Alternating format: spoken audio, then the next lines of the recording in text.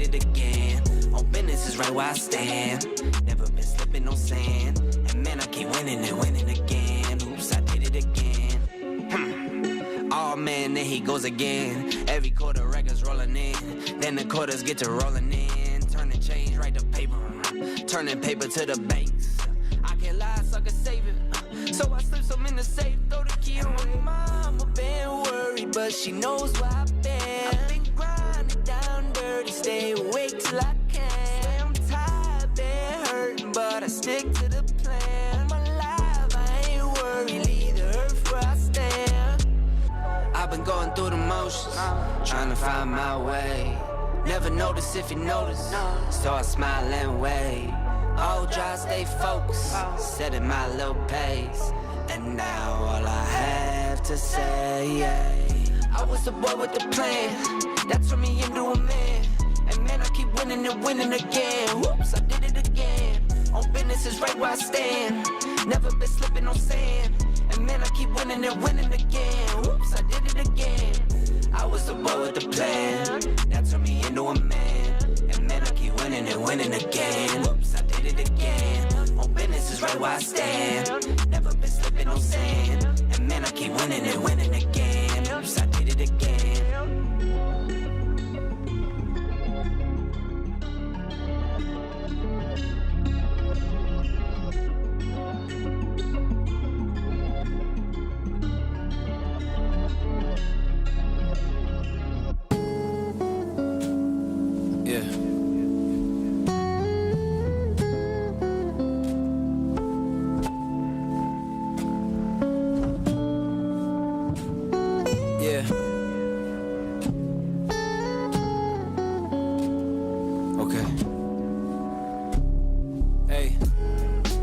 Trauma with a prima donna, gasping when she see the commas, laughing to conceal the monsters.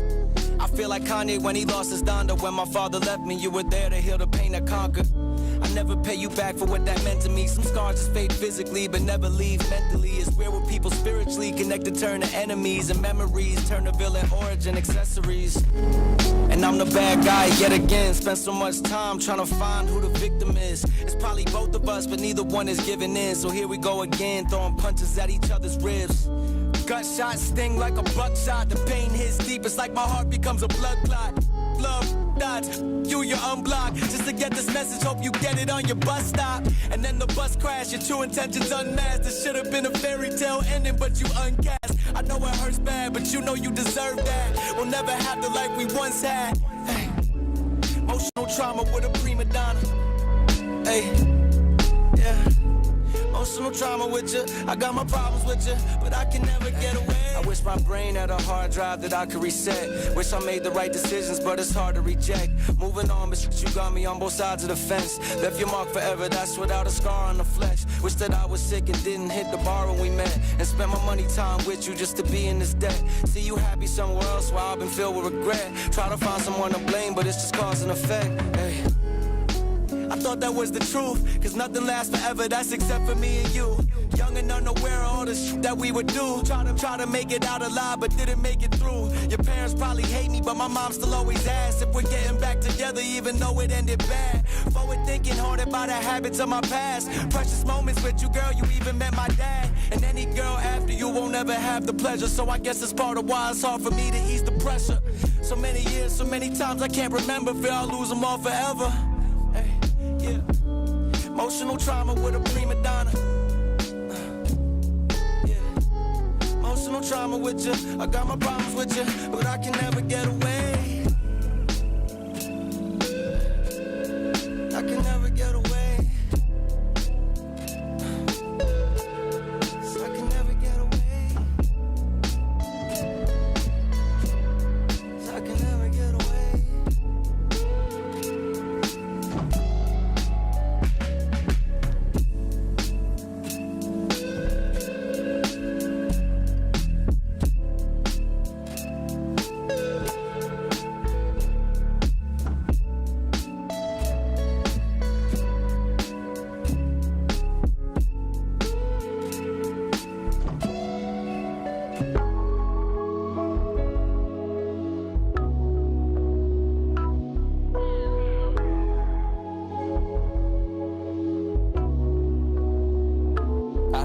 like the way I pop out. Let's go hit Lennox. Another week, another knockout. A different city. My partner whip a 7-4 now. He think he Wimby, but I'ma ride it Chevy Mally until it's empty. And Pastor don't take dirty money. I like it filthy. She my Achilles. I'm out for millies, not just for memories. Been on a mission, did I mention it before? I can't be sleeping till I'm reaping what I sow. Can you meet me where I'm at before I hit the top? How many years I put in this just trying to make it pop? I had a purpose for they had opinions, but what hurts is when they close and know the most will speak on you the worst. I reminisce like every day cause I miss what it was. Try not to get caught in my memory and stuck in the mud. I used to drown it out with liquor, I kept me a buzz. Binging and faded to that same song, missing love. No motivation, now my eyes, they been back on the prize. Can't go back where I was in my mind cause it don't bring no shine. I pop out time to time to show face and give my people love. That's all I got and now I won't waste it cause ain't in us here in this place enough. I know you like the way I pop out. Let's go hit Lennox. Another week, another knockout. A different city. My partner whip a 7-4 now. He think he Wimby, but I'ma ride it Chevy Mally until it's empty. And Pastor don't take dirty money. I like it filthy. She my Achilles. I'm out for millies, not just for memories. Been on a mission, did I mention it before?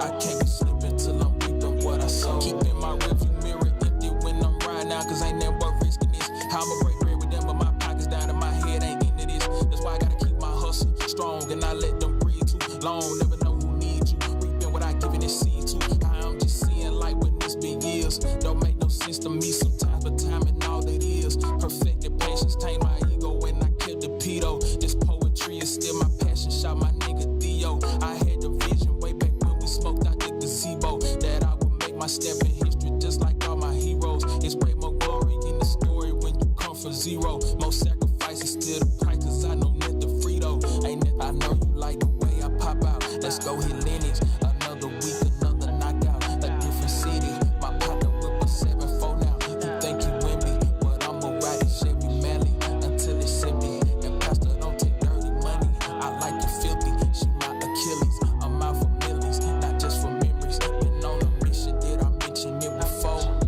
I can't be sleeping till I'm reaping what I sow.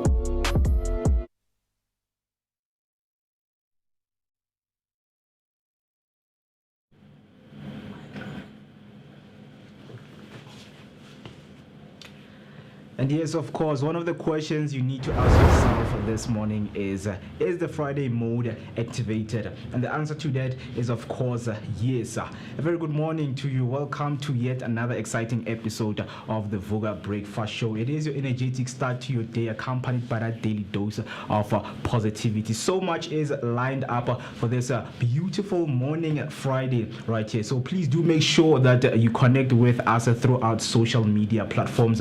We have Vooka Breakfast Show on YouTube, Facebook, Instagram, and also TikTok. Please do make sure that you subscribe, you press the notification button so that whenever you go live, you will be notified that your best morning breakfast show is live. And of course, man, that energy exchanging that we always have in the morning is what we promise to give you. My name is Moketi Maimane, aka Max from Maximum Temperature. You know, I am the son of Mother Nature. You know that each and every morning we are dedicated into giving you what we call picture of the day so that you can travel across and all around South Africa. So let us just help you to take those bucket lists that you have for this year. So for today, we're going to be highlighting Kirstenbosch National Botanical Garden, nestled against the eastern slope of Cape Town Table Mountain, and it is celebrated as one of the world's greatest botanical gardens.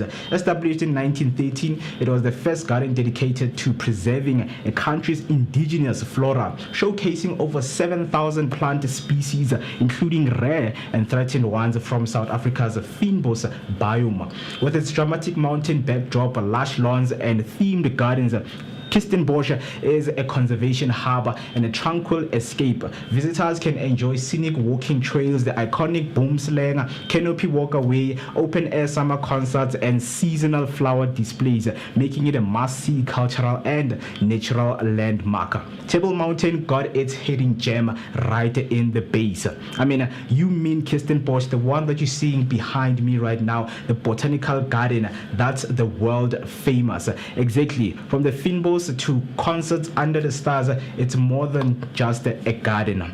It's Cape Town's living masterpiece. So please do make sure that you do not miss it. You check out the information on Google. Just type Kirstenbosch Botanical Garden, and all of the information that you need will be given to you. And of course, you're wondering how you're going to get there. Don't worry, we've got you covered with what we call Tswelopele shuttle services. You can just book your tour and they will get you right there. All you need to do is to buckle up and check this out.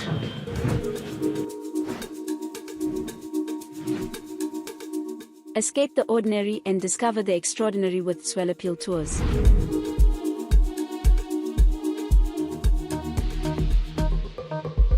Whether you're a group of friends or a family looking for a memorable getaway, Tswelopele Tours has you covered. Our all-inclusive tours take you to South Africa's most stunning destinations, from the scenic beauty of Mpumalanga to the vibrant life of Gauteng and the coastal charm of Durban.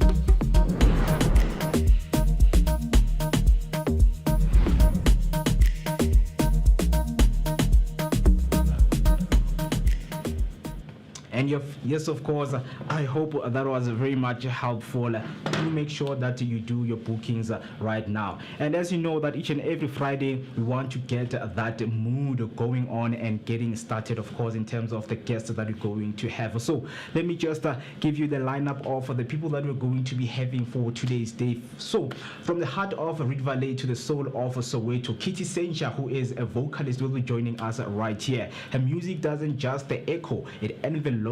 Her style blends cinematic textures with raw spiritual depth, creating a sonic sanctuary where vulnerability meets strength. Her music is more than melody. It's a mood, a movement, a mirror for those seeking truth, beauty, and a touch of magic. With every performance, she invites listeners into her world, one where softness is power and authenticity it reigns.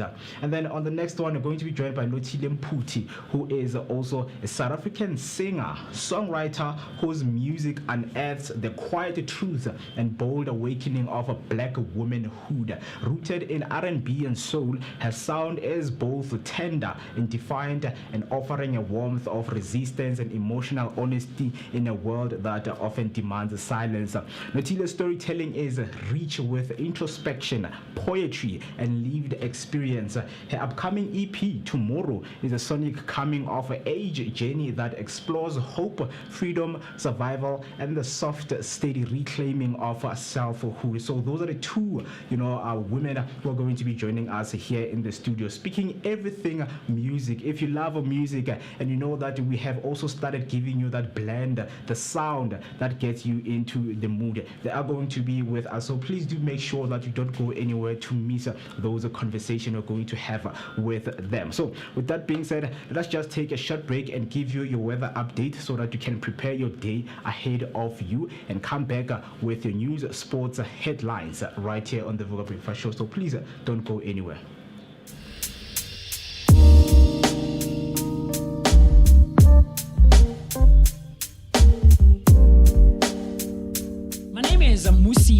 My name is Moketi Maimane. Catch us every weekday morning, Monday to Friday between 7 and 10. Right here on the Vooka Breakfast Show, brought to you by the Blinko Network. Always bringing you the best content possible. Vooka Nati, wake up with us and kickstart your day on a great note. This is your energetic start to the day.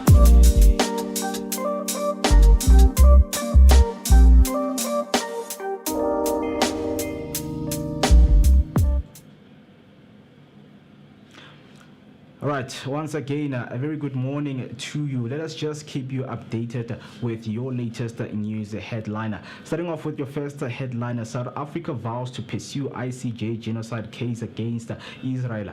South Africa remains firmly committed to pursuing its genocide case against Israel at the ICJ. According to Minister Ronald Lamola, the country submitted an 84-page application in December 2023, urging the court to halt Israel's invasions of Gaza Gaza. Despite securing 3 interim orders, South Africa says these have failed to stop Israel's attack on Palestinian civilians, infrastructure and humanitarian access. On the next headline, fraud suspension shut down key Johannesburg SASSA office.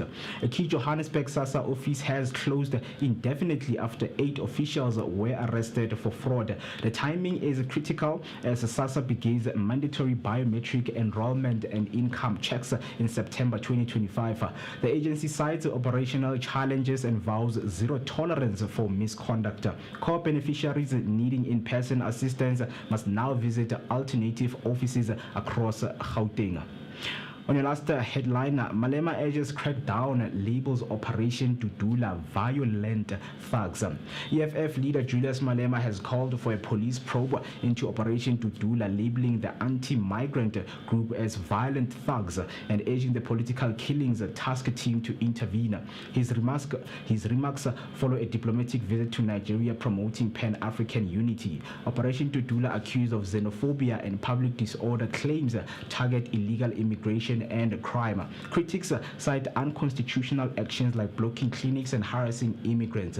Despite growing political traction, the movement faces condemnation from officials as the SA Human Rights Commission. Malema's comments highlight rising tension over immigration amid South Africa's economic challenges. Now let's head over to your sports news. Starting off with rugby news. Extremely quick winger Carter handed All Blacks debut against the Springboks. Leroy Carter will make his All Black debut against South Africa, replacing Rico Lone on the wing. Coach Scott Robertson praised Carter's speed and work rate, citing his standout Super Rugby and Sevens performances. The All Blacks made 5 changes, including recalls from Damian McKenzie and Noah Hotham.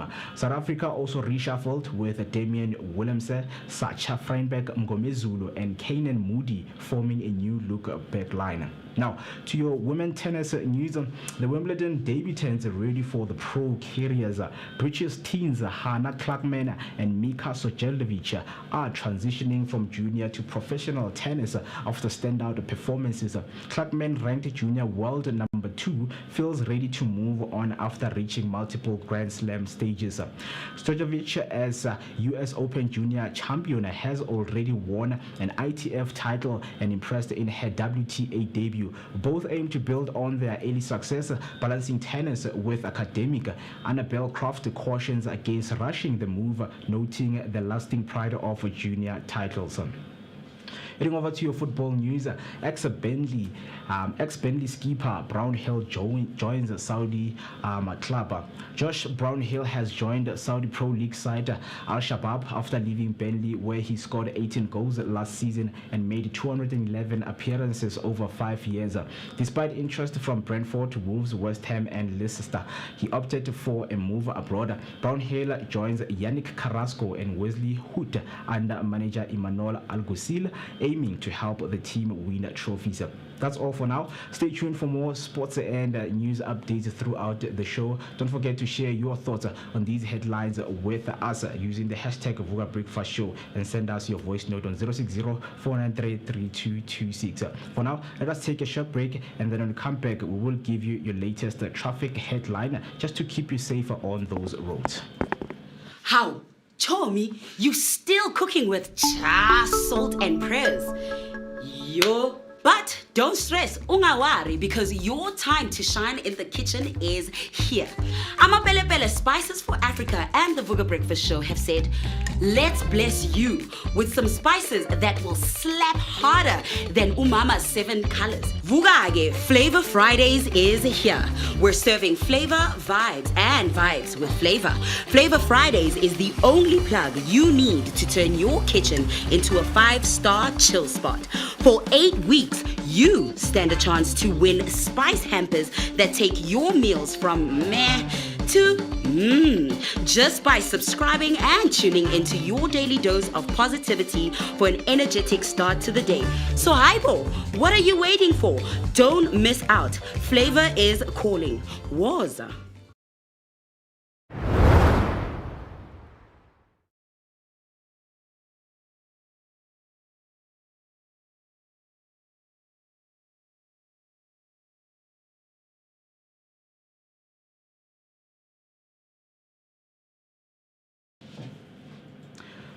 All right, let us keep you safer with your latest traffic update. On the N1 southbound at Rivonia Road on ramp, there's a stationary vehicle in the left lane. Expect delays and proceed with caution. On the R21 northbound at Nelmapias driver M31 ramp, stationary vehicle blocking the left lane. Drive carefully. And N1 northbound after Rivonia Road on ramp, road works in progress. Right lane closed. Reduce speed advised. And please do make sure that you drive carefully and safely to your designated destination. So for now, let's just take a short break once again and get back to your daily dose of positivity. So please do make sure that you grab that hot cold drink that you have with yourself, because it's starting to get sunny outside there. So please don't go anywhere and stay tuned.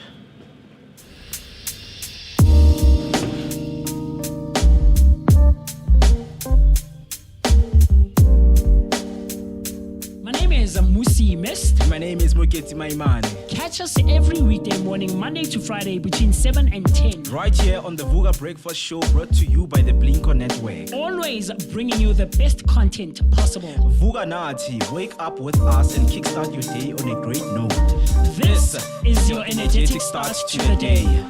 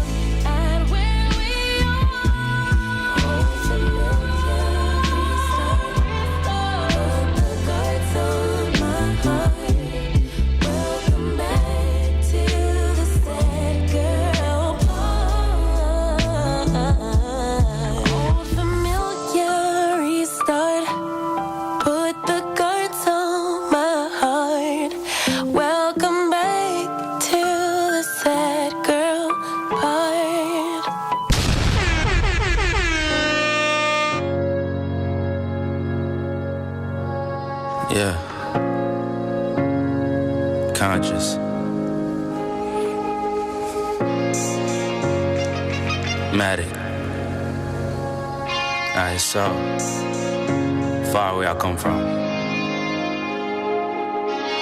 I sit and wonder about the times that it made sense. But nowadays I don't worry about what's past tense. My younger days I used to hang around with mad friends. If we just fell out, I don't really know what happened.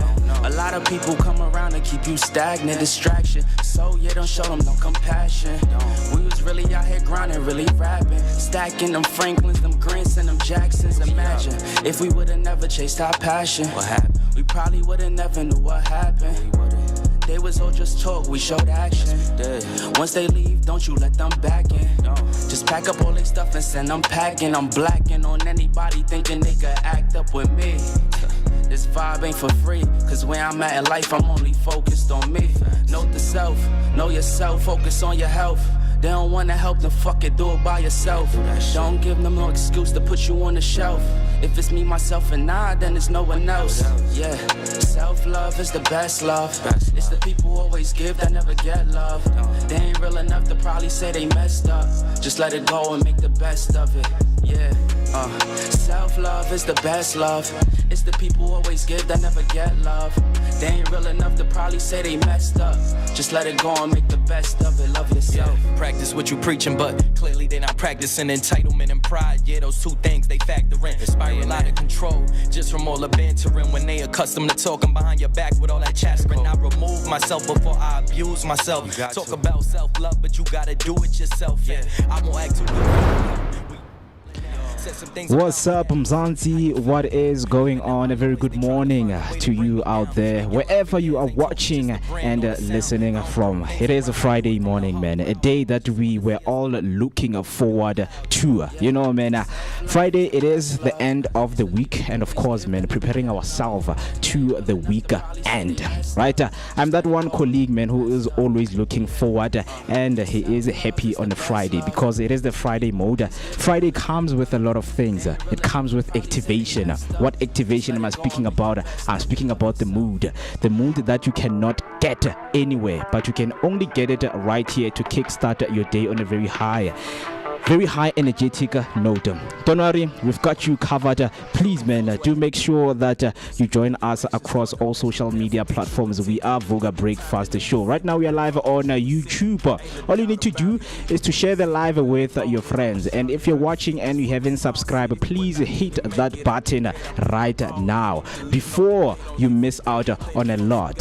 While you do that, you can also press the notification button so that each and every time when it hits 7 o'clock weekdays, you're going to be notified that, hey man, it's time to get your day started on a very high energetic note. So much is in store for you, and all I need you to do is to buckle up and just grab that not hot but cold glass of water, because it's starting to get hot, and we are waking up on a 2 degrees Celsius. It's September. It's starting to Septembering right now, right? Very good morning to you guys. I hope that you're good. Join in on the chat by using the hashtag Vooka Breakfast Show right there on YouTube, and you can also follow us on other social media platforms. As mentioned, it's Vooka Breakfast Show on Instagram, TikTok, and also Facebook. You know that teamwork makes a dream work. I'm not alone right here. I'm with, of course, Afro-Berry, man. Good morning to you, and how are you doing, man? Good morning to the nation. Good morning, guys. Good morning, guys. Good morning. Me, I'm doing okay, man. About a Friday. About a chummy get daily. I can knock at the cheap, you know, Yana. But obviously, I hope you guys are having a fantastic Friday. Like, I came in here with a hoodie and I just had to take it off. Cause and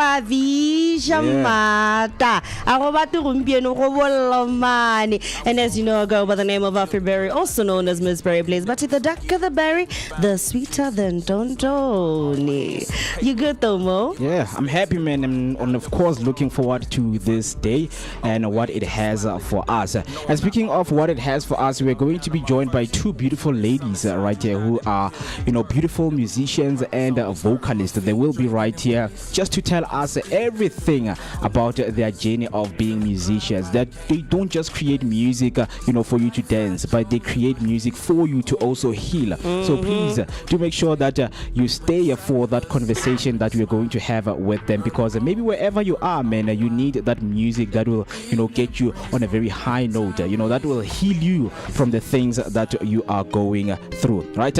And of course, man, speaking of things that are hot, we always have hot things for you. And speaking of that, it is the Amapelepele Spices competition that has been going on. Winners have been announced, and Wednesday we also announced a winner. And if you want to also win those hamper prizes, please do make sure that you follow us on social media platforms, and then you will stand a chance to win. Mind you, every Wednesday we announce a winner, so I think this is a perfect opportunity for you, to hop on and of course win yourself some spices. Yeah, man, everybody needs a little bit of spice to spice up their food and spice up their life.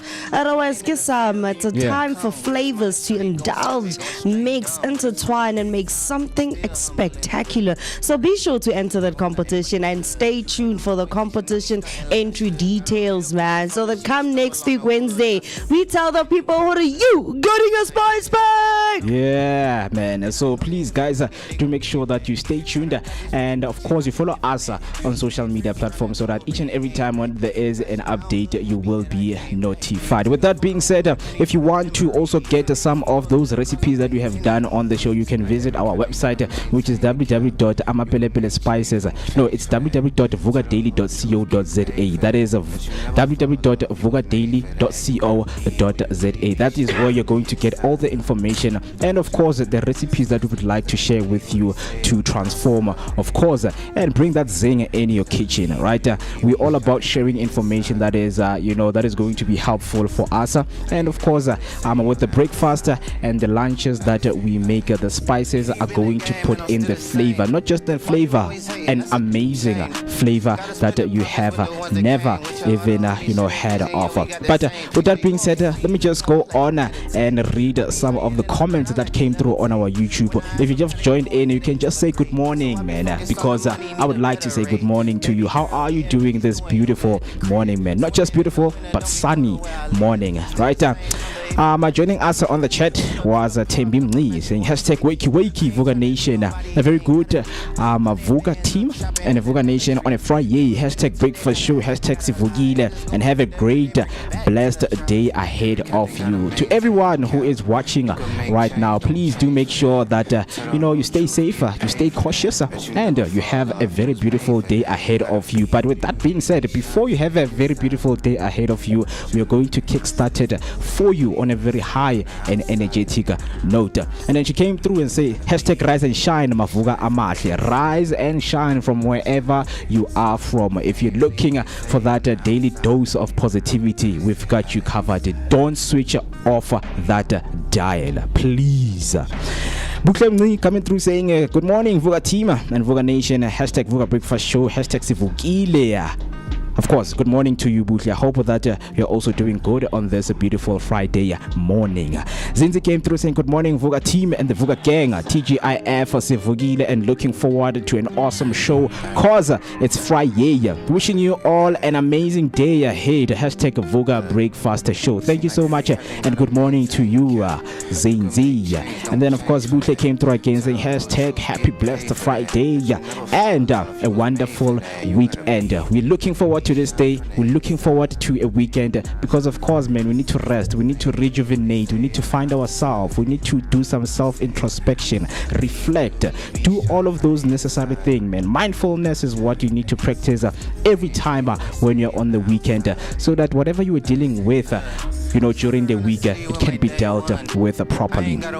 And then I have Tendani Ravel right there saying Vooka, very good Friday. Yeah, of course, man, very good Friday with good vibes. Of course, not only good vibes, but good music that is always going to play throughout the show on your background. So please do make sure that wherever you are, you dance a little bit, man, because it won't kill to dance, man. Just dance, move your body, move your head, move your hands.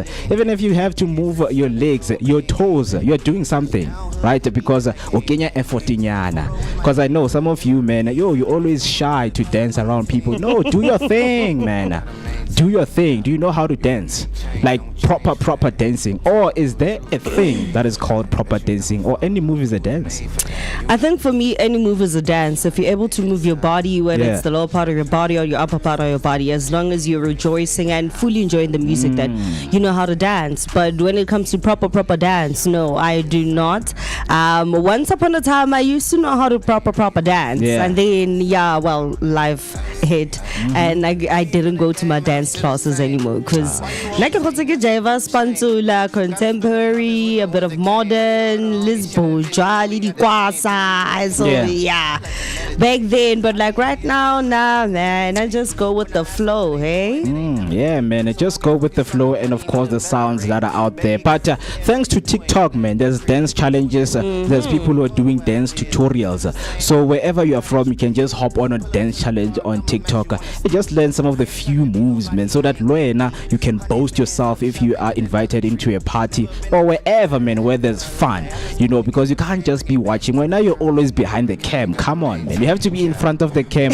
Now it's born, you know, show us the moves. You're sitting there like with my timing with the glass. Come on, like, no, man. Join, man. If you can't move your whole body, just wiggle with it. Yeah, man. If you get an invitation, you know, with a very beautiful golden card and you can't dance, please don't go. Just let them know that, guys, I can't because I can't dance. I know sometimes people can be lenient with you. They become nice with you and say, no, just come, you know. At least you can eat because you love food. Just come and eat, or just come and add the numbers in the party. But hey, man, parties, we need people who can dance, you know. And of course, man, how good you are with dancing is going to be determined by, you know, your mood, because there are dancers out there, good dancers, man.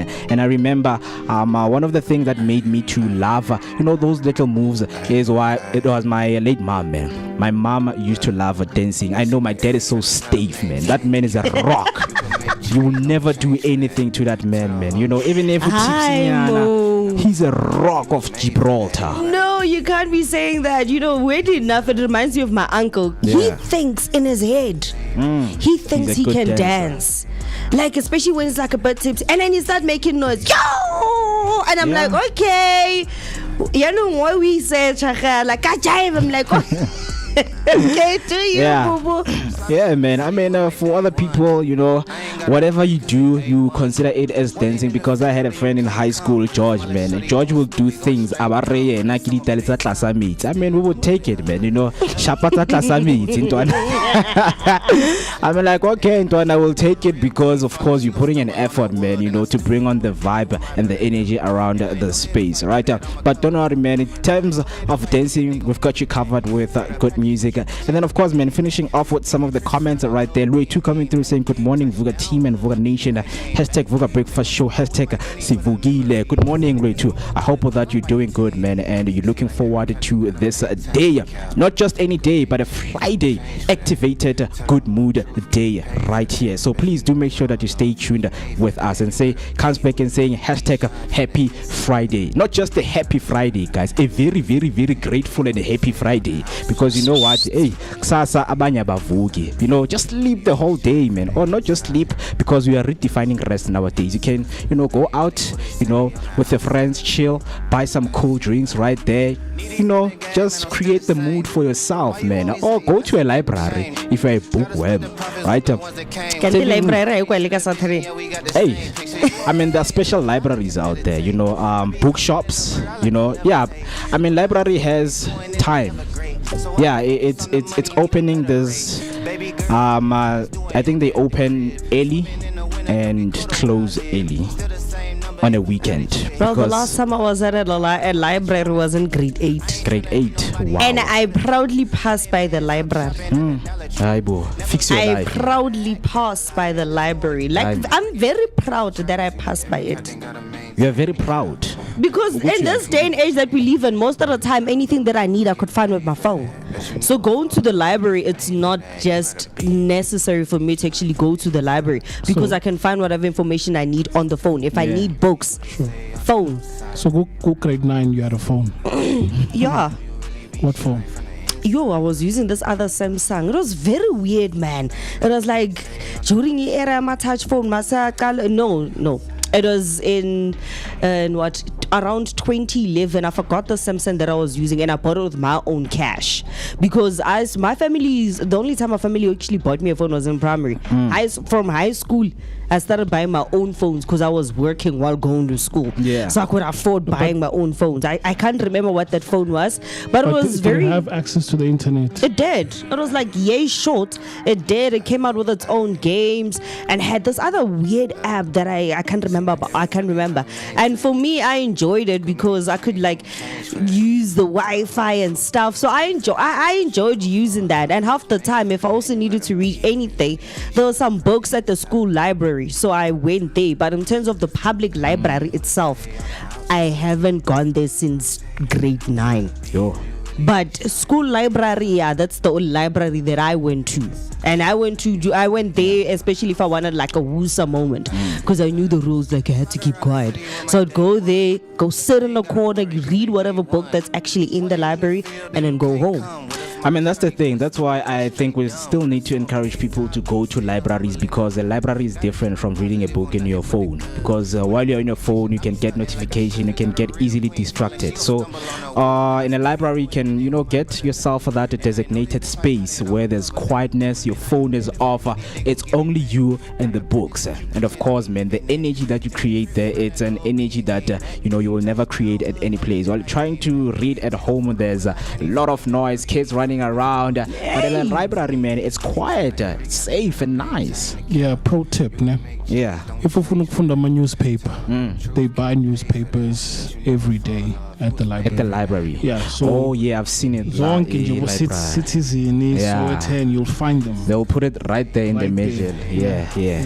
I think that's like probably one of the only reasons why I'd actually go back to the library, because growing up I used to love reading the newspaper, especially looking at free for all. Yeah. My guy, like my teachers knew very well that I didn't take one newspaper, I took multiple, because I also liked the game. So I'd read the information, read the facts, and also play the games. And then right now, unfortunately, the kids of today, like free for all doesn't actually deliver like they used to anymore. And I feel like it's also putting a damp on the whole newspaper edition of it, getting a touch and feel. As much as we live in the digital era, I still miss the newspaper. Like right now, I was actually shocked on Wednesday when they delivered a Dobsonville Urban News.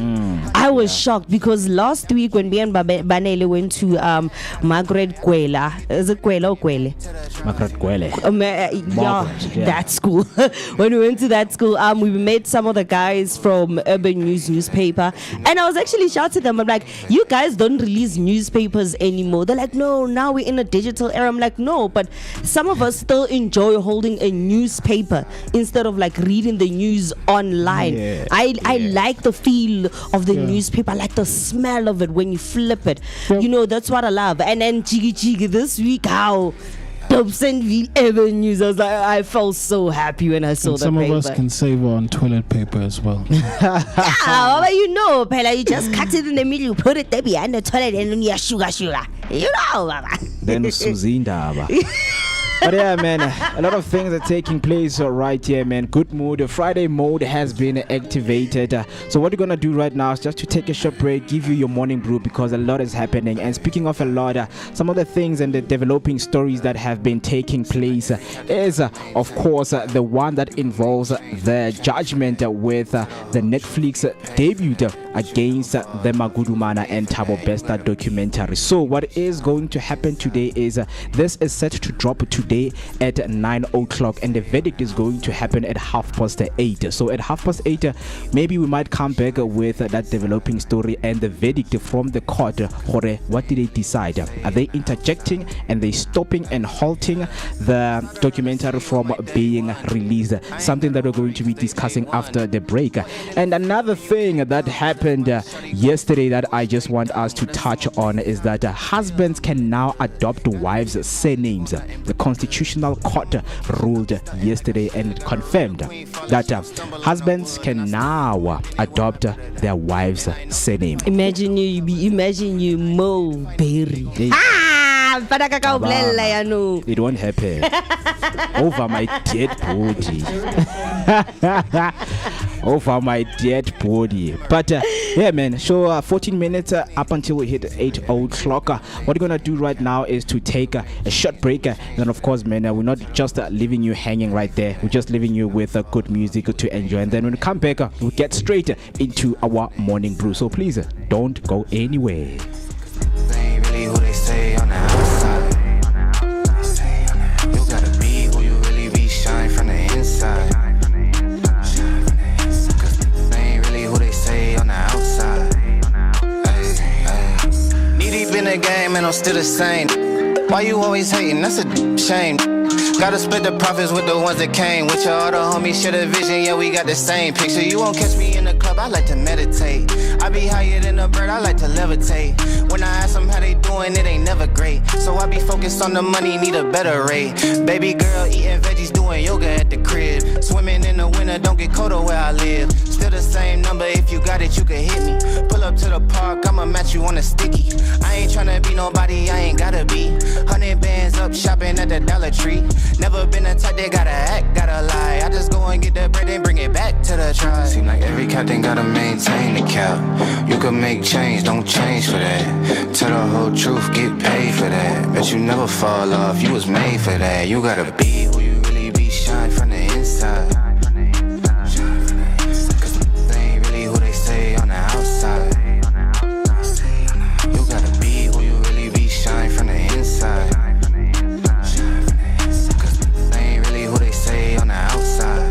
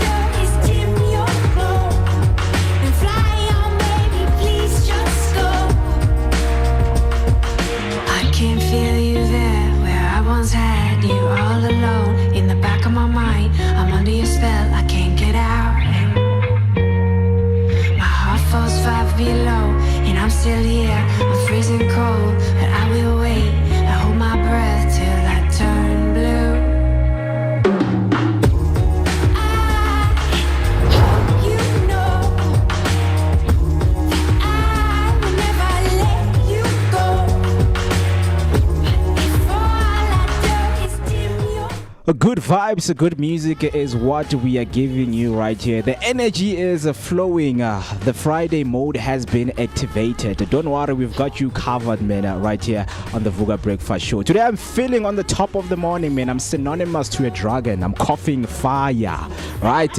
I'm here, man. I'm here with you. Don't worry. I am a dramatic person. Right? If you want to know a lot, of course, and ask a lot and know about what we do each and every day, please do make sure that you follow us on our social media platforms. We are Vooka Breakfast Show. And of course, man, if you want to also dial us in and send your voice note to the number to do that, that's 060-493-3226. That's 060-493-3226. So, as promised, yes, man, you're going to be giving you your morning group. But before I do that, man, let me just do a quick checkup if my team is still with me and are they on the top of the morning. Guys, talk to me, you. Hey mo, no, me, I'm still good. I'm still at the top of the morning, man. Yeah. So vele about Mr. Berry. Mr. Berry, no, over my dead body. Imagine being called Mr. Berry. What?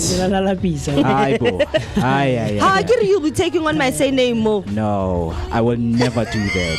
My ancestors will be. Yo.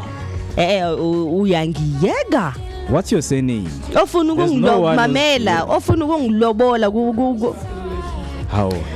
ofuna ukungilobola uzwazi isibongo sami masajola nami. Cabanga, they are lying to you. So shadile, you find out after good how wena umongwenyana kanti yona. Akimongwenyana umotswana yang wena pala ngokubua sifanisa batswana. Ungwenya man. Akingwe ngiyana tholo ngiyana letlou nna ke ngwana batlou ngwana tholo. Yeah, man, but don't worry, man, it's a discussion that we are going to have shortly, so please, man, don't go anywhere, don't switch the dial. Mist, man, come on, how are you? Hey, my dude, Guningi. Like, I don't know how the Vooka Nation feels actually.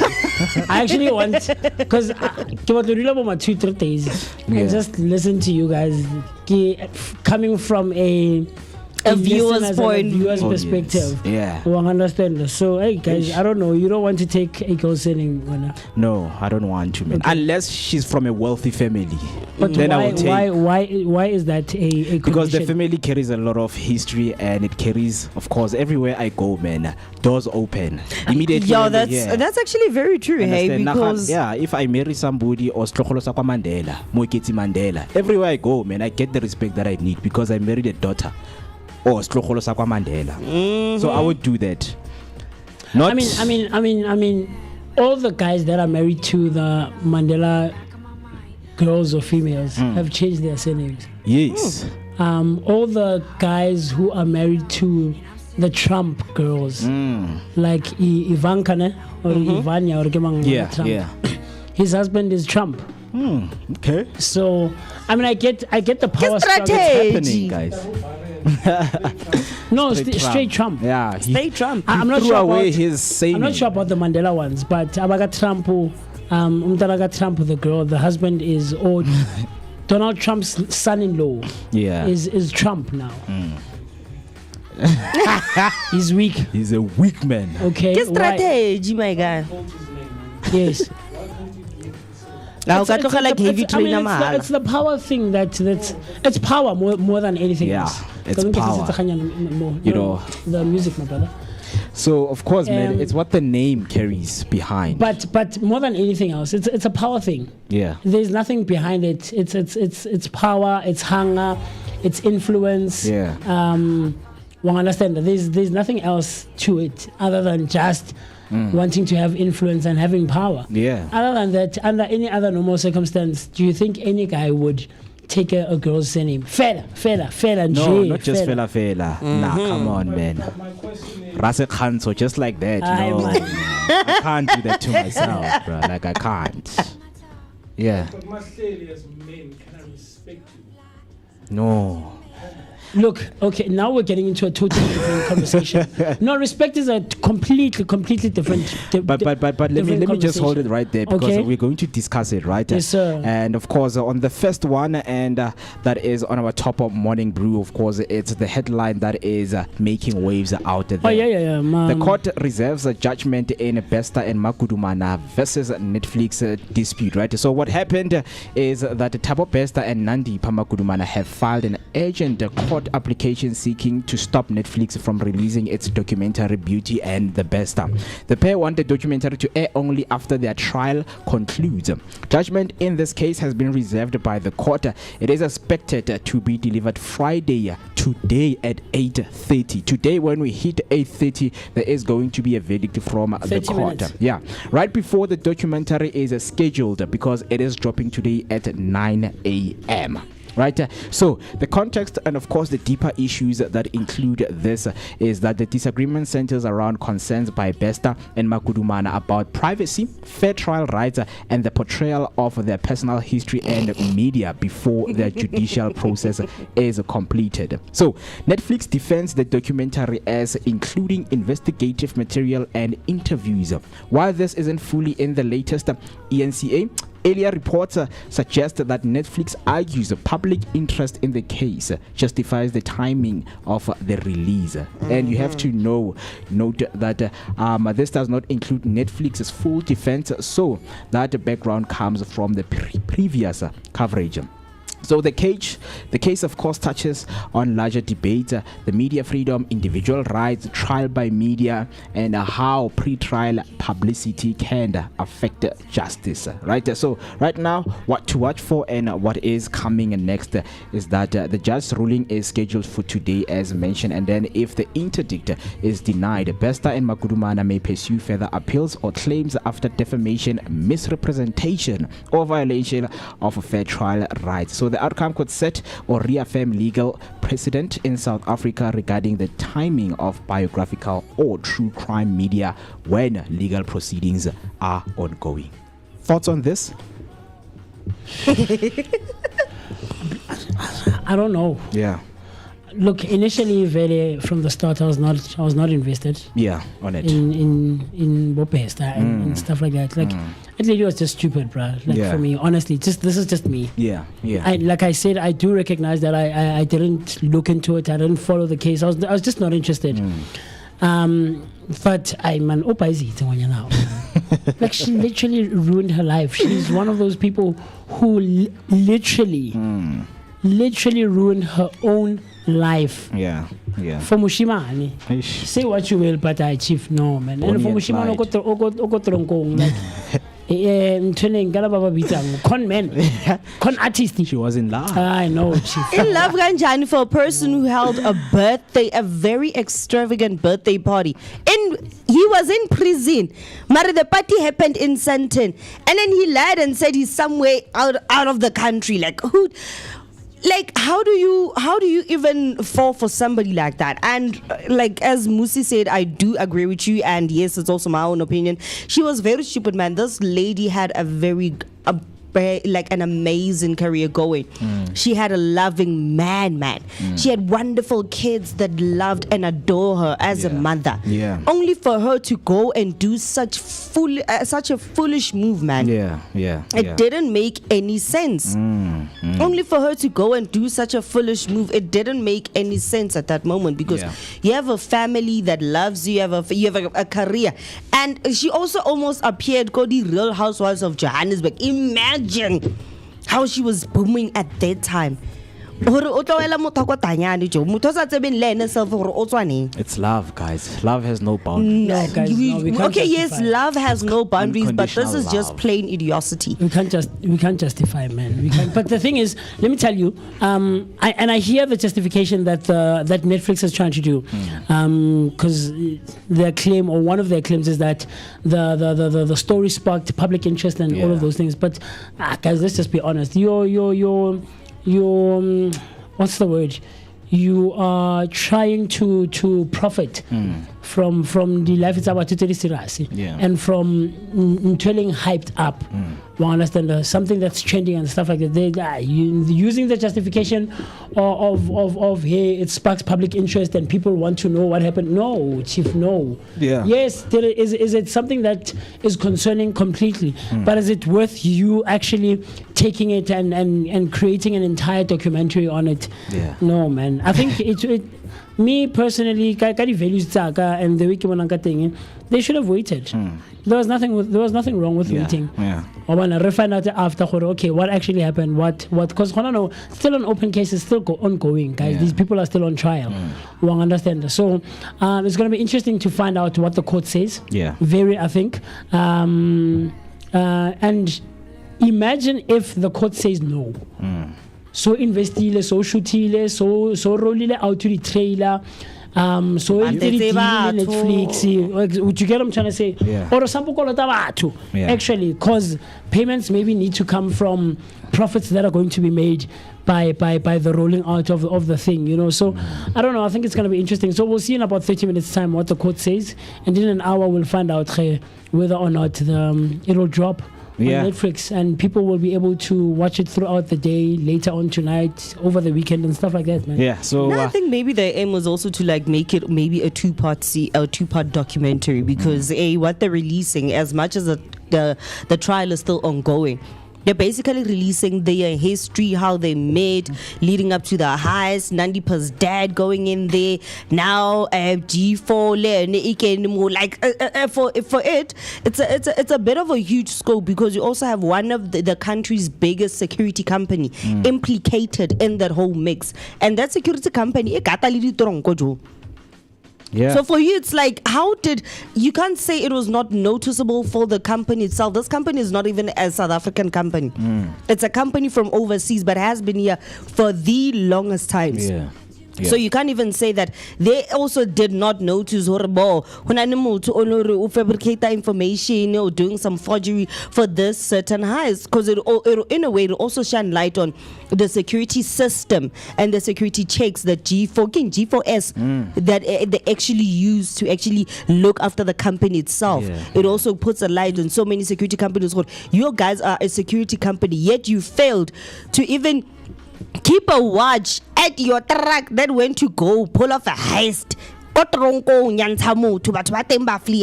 how do you guys work? And it shows who this security company probably has even connections in other countries. Ask yourself, how does these people manage to go from country to country to country? Because they were like on the hit list. That means that it's a for me, I feel like it should be televised, because it unlocks and shows so much thing that has to do with the South African services itself. First of all, this tabo based and escape South Africa, number one. It's gonna expose that. Number two, the security company itself, it will expose that. Number three, it will expose how much access do prison doctors have for Nandipa to actually even be able to pull off this prison stunt as a prison doctor. You're not even a warden, Mara, you managed to pull this off. It will also shine light on the on the wardens, some South Africa, how they're even taking care of the prisons that we have in South Africa, to a point that we have escaped prisoners. How do they actually manage the whole security system when it comes to the prison system in South Africa? So it's gonna shine a light on so many security problems that South Africa actually has, besides the case themselves and what they actually did and what they actually have itself. So for me, I feel like it should be out there. Unfortunately, it's gonna shine light, and it's probably gonna implicate Nandipa family. But in a way, it's also gonna break down the whole security system that we have in South Africa, and it's gonna show how weak and swag it is. I mean, of course, man. That's why there is a documentary to actually explain everything that we're talking about right now. But right now, Pesta and Nandipa, they just want Netflix to wait. And you're asking yourself why? Because when Netflix came to them, approached them, and of course asked them that, guys, we want to shoot a documentary. Do you allow us to do that? They said yes. Now they didn't understand when you're doing a documentary, we are going deep. We are going to do deep, intensive research. Yeah, it doesn't deep mean, dive. it doesn't mean we are going to do scrape off the top. Whatever that you like or whatever that you want us to cover. Things that suit your narrative. Yes, Yeah. you understand. So on the article that I have right now on my screen, Thabo Bester escape Magudumana can't block Netflix docu because she was paid. The court had that. So Nandipha Magudumana's lawyers said Netflix refusal to engage with her led to the legal actions. Right? A convicted rapist and Mother Thabo Bester's former partner Nandipha Magudumana was paid for her role in a Netflix documentary. She is now trying to stop from being released. The Gauteng High Court in Pretoria had on Thursday Magudumana and Bester have brought an urgent application to interdict the streaming giant from airing Beauty and the Bester, which is scheduled to release today at 8:30. Right, so at 9 o'clock, so at 8:30 we're going to get the initial verdict from the court. If yes, they have passed and they have won the case, and it's going to be stopped and released on the next date. So that is something that we're going to come with when the news develops. So with that being said, please share your sentiments and your thoughts by using the hashtag Vooka Breakfast Show, or you can send your voice note on 06049333226. That's 06049333226. And then on the other one, right here on our brew that we just need to break it down for you and just discuss. We want to also invite you in the discussion. We don't want to leave you out of it. Right? So husbands can now adopt wives' surname. The Constitutional Court ruled. So what happened is the Constitutional Court confirmed that husbands may legally adopt their wives' surnames. It upheld a prior ruling by the Free State High Court that declared parts of the Birth and Death Registration Act, specifically Section 26(1)(a) and (c) unconstitutional. The invalidated law had prevented men from changing their surname upon marriage. The court held that this restriction breached Section 9(1) and 9(3) of South Africa's Constitution pertaining to equality and non-discrimination. Right? So the context of this whole story is that this judgment comes after couples had their request denied by Home Affairs because the law didn't allow husbands to take on surnames elected by their spouses. It addressed legal inequality rooted in patriarchal traditions where only wives could change their surname after marriage. The ruling is part of a broader movement and legal reforms aiming to challenge gendered norms and remove discriminatory laws in post-apartheid South Africa. So what's next is that the Birth and Death Registration Act will need to be amended to align with the court's judgment, enabling husbands to apply for a surname change just as a wife can. Home Affairs will have to update the administrative processes and forms to reflect this right, training staff accordingly. And once the revised regulations are in place, application from affected couples, both past and future, may be processed more easily. There may be implications for identity documents, passports, and other legal documentation for those wishing to exercise this right. This is where we are right now. Let's start here. When was this gazetted? Who did they tell? Why was it? Because I came across something last night. That people sent the petition, and this lady came onto the socials and was asking people to oppose this bill or Gazette NNC. Yeah. I'm forgetting. No. Isn't it the polyandry one? Because I think no. It's the sheesh. I'm forgetting what it is. But I came across it last night. So this lady came onto the socials and was like, "Hey guys, so. Oh, I think tertiary school kids were are eligible to be blacklisted because of student loans and stuff like that. It's a recent one. Right? Yeah. So when was this issued, guys? Why didn't we hear about it? Why Rutlakayone? That's my first thing. Why Rutlakayone? as it's being issued out, and it's now official in law. now. It's official now. Yeah. There's no, I mean, well, there is opposing it, but there's no opposing it. If you get what I'm trying to say. Yeah. We understand that it's in law, and now the implications like, no, guys, like I'm one of those people. If it's not broken, don't fix it. Yeah. If it's working and it's functioning, you can only improve on it, but don't fix it. This is like it's turning the thing upside down on its head, my guy. Like, no, go guy, where? Look, I know there's people who've done it. There are guys who've adopted their wives' surnames, and stuff like that. Like I mentioned, I think the Mandelas, the Trumps, and other probably royal people, royal families, royal blood, and whatever else. Yeah, we get it. But like, where is this stemmed from? We understand that yeah. And it was being considered and things of that sort. That they consult the customary law and people who are well versed in that space, like the implications and the ramifications that this has. Like, go guys, go to fasting lelefing. Maybe none of complaining for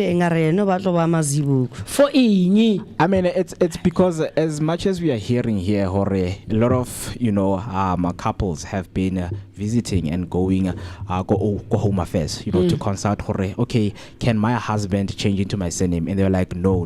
And I think Home Affairs Lebona, they took it upon themselves to say these are the complaints that we are actually getting right here. That a lot of women, they want their husband to adopt their surnames. So we are taking it to the High Court and for you guys to decide for us. Hence, it was taken to the Constitutional Court right there, Free State, and they sat down. They're like, you know what, this, guys, it will apply and it can work out, for other couples. And I think when I saw the article, the comment section was filled with a lot of black people, to say, Aibo, that means when I'm going to take her surname, that means she has to pay lobola. It also applies to her paying lobola for me. That's what I mean, Mo. That's what I'm talking about.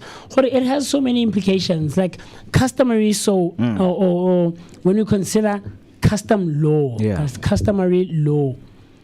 Kokai, family FA. That's going to accept the man being. Look, I don't know what happens in same-sex marriages, especially when it's a guy and a guy, like who takes whose surname, right? I've never looked into that, and maybe it's something that we should all look into.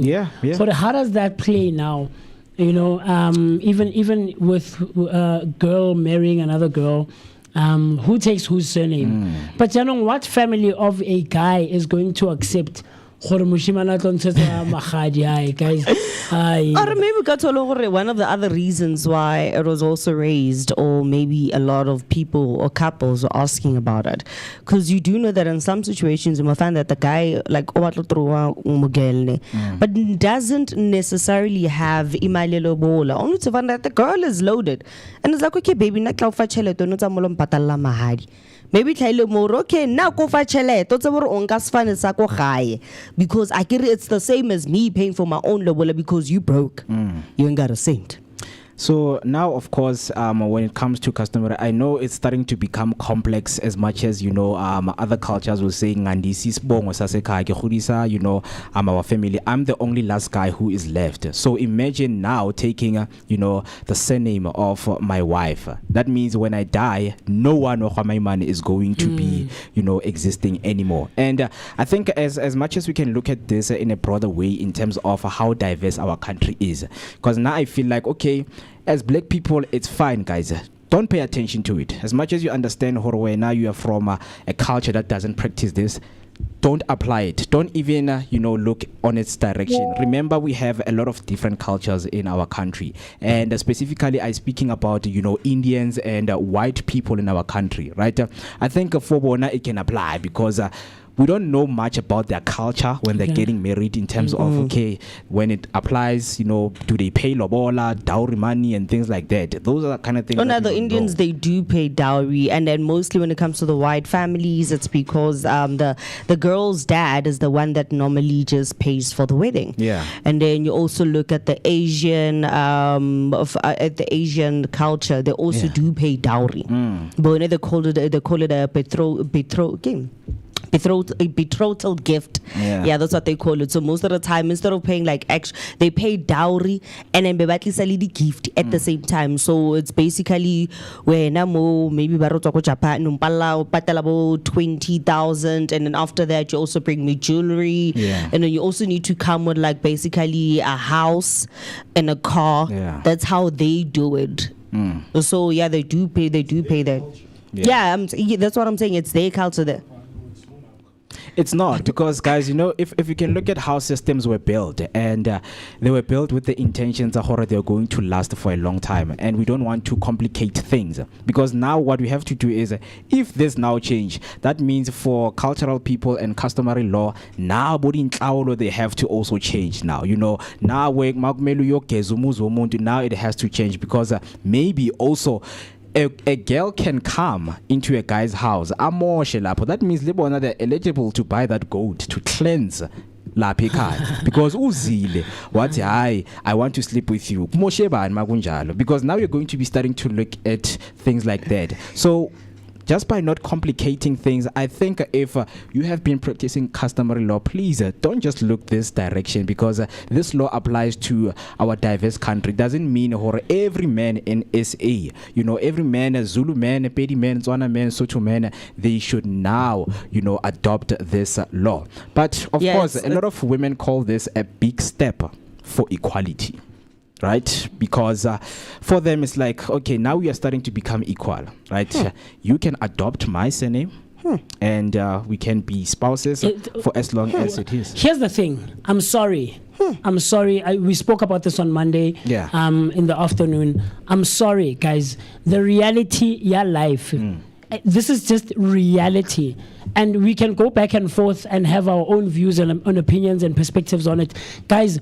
Men and women can never, ever, ever, ever, ever, ever, until the end of days, ever in life, to infinity, ever and beyond, bruh, are never equal, guys. I'm sorry, it doesn't work like that. It will never work like that. It's sad reality. I never. On Tuesday, I think you were talking, and I just didn't want us to expand on it. Was it on Tuesday? Yeah. Because on Wednesdays I'm not here. On Tuesdays you said no. It was on Wednesday. Was it on Wednesday when we were talking sports, or something? It was on Wednesday. Oh yeah, I was watching or something. Yeah, because I commented on the comment section, and you mentioned something like women should be paid. Football women should be paid the same equally. It can't.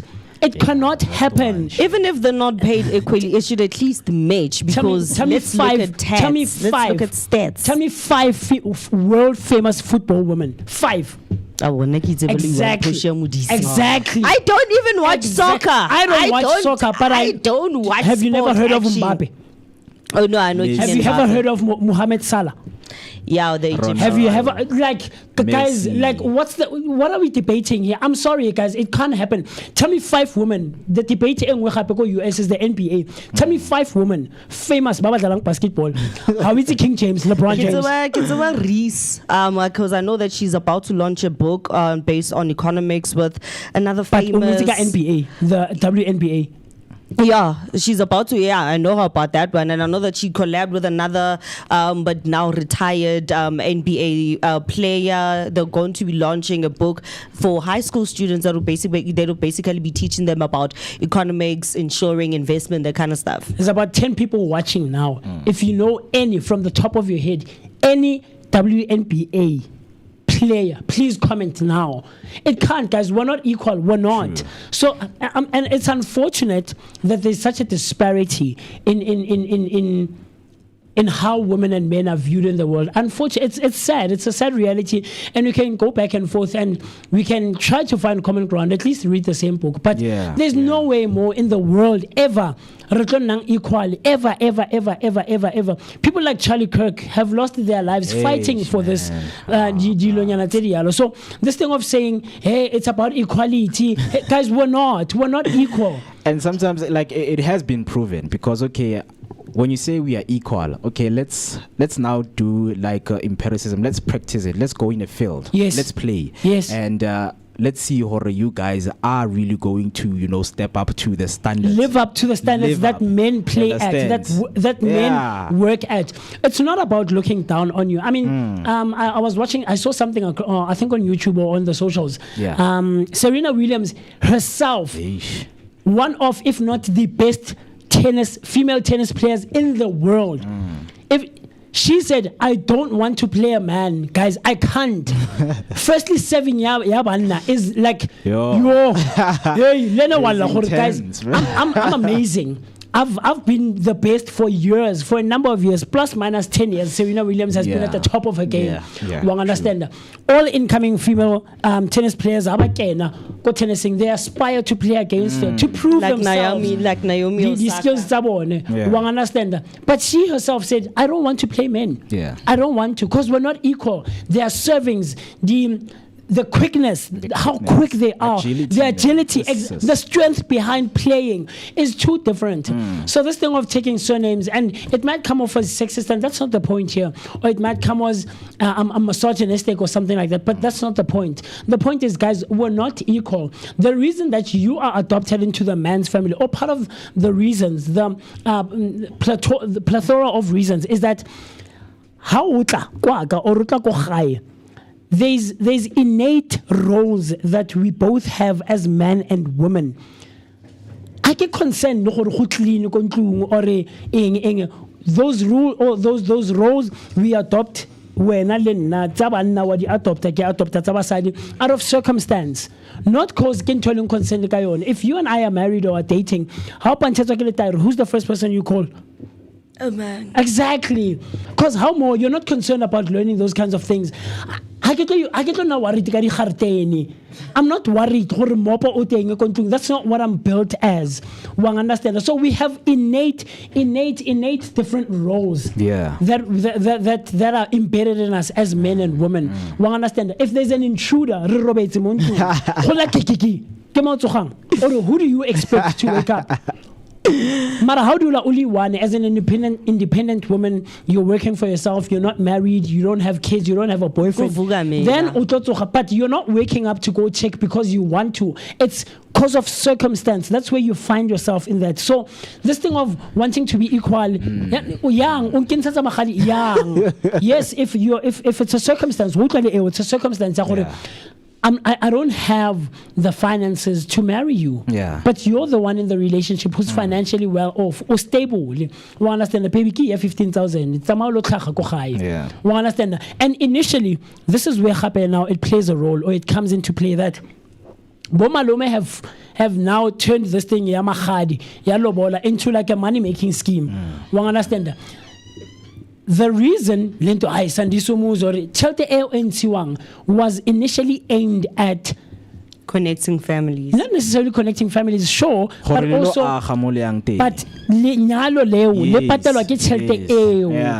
the things that are going to be done on the day are coming from that money. So what a million. What are you gonna do with the money? That's why you find some of our mothers, our grandmothers, and I said this, about 200, about 150, because it wasn't aimed at Chelete necessarily. It was building families, man, connecting. Do you get what I'm trying to say? So that's why it wouldn't be like a thing. No, baby, it's 5,000 no guys ngwana lona ke mo ratile setse ke boleletse le bagolo ko gae ba mitse le lona ke batla go introduce so that ha ke tla sentle ke tla ka molao ha ke nyonyobe understand. If I have a back room, or if I'm still living ko gae mo ka moreng ke robala mo ntlong ha ke kena le wena it's like no ra mitse ke ngwana mo ntlong. She's respectfully and customarily so being introduced to the family. Now when we get to things like Sidimu, when you walk into the yard, okay, the spirits that are encompassing the yard and the home are not surprised when I walk in the yard with you. Do you get what I'm trying to say? So it has so many implications, and this trying to be equal thing, look, each to their own. Like, do you, man? Like, we're not gonna judge you or anything, but where is it stemmed from? Because the only thing that I can think of is power, is influence. the family is well off. If you think of the Mandela family, guys, everybody onyetsi Zinzi Mandela or Jolali Zinzi Mandela. Understand? But if we're going to discard the power and the influence, what else is there? What's the other reason besides aiming to be equal? Because the reality is we can never, ever in life be equal. So I don't know, man. Talk to me. Yeah, of course, man. This when it comes to the uncles that we have, man, at the the level that they have function or they are functioning in, man, I think for them is going to be a lot and complex to even understand. Where do you start? You know, where do you really start when you're coming to explain this, right? But I think we are going to get shortly, because I'm still preparing a video, because legal aspect, of course, they have been asked, because I think two men, of course, they have confirmed, you know, that that they have changed, right? So I'm just going to play a clip right there from the ENCA. One of the guys is a legal expert right there, and he was explaining each and everything that you have to know, you know, with this new law, you know, where the men took the case to the High Court after they were told the Home Affairs system did not allow it, and the court found the Birth and Registration Act was discriminatory on the grounds of gender. So what I'm going to do right now is to let me go straight to the clip and play it for you, just to get a gist, and of course from somebody who is a legal expert, and hear what they had to say. To be expected. I don't want to call it groundbreaking. Obviously, it's a long time coming and should have been done a long time ago. It's actually quite fascinating, because a lot of us didn't actually think that we just assumed that you could take your wife's name or your female spouse's name if you wanted to. So a lot of us were actually amazed that it wasn't there already. Now, we've got another 2 years to wait, but for the time being, it's on the right track, and it's one of those things that, as I say, should have been done quite a while ago. It's almost expected that it was done. I suppose it's the wheels of this kind of change often get stuck when it comes to the Home Affairs Department, because I remember when my little one was born, I was like, okay, it goes without saying she's going to have a double-barrel surname. And when the Department of Home Affairs person came to the hospital and we said, okay, this is what her name is going to be, she said, whoa, it's not just about writing it down on paper. You need to go to the department. And this was during COVID times, and the other parent next to me said, you don't want to go there. We sat there for days and we didn't get anywhere, and then you end up just giving up. When it comes to this kind of change, how important is it for the wheels at Home Affairs to keep up with the wheels of the judiciary in a situation like this? Absolutely, and credit to Home Affairs where it's due. I mean, when we started with homosexual marriages way back when, Home Affairs was very quick to be able to keep up with the change in law. And as I say, it's half expected that it would come at some point. So I think in this current case, it was just a matter that they weren't legally enabled to grant husbands the names of their wives. That's where we are. So they see it as something that should have happened a long time ago, right? And it has been brought into the table to say, guys, whatever you're gonna say, but we have seen it, with the same-sex marriage, that Home Affairs, quickly, did the things that were supposed to be done, and amend the law and make it official that, yes, guys, you can, marry the same sex, and then you can continue with your life. With this one, I think that's where we are going, guys. It's a new law. Let's just accept and move on. If you do not want to adopt your wife's surname, it's fine, right? No, I agree. Yeah. I'm not saying people should be forced to keep the law. Women are the ones who have to change their surnames and stuff like that. I mean, even with I guess it's an expectation because it's been happening for so long, and that's what's been practiced for the longest of times. But I mean, if you have a conversation with your wife and your wife is like, hey, Chief, I'll marry you, but I don't want to take your surname, then it's a conversation that you as a couple will have to have. And also bear in mind that now you're putting two families together. What will the families say? Bomalome, bomamkholo, grandparents, your parents, and stuff like that. So, I mean, there are couples like that who are married and the wife hasn't adopted the man's surname, right? So, yeah, but I just don't know. I don't see it. I don't know. Like, if it's solely based on equality, what equality? Like, rena equally young. Maybe. Please make me understand. Bring me forth. Maybe because sometimes.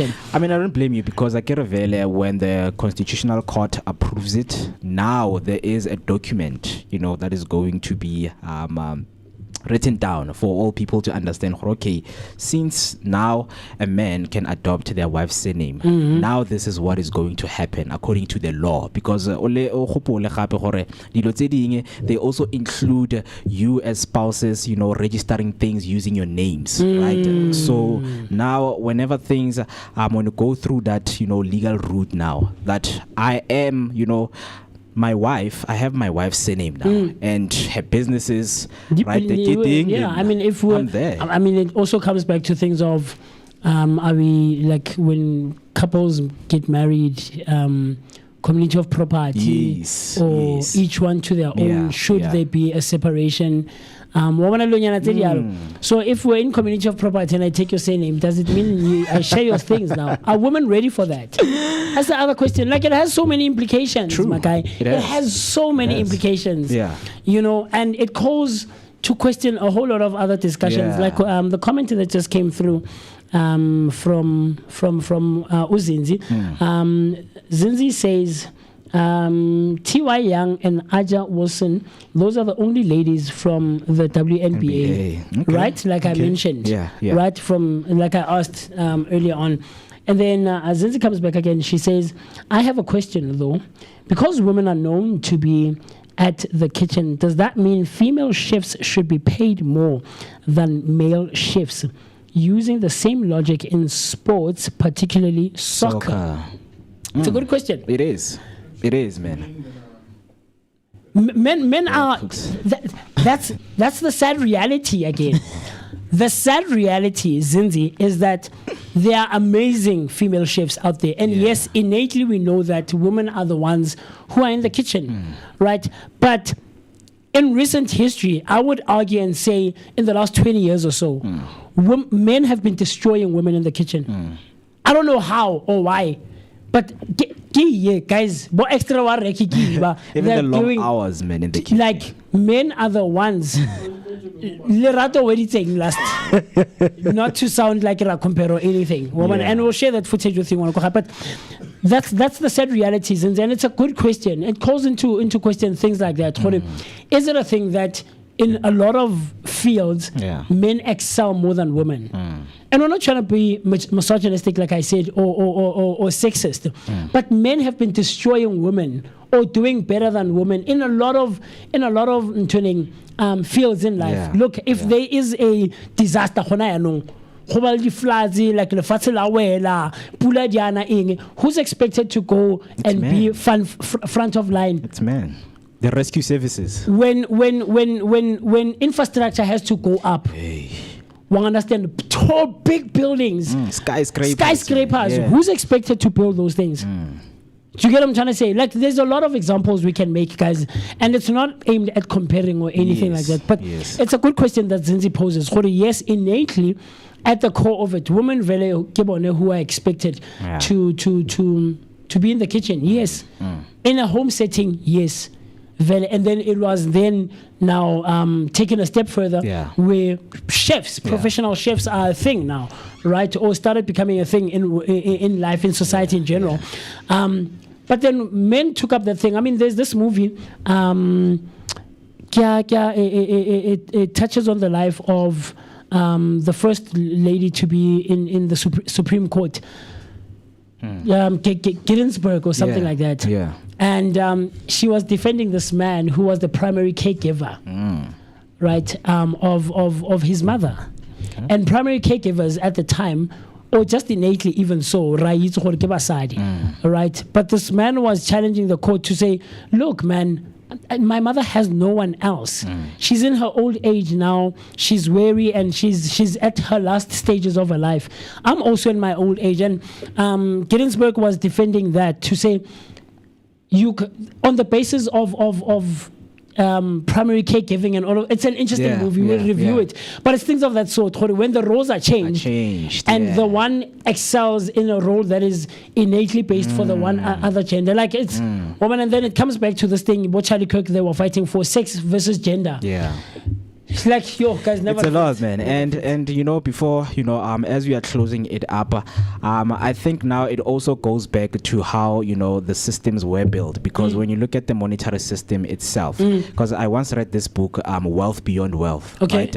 So there are a lot of different authors. They came in, and of course, in that book, they just shared their sentiments on what they think, in terms of the monetary systems that were put in to say, imagine if women, were paid for their domestic work that they are doing at home, right? Because we want them to stay at home and raise kids, in which, they are the best because they are nurturers, it's their natural thing, right? So pay them, let the government pay them for being at home, for cleaning, and for taking care and raising their kids, because we have the system of grant right now that is mainly for kids. Ask yourself, if this could be used to pay both the mother and the child to raise the kid, and say, let them stay at home, and we want them to raise kids, and of course they are not allowed to go and seek for employment, because now we are trying to also go back to the traditional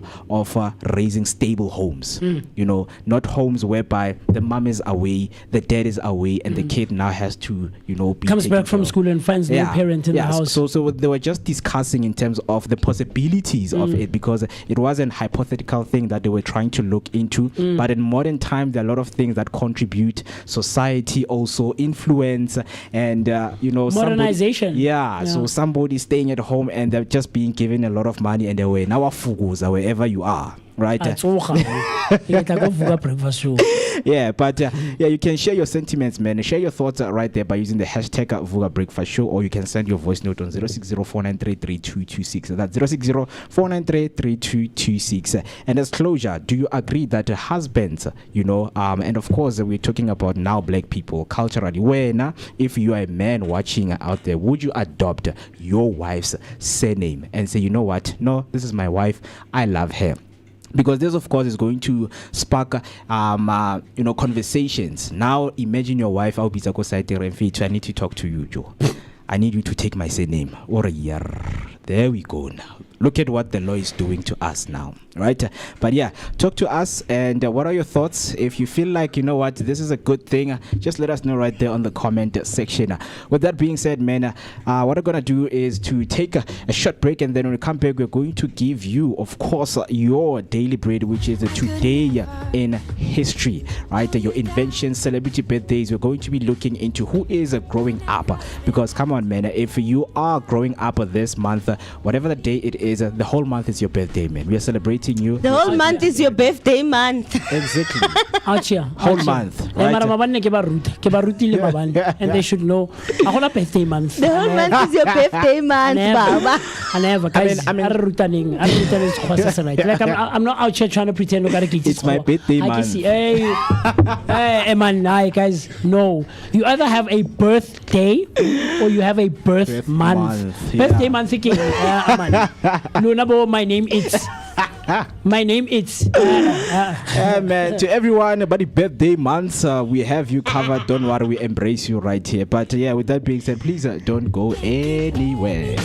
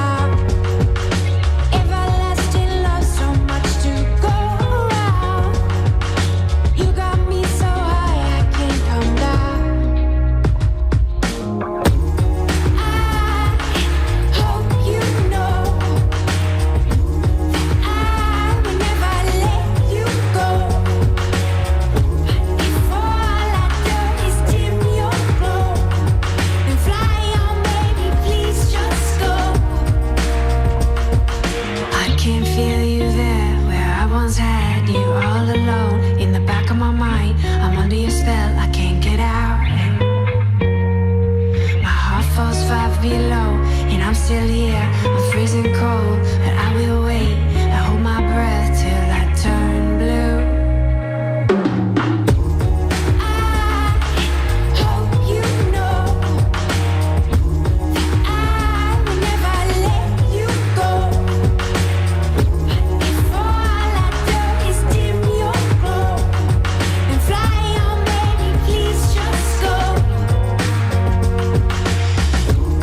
I hope you know that I will never let you go. If all I do is dim your glow and fly on, baby, please just go. I can feel you there. I want to have you know. In the back of my mind, I'm feeling I will never let you go. I thought about you. I still dim your glow and fly on, baby, please. Yeah.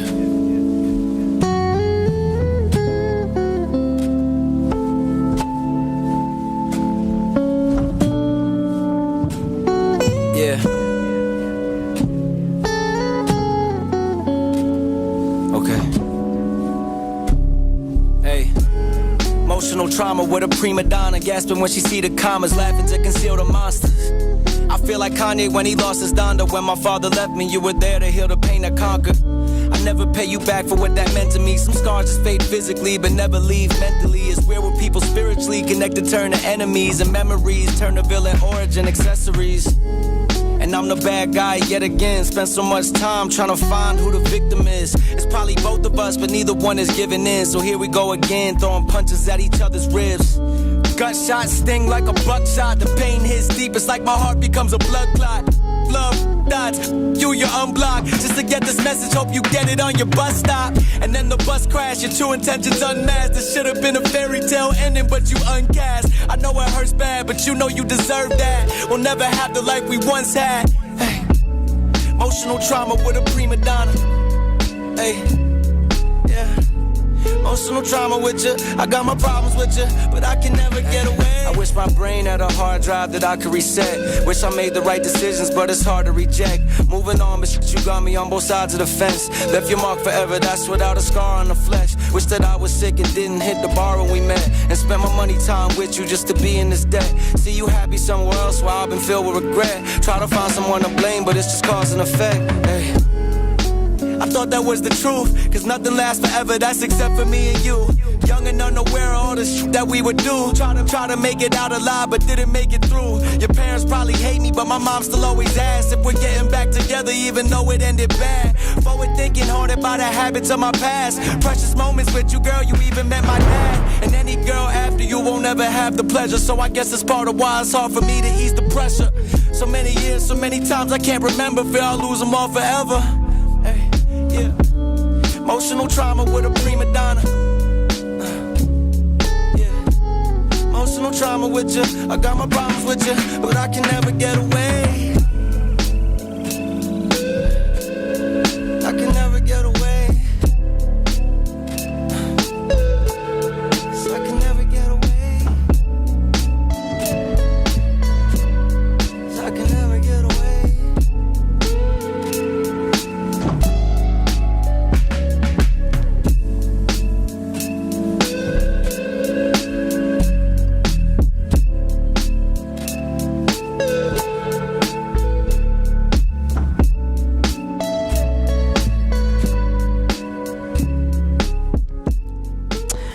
And yes, of course, man, that's what we do right here. It is your energetic start to your day, accompanied by that daily dose of positivity. Located in the heart of Johannesburg, it is Soweto, Dobsonville, Blinker Studios. That is where we are. Join the conversation right now across all social media platforms. But right now, we are live on YouTube. Press the subscription button and please press that notification button so that whenever we go live, you will be notified that the Vooka Breakfast team is in the building and making some things to go down. Of course, the Friday mode, it is activated. And this man right here, he showed us last week how do you activate your weekend. Sana ga boku exposure guys.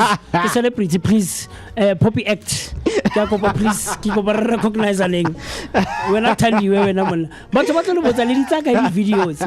O tla internet, o tla find you. We have something right here, man. Do you want us to play it for our audience to see what I don't know, Chief. I don't know. I don't know. I don't know. Ah, man, Pel, wherever you are, just know, you know what, your energy is still with us, man. And yeah, man, all the best to her. But with that being said, that video, man, the one and only missed here. Adi khasa, adi ngata, adi lada. Let's go, Malo. Yeah. I used to say that to my nephew. So. Fetuma. Yay. Fetuma. Fetuma. Yay. Fetuma. Yeah. Asa. Fetuma. Asa. Oh. Fetuma. Ay. Ke tona manye ba fethu. Ay man bitsa mbatswadi ba tlo bona. Abizu mama mi azongbo. Yeah, man. What My brother, I was celebrating my 25th birthday. So, come on, man. I had to dance. I had to dance. You really look like a 21-year-old right there. 25. The energy. Yes, sir. Completely. We see that energy. We were having fun, man, out there at Kota Festival, the Soweto Kota Festival, man. So it was good, my brother. It was good, and this is just some of the things that took place that happened out there, man. It was just about to be. We were just about to leave, man, on Saturday night, and we have the music was pumping, people were enjoying themselves, the drinks are flowing. It was a good vibe, man. It was a good vibe. I've been seeing the reviews and the comments on socials. People enjoyed. People loved it. So yeah, man, it was a good time, man. The festival, yes, sir. And when I hear you saying that, man, because when I was home, man, I think I applauded myself for that because I don't want to miss these kind of things. Okay. I was like, while still going through these health problems, let me just am I still disciplined now? Yes, sir. And I did, man, and I applaud myself. But I wish I was there, man. Yes. I can imagine, my brother. I can imagine. Yes, sir. Man, we saw that you guys enjoyed it, and of course, man, activation is what we do everywhere we go. Right, make sure it's feed, right? Yeah, man, and of course, man, before the break, as we promised that we are going to go through our daily bread, which is today in history, man. A lot of significant things that took place that you did not know. Don't worry, man, I've got you covered. I am going to be your minier for this Friday morning, just to take you through some of those things. And of course, if you have something to share with us, please hop on YouTube on the chat. The hashtag Vooka Breakfast Show is the hashtag that you need to use. With that being said, let us get straight into it. What happened today? So what took place is that the French astronomer Charles Messier accidentally discovered the Crab Nebula while looking for the Halley Comet. Although he wasn't the first to document this discovery, this was the catalyst in his career and inspired the creation of the Messier catalog, right? If you're somebody who is interested in astronomy and you have once heard about this, if you have more information, detailed information, you can share it with us right there. On the second one that we have here today, what happened is that the presidents of Mozambique and South Africa, they met. In search of peace, two Southern African presidents, Joaquim Chissano of Mozambique, successor to Samora Machel, who mysteriously died in a plane crash in South Africa, met his South African counterpart. P.W. Botha at Songo in Tete province in Mozambique. The purpose of the meeting, the purpose of the meeting was to affirm the two countries' pledge to abide by the Nkomati Accord, which was signed in 1984 by these two countries. P.W. Both are pledged during the meeting not to support Renamo, to defend and rebuild the Kahora-Bassa power lines, and to increase economic cooperation between the two countries. Chisano, on the other hand, afforded permission to senior leaders of the Roman Catholic, Anglican, and Protestant churches to open direct contact with Renamo leaders. These developments led to a significant breakthrough in February 1989 when church leaders returned from peace talks in Kenya with a clear message that Renamo was tired of war and committed to peace.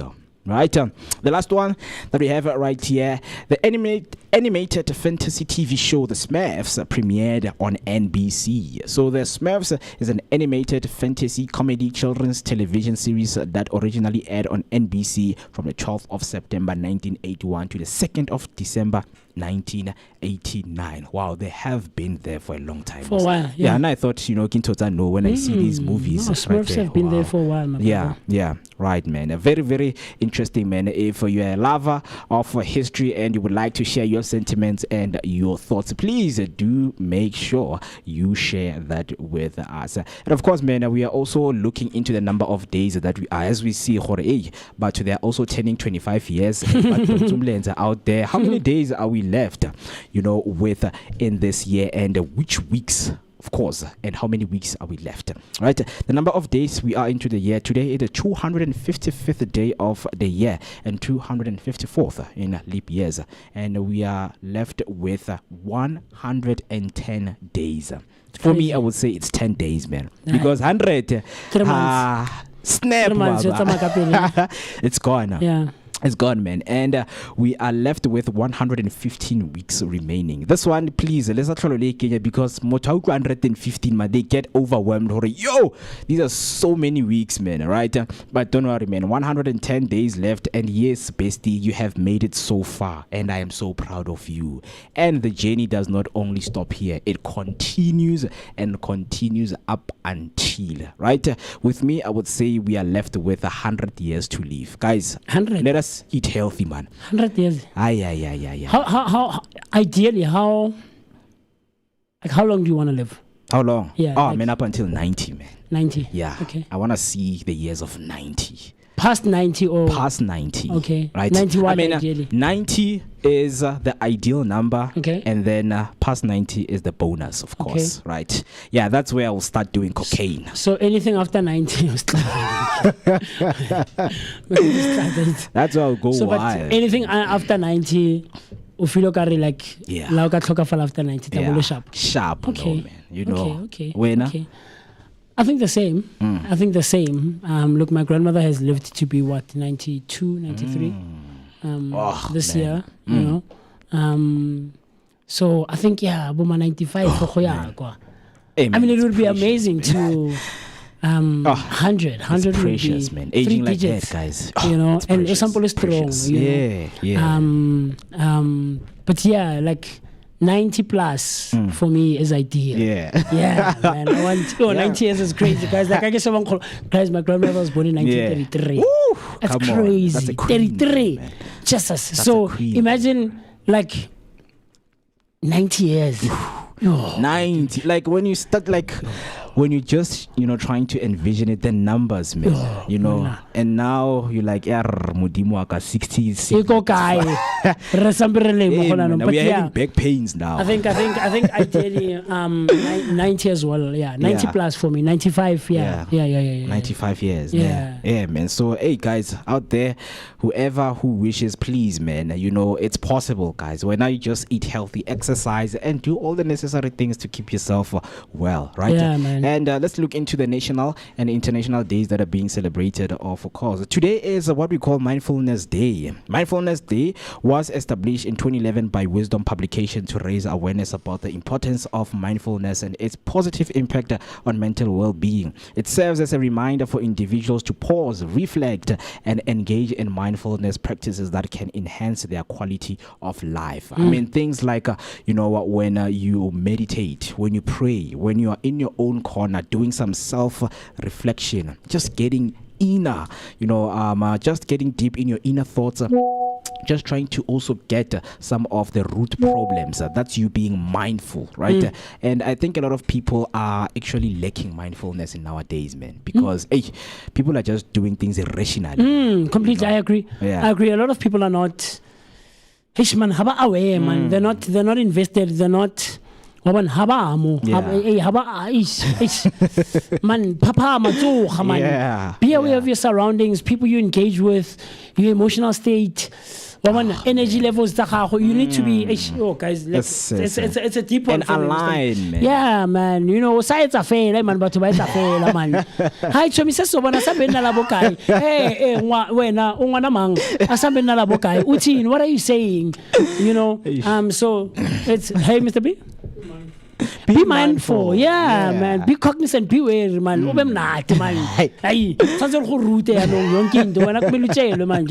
yeah, that's the thing, man. And for me, and I wish a lot of people would be more mindful of everything in life, of everything, yes, sir. Yeah. So for this morning, guys, please be mindful. You know, heading of course towards the weekend as a kickstart. We know that the weekend comes with a lot of things, man. You're being invited into a lot of parties, and engagements right there. And be mindful of the room that you are in, because sometimes you never know who you are meeting in that room, and then when you just go off and say things that are not meant to be said right there. So please be mindful. Of course. Another day that we're looking into is the United Nations Day for South Cooperation, right? The holiday was established by the United Nations General Assembly in 2010 to highlight the importance of international cooperation among countries of the global south. The idea is to strengthen ties between developing countries, exchanging experiences, technologies, and resources to achieve a sustainable development. So that's what we are looking into this day. Please, guys, but the most important thing in everything what we are going through, be mindful, right? And not to forget that siyakhala, but impilo iyaqhubeka. Inventions. Yeah, the inventions that we have today. Nah, we don't have anything, man. No inventions. No one invented anything on this thing. Guys. Hey, man, it's deep into summer. That's it. Hey. It is. I mean, okay. I was invented. You were made. You were not invented.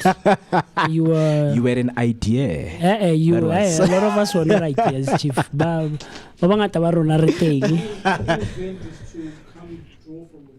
Yeah.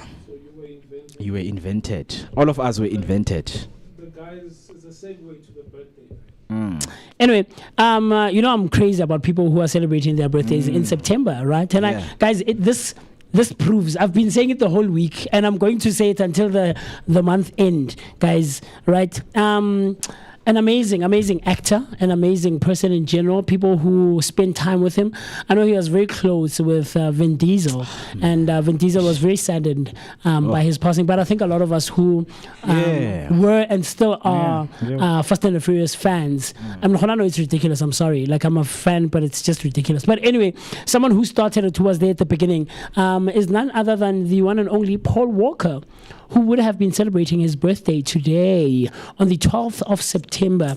And we know that he passed on, I think, in 2015, in 2013, he passed on in 2013. Was born on this day, on the 12th of September in 1973. He's famous for playing the character of Brian O'Connor, right, in the franchise of Fast and the Furious. Age. Oh, he would be 52 this year. But anyway, he would be 52 on this day if he was still alive. But unfortunately, tragically, passed on at back in 2013. He was never married, but he did have a daughter with Rebecca Soteros. Very, very interesting. So one thing maybe you might not have been knowledgeable about him is that he founded a disaster relief charity called Reach Out Worldwide and was a passionate marine biology enthusiast. Really? That's interesting. Brian O'Connor. Very, very, very interesting. Very interesting. Wow. Man, Brian O'Connor. Yeah, Chuck Taylor, like no one's business, man.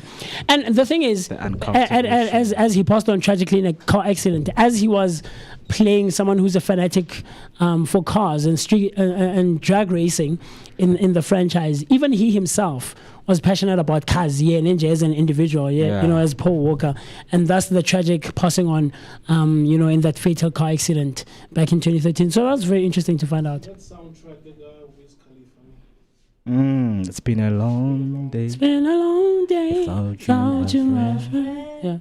Yeah. It rolls over 1 billion plays on Spotify. And even on YouTube, man, the video is. Yeah. That's crazy, man. I'll get you the number, but then it's one of the most played songs. Really? Yeah. Wow. It's very interesting, man. We learn right here on the Vooka Breakfast Show. So someone else who would be celebrating their birthday on the 12th of September is none other than the man with the voice, Barry White, of course. Famous for a deep voice and romantic R&B hits like Can't Get Enough of Your Life, Baby, of Your Love. He was born on this day back in 1944. He would be turning 81 today, and he passed on back in 2003, man. Very interesting. He was married to Claudine James, estranged but still legally married at his death. Exactly. Anyway, something you might not have been knowledgeable about Barry White is that he sold over 100 million records and was awarded a star on the Hollywood Walk of Fame on his birthday in 2013. That's interesting. Maybe some of us are born because of Barry White. Oh, we were made. Yeah. To the soundtrack of Barry White. Yeah. I know. That's not him, ne? I had to meet you here today. The voice at the beginning. We've been so long around, baby. That's not him, ne? Nah, that's Kana Kimang, this guy, man. Yo, it's not him. Okay, we'll find it. But we have Barry White here in the, where we are working. The guy, the vendor guy. He has the voice of. Come on, Rich. Hi, Sato Papela Barry White. I'm so. Barry Vavenda. But someone else guys, look at the people who are celebrating their births. This is 6 days. What? Yeah, 6 days after my birthday today. But and it's old people. Jennifer Hudson is celebrating her birthday today as well, man. The famous, amazing vocalist, amazing actor, famous for winning an Oscar for Dream Girls, being an American Idol finalist, born on this day in 1981 and is turning 44 today, man. 44, that's crazy, man. She's not currently married, but previously engaged to David Otunga. Hey, Labarata ma African, and sorry, she's available. Yeah. An interesting fact about her is that she's one of the few entertainers to achieve EGOT status. So do you know what an EGOT is? No. So I didn't know that Jennifer actually is an EGOT winner. But EGOT, the one person I do know who has won an EGOT is Jamie Foxx. Which one? 'Cause all of me loves all of you. Oh, John Legend. John Legend. Yeah. John Legend is an EGOT holder as well. So an EGOT, it means you've won an Emmy, you've won a Grammy, an Oscar, and a Tony. So winners also awards it's more life in your so an EGOT women. EGOT. Yes, because game the first letter of each of the awards. So there aren't too many people in the world who are EGOT holders, man. So that's very interesting. Jennifer Hudson celebrating her birthday today. And then we also have Ruben Studdard. I don't know this person. Famous for winning season 2 of American Idol. Okay, that's interesting. Was born on this day back in 1978 and is turning 47 today. is divorced but was married to Surata Zuri Makans. Very interesting. So, an interesting fact about Ruben is that he released a tribute album to Luther Vandross and starred on Broadway in Ruben and Clay's Christmas show. That's very interesting. Okay, very, very, very cool stuff. And then, with that being said, I also have a few people, just 2 people, who are celebrating their birthdays. The first one is someone that I forgot was celebrating their birthday yesterday, Mr. Mo. And I bumped into this lady years after we hadn't seen each other, since primary. Yeah. I remember when I did Fête de la Musique earlier this year, a couple of months ago in June. The first one is in Tabiseng. That right there, Mr. P. There we go. Tabiseng was celebrating her birthday yesterday, man. And she is a young lady that I went to school with. This one? Yes. In Tabiseng. We were in the same transport. She used to live Momo Dobsonville, so we used the same transport, same school, like we were friends in Tabiseng and I, and we were so cool with each other, man. And it wasn't until Tabiseng Dlamini, it wasn't until we were leaving primary for high school that we separated. I think we saw each other a couple of years after, once over the years in high school, and then surprisingly enough, this year she just got graduated. No. Why engaged? But yeah, she graduated, man, and she came up and hey Musi, Anton, I see you're doing radio, England, so that's very cool. So she celebrated her birthday yesterday. So happy belated in Tabiseng, hey in Tabiseng. And then the last person who's celebrating their birthday today is Buntle Mofokeng. An amazing lady. She's celebrating her birthday today. Buntle. We went to high school together back in Princess High School. Yeah, she was just one of those cool people, man. Like you could see the Virgo resonating off of her, man. You know, so very, very cool. And I try, man. I try to surround myself with cool people. And you remember on Monday I mentioned that what you give off is what you attract, and I would never attract a certain type of lady. You give what you get. No, absolutely. Wow. Or you get what you give. You understand that? But yeah, man. So huge happy birthday to you, Buntle Mofokeng, and I hope you have an amazing birthday. But ultimately, more to everyone who is celebrating or who should be celebrating their birthdays today or throughout the entirety of the week, because birthdays are very important, guys. We need to celebrate the day that we came into this world. So to all of you, do you have the Lalamani Mo? Do you have Lalamani? More padding, number 6. Is it not working? It's not. Guys, Paddy Aruna is failing us. But to all of you who are celebrating their birthdays, from the Vooka team, the Vooka Breakfast Show, and the Vooka Nation would love to say happy birthday! Woohoo! Hip hip hooray! Hip hip hooray! Hey, I'm bored already. Yes. Yes. I never. Nkile ka tena ga gore ba keletsa yalo ke le motho ke ra guys le tlo keletsa yalo ke mara ke batla yalo la mani. Happy birthday. Ke batla guys soundtrack.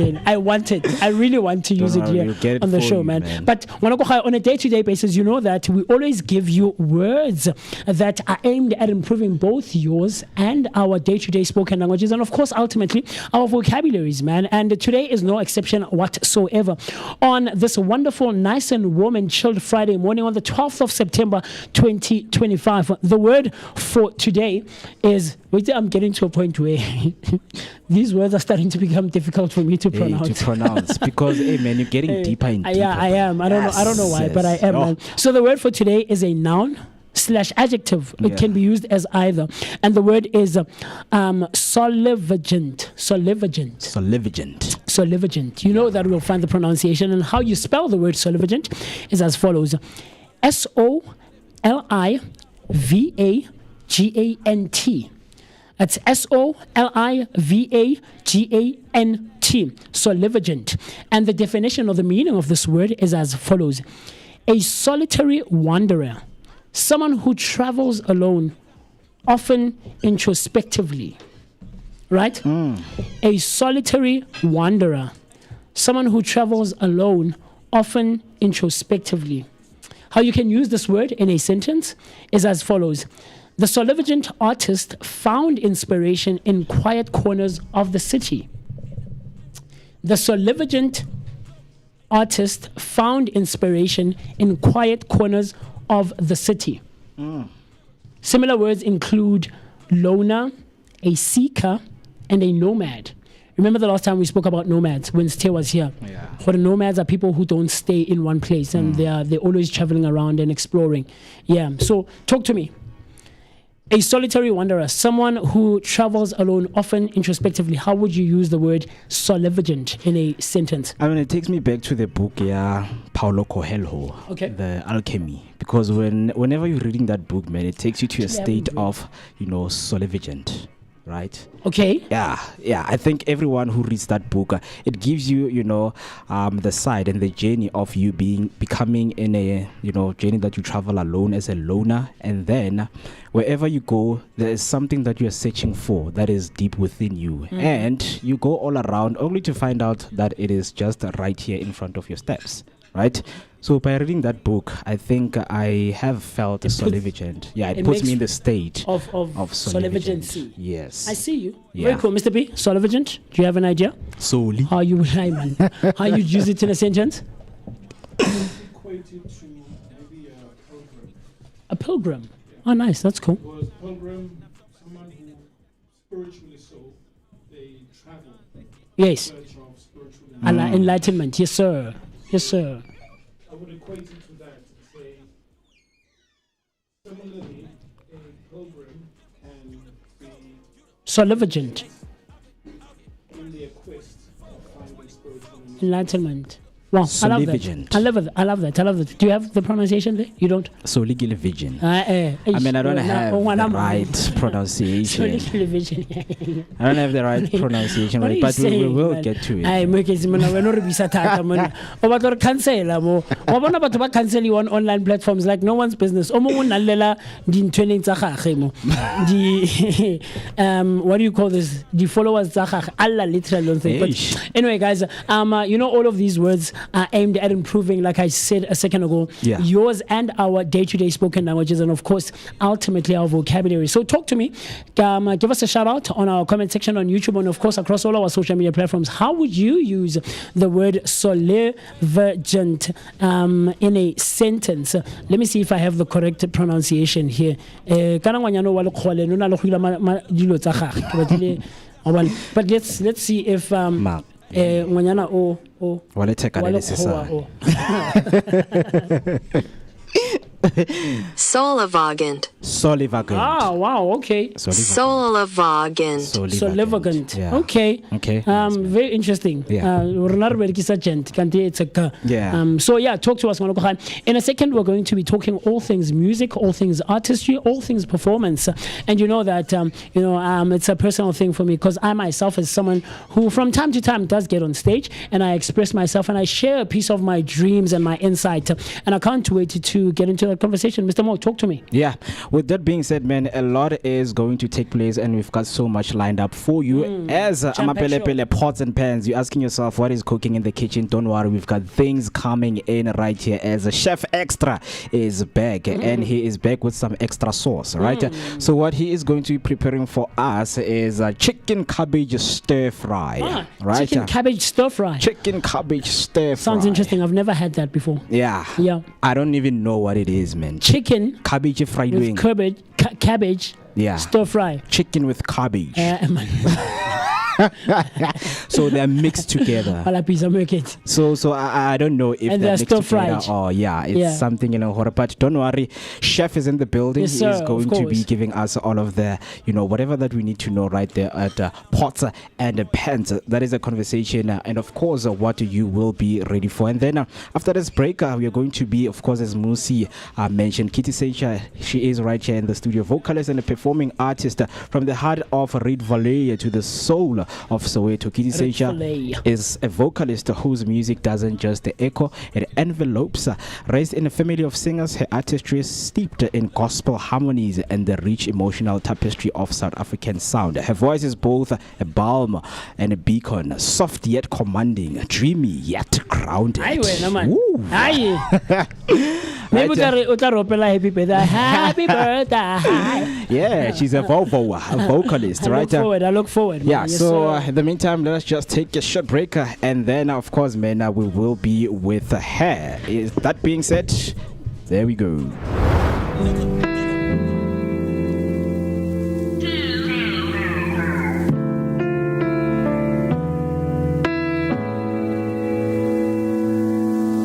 I should've known better, deja vu.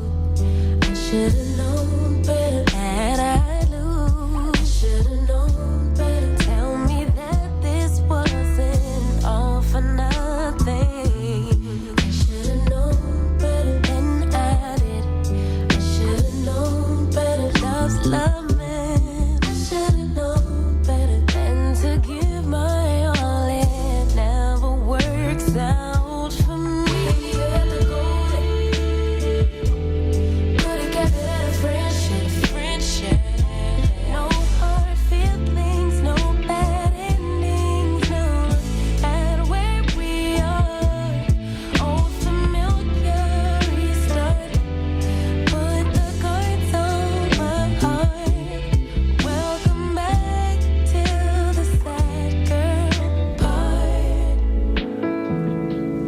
I should've known better off alone.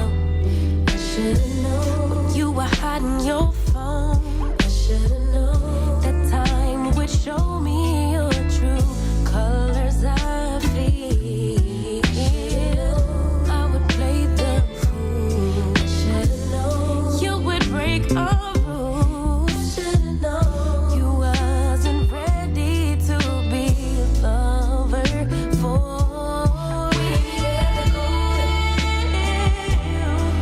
Kept it at a friendship. No bad endings, no hard feelings. Now look at where we are. Familiar, restart. Put the guards on my heart. Welcome back to the sad girl.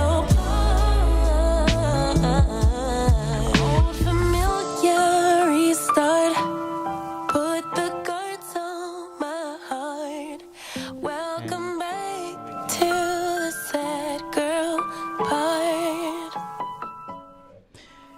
And yes, of course, man, good music, good vibes is what we bring you right here on the Vooka Breakfast Show. A very good morning to you. I hope that you're still with us, and of course, being on that high energetic note with us, man. It is your energetic starter to your day. Good music, man, is what we bring you. And speaking music is also what we bring to the table, right? And I can see that Zinzi can't wait for that chicken cabbage stir fry. It sounds like an Asian dish, right? Don't worry, Zinzi. Naruto, have you watched Naruto? Naruto, Yeah. no. Naruto Azukumati or whatever that it is. Uzumaki. Uzumaki. Yeah, Uzumaki. Yeah. It sounds like the dish that it's on but chicken Yeah. stir fry, pork bowl, what, and stuff. Yeah. It sounds like those kinds of things. But Wanakohai, look, man, if you've just literally walked in and you've just joined us, look, you're absolutely on time. You're on schedule, man, to get your favorite rendezvous. Oh, what's shit by now? 139 episodes. Crazy, guys. Yeah, man. How are we on 139? That's crazy. You know, 3-digit number or 3-digit episodes. right? And we've come a long way, man. So you're still on time, because the time right about now is 18 minutes after the hour. 9 o'clock, all right? Almost 20 minutes after 9 o'clock on a Friday morning, the 12th of September 2025. And you're tuned in into your favorite. You're not just listening, but you're tuned into your favorite rendezvous right here where radio meets TV, only and exclusively on the Vooka Breakfast Show, brought to you by the Blink Network. Spending some great quality time with myself, the one and only MOOCEE Mist. My name is Musi Mist, and I'm so excited and happy to be both in your company and in your presence. Come on, jump in, hang out with us on our social media platforms, share your thoughts, right? Share your thoughts, right? Because we're about to jump into a cool conversation, man, with such a cool lady, Unomasondo, but affectionately known as Kitty Sensia. I can't wait to jump into this one. An amazing artist, musician who says, she tells me that she specializes in spiritual African, right? Your music, I can't wait to jump into that one. So share your thoughts across all our social media platforms by using the hashtag Vooka Breakfast Show. So that's Vooka Breakfast Show on Facebook and all other social media platforms. It doesn't end there. It also continues on our WhatsApp line. Dial the number 060-493-3226. So that's 060-493-3226. Comment, like, subscribe, and do the things that are necessary to be done so that you and I and Mo and Kitty can share our thoughts, our opinions, and everything else in between. Yes, sir. Kitty, a very good morning to you. How are you doing this morning? Morning. I'm good, thanks. And how are you? We are thrilled and happy to have you. We're happy. Looking forward to the conversation. You have such a nice energy about you. I love it. Thank you. Of course, the room is filled with the spirit of musicians and artists. There's some artists that I know, of course, with the work that they have done. But, of course, this is all about you, getting to know you, what you do, and everything like that. But before, we go further, Kitty Sensia is your stage name, right? Yes. Tell us about the story. How did you get the name Kitty Sensia? Kitty, I was mocked in high school. Ooh. So some girl used to call me Kitty. I didn't even recognize her because I didn't have my glasses on. So when she finally one day came up to me and she was like, "Do you know why I call you Kitty?" I was like, "No." She's like, "Because of your voice. You have such a sweet voice." I'm like, "Oh, okay. So Sensia is my name, Ina Sensia, second name. Okay. So I just took it from there and like, Kitty Sensia, okay, it's fine. Wow. Let me just make use of it. Yeah, I love that. The creativity. I mean, look at that, Kitty Sensia. I love that. Yeah. I always find it interesting. More, you would remember from the other platform again. Yeah. Yes. It would be so interesting for me because I used to do a show called The Creative Corner, and I always find it interesting to find out how people get their names. Because there aren't too many people who make use of their actual birth names, so finding out the story, and it's very creative and it's very interesting for me, man. But yeah, so talk to us. You have this voice and you come up with the name Kitty Sensia, but how do you actually start on your journey of being a performing artist, a musician, a creative in the space? Where does the inspiration come from? Well, I long called myself Kitty Sensia. I started in high school calling myself Kitty Sensia. Okay. And then one time I made a video. I remember there was just a release of Amifaku Abalele. So I made a video. Covering that song? Yes. Oh, wow. Because I was so in love with that song. Yeah. I made a video, and then one of the guys that I used to attend school with, part of the cool guys, they called me. They're like, "Oh, I saw your video. I would like you to come to my studio." Right? And then when I got there, I started singing. They were like, "Okay, fine. We are not going to ask you too many questions. When are you starting? We want you to be an actual artist." Yeah. Wow. Because you have the voice and whatnot. So they were like, "What's your name? What do you want to be called?" I was like, "Let me just use Kitty Sensia because that's the name that's there already." Yeah. They're like, "Okay, cool, no problem." That's where it started. And then till date, man. Fast forward to and when now. is this? When is it starting? It started in 2021. Yeah, it started in 2021, and then around about 2022, I was at the point where I just wanted to leave music because this was not actually something that I wanted. Okay, you had a different something in mind as a career. Yeah, I just didn't want to be seen, to be out there like that, because I'm very introverted. I see. You know, I like my space and whatnot. So to be seen by people, it's so scary. Yeah. And then I was like, okay, let me just give myself a chance. Yeah. And then I gave it a shot, and I was like, nope, it's too many people. I can imagine. I was so shy.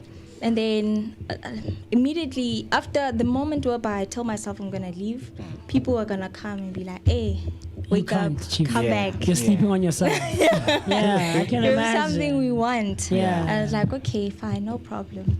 But it has been happening for a long time, for a very long time. In grade 7, they called me. They're like, why don't you sign up for Idols? And I was like, no, I don't have that voice for Idols, and I'm still young, so no. I'm not gonna do that. Yeah. Yeah.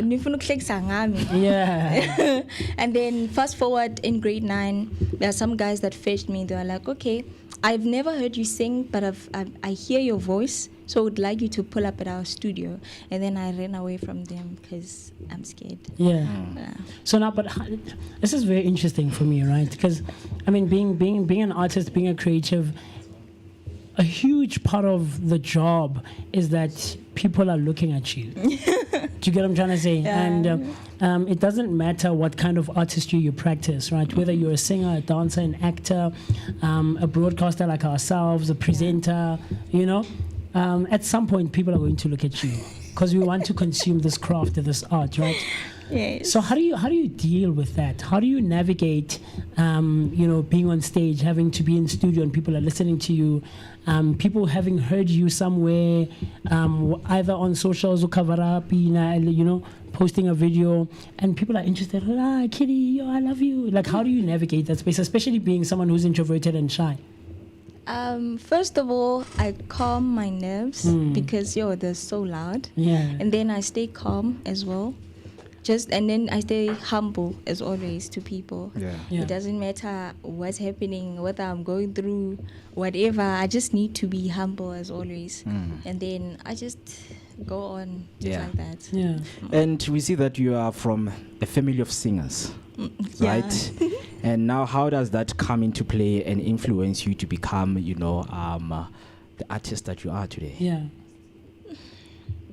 I always thought I'm not that best at singing. Yeah. Because everyone in my family is a singer, and starting from Semncane, people used to sing. There's a load shedding or there's nothing happening. TV or and you guys break out in song. Yeah. Yeah. And the moment to pimba,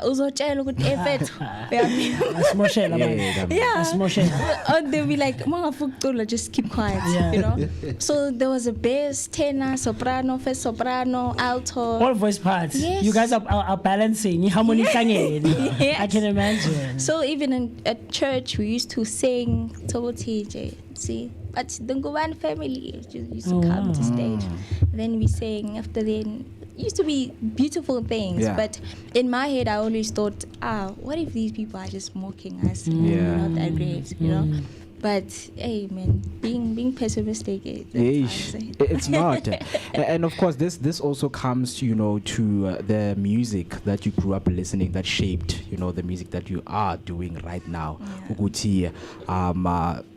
Which genre, shaped your music? Is it gospel? Is it trap? Is it amapiano?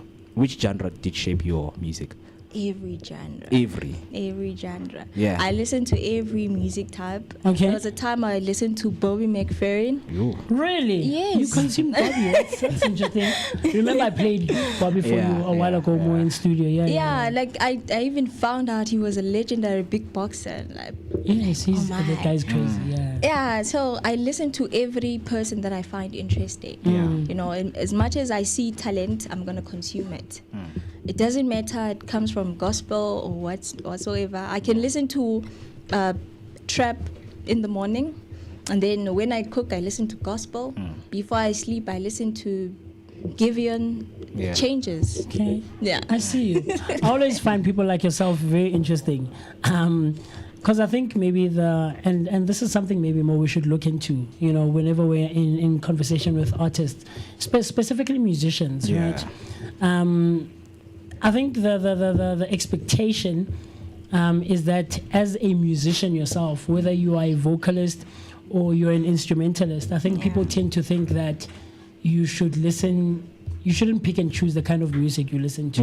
You know, but what I've learned as a singer, I try to sing myself. I try. I don't know if I'm that good, but I try. But I've also learned that it actually does, like the question you just asked, Mo, it plays an influence in your own music and your artistry, you know.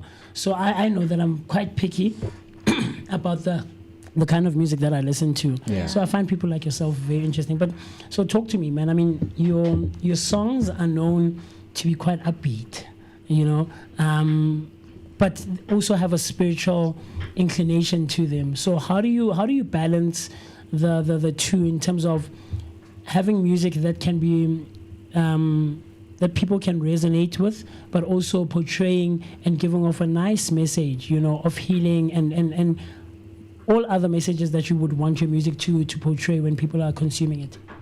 Well, I give myself what I would want to receive. Oh wow! So whenever I make music, I think of it. Okay, if I was listening to it as a fan or as a listener, ngizocabangan ngayo, you know. Sometimes I listen to it and you be like, hey,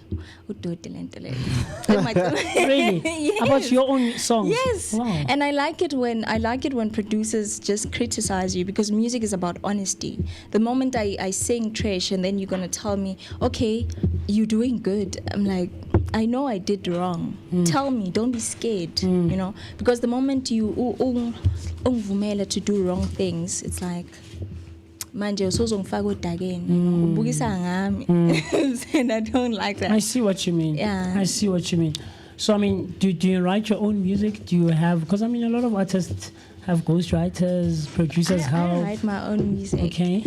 I write my own music, but most of the time I look at, if ever maybe a song, I kulum I will find I will find a topic and sing about it, you know. But I'll put myself in their shoes.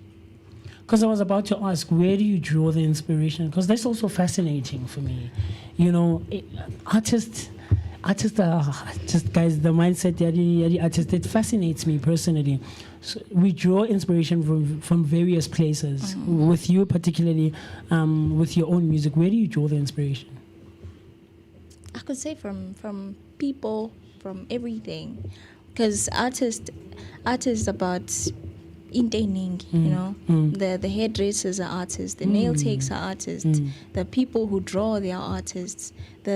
It's about a lot of things. So I take from all of that, and then basically I create my own art using that, and I just apply it. It becomes something so beautiful. I love it. I wish I could listen now. Like, I'm so intrigued. I'm fascinated to hear your songs. So look, a lot of people find healing in music, right? And say what you will, I think all of us have one or two songs that we go back to.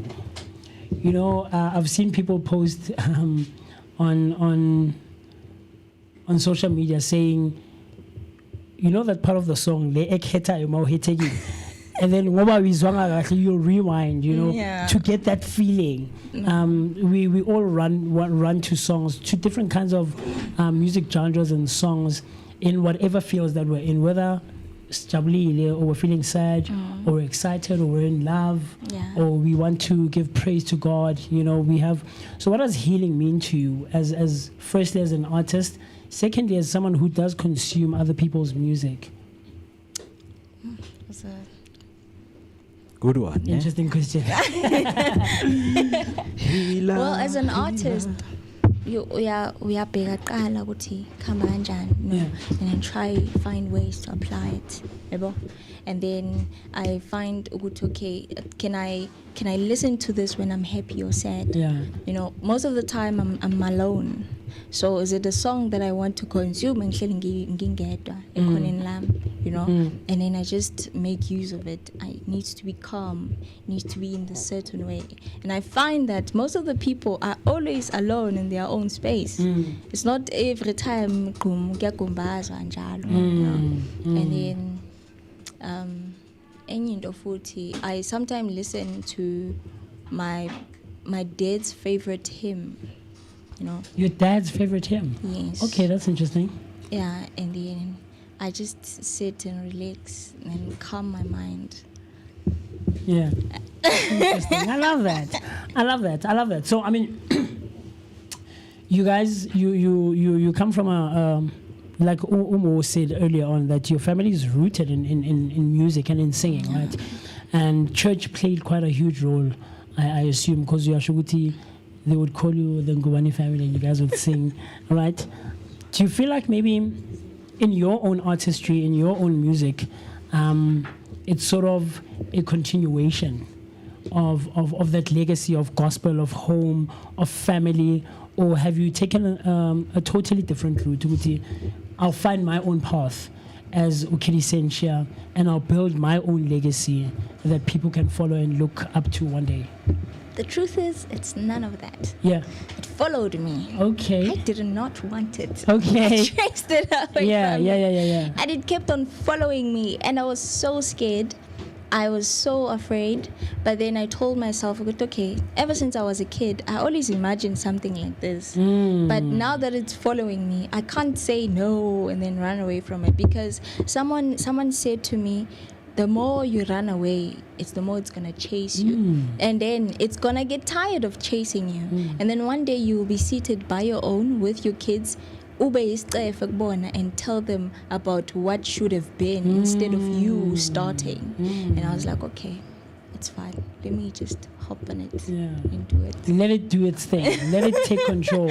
Yeah. Because I think at some point, and this is something it's a sentiment I've had for a number of years, right? That I don't want to find myself getting to a point of resentment. Yes. You know? I don't want to find myself hating my craft. Singing Tala, singing about 40 something, singing 50 something. Manja, I'm looking back and I'm saying, shoulda, coulda, woulda. Singing about 20 something. I used to sing, maybe, do you get what I'm trying to say? Yes. Rather chase it now and embrace it as it's chasing you, like you just mentioned, and make use of it now. And I also believe that we shouldn't leave room for failure. Like, there's no way. We shouldn't put out that kind of energy into the universe, you know. Yeah. Hi, is a fail. Hi, no, completely do it. You know, talk to me. I'm sure there's a few people who've listened to your music, right? Yeah. Right?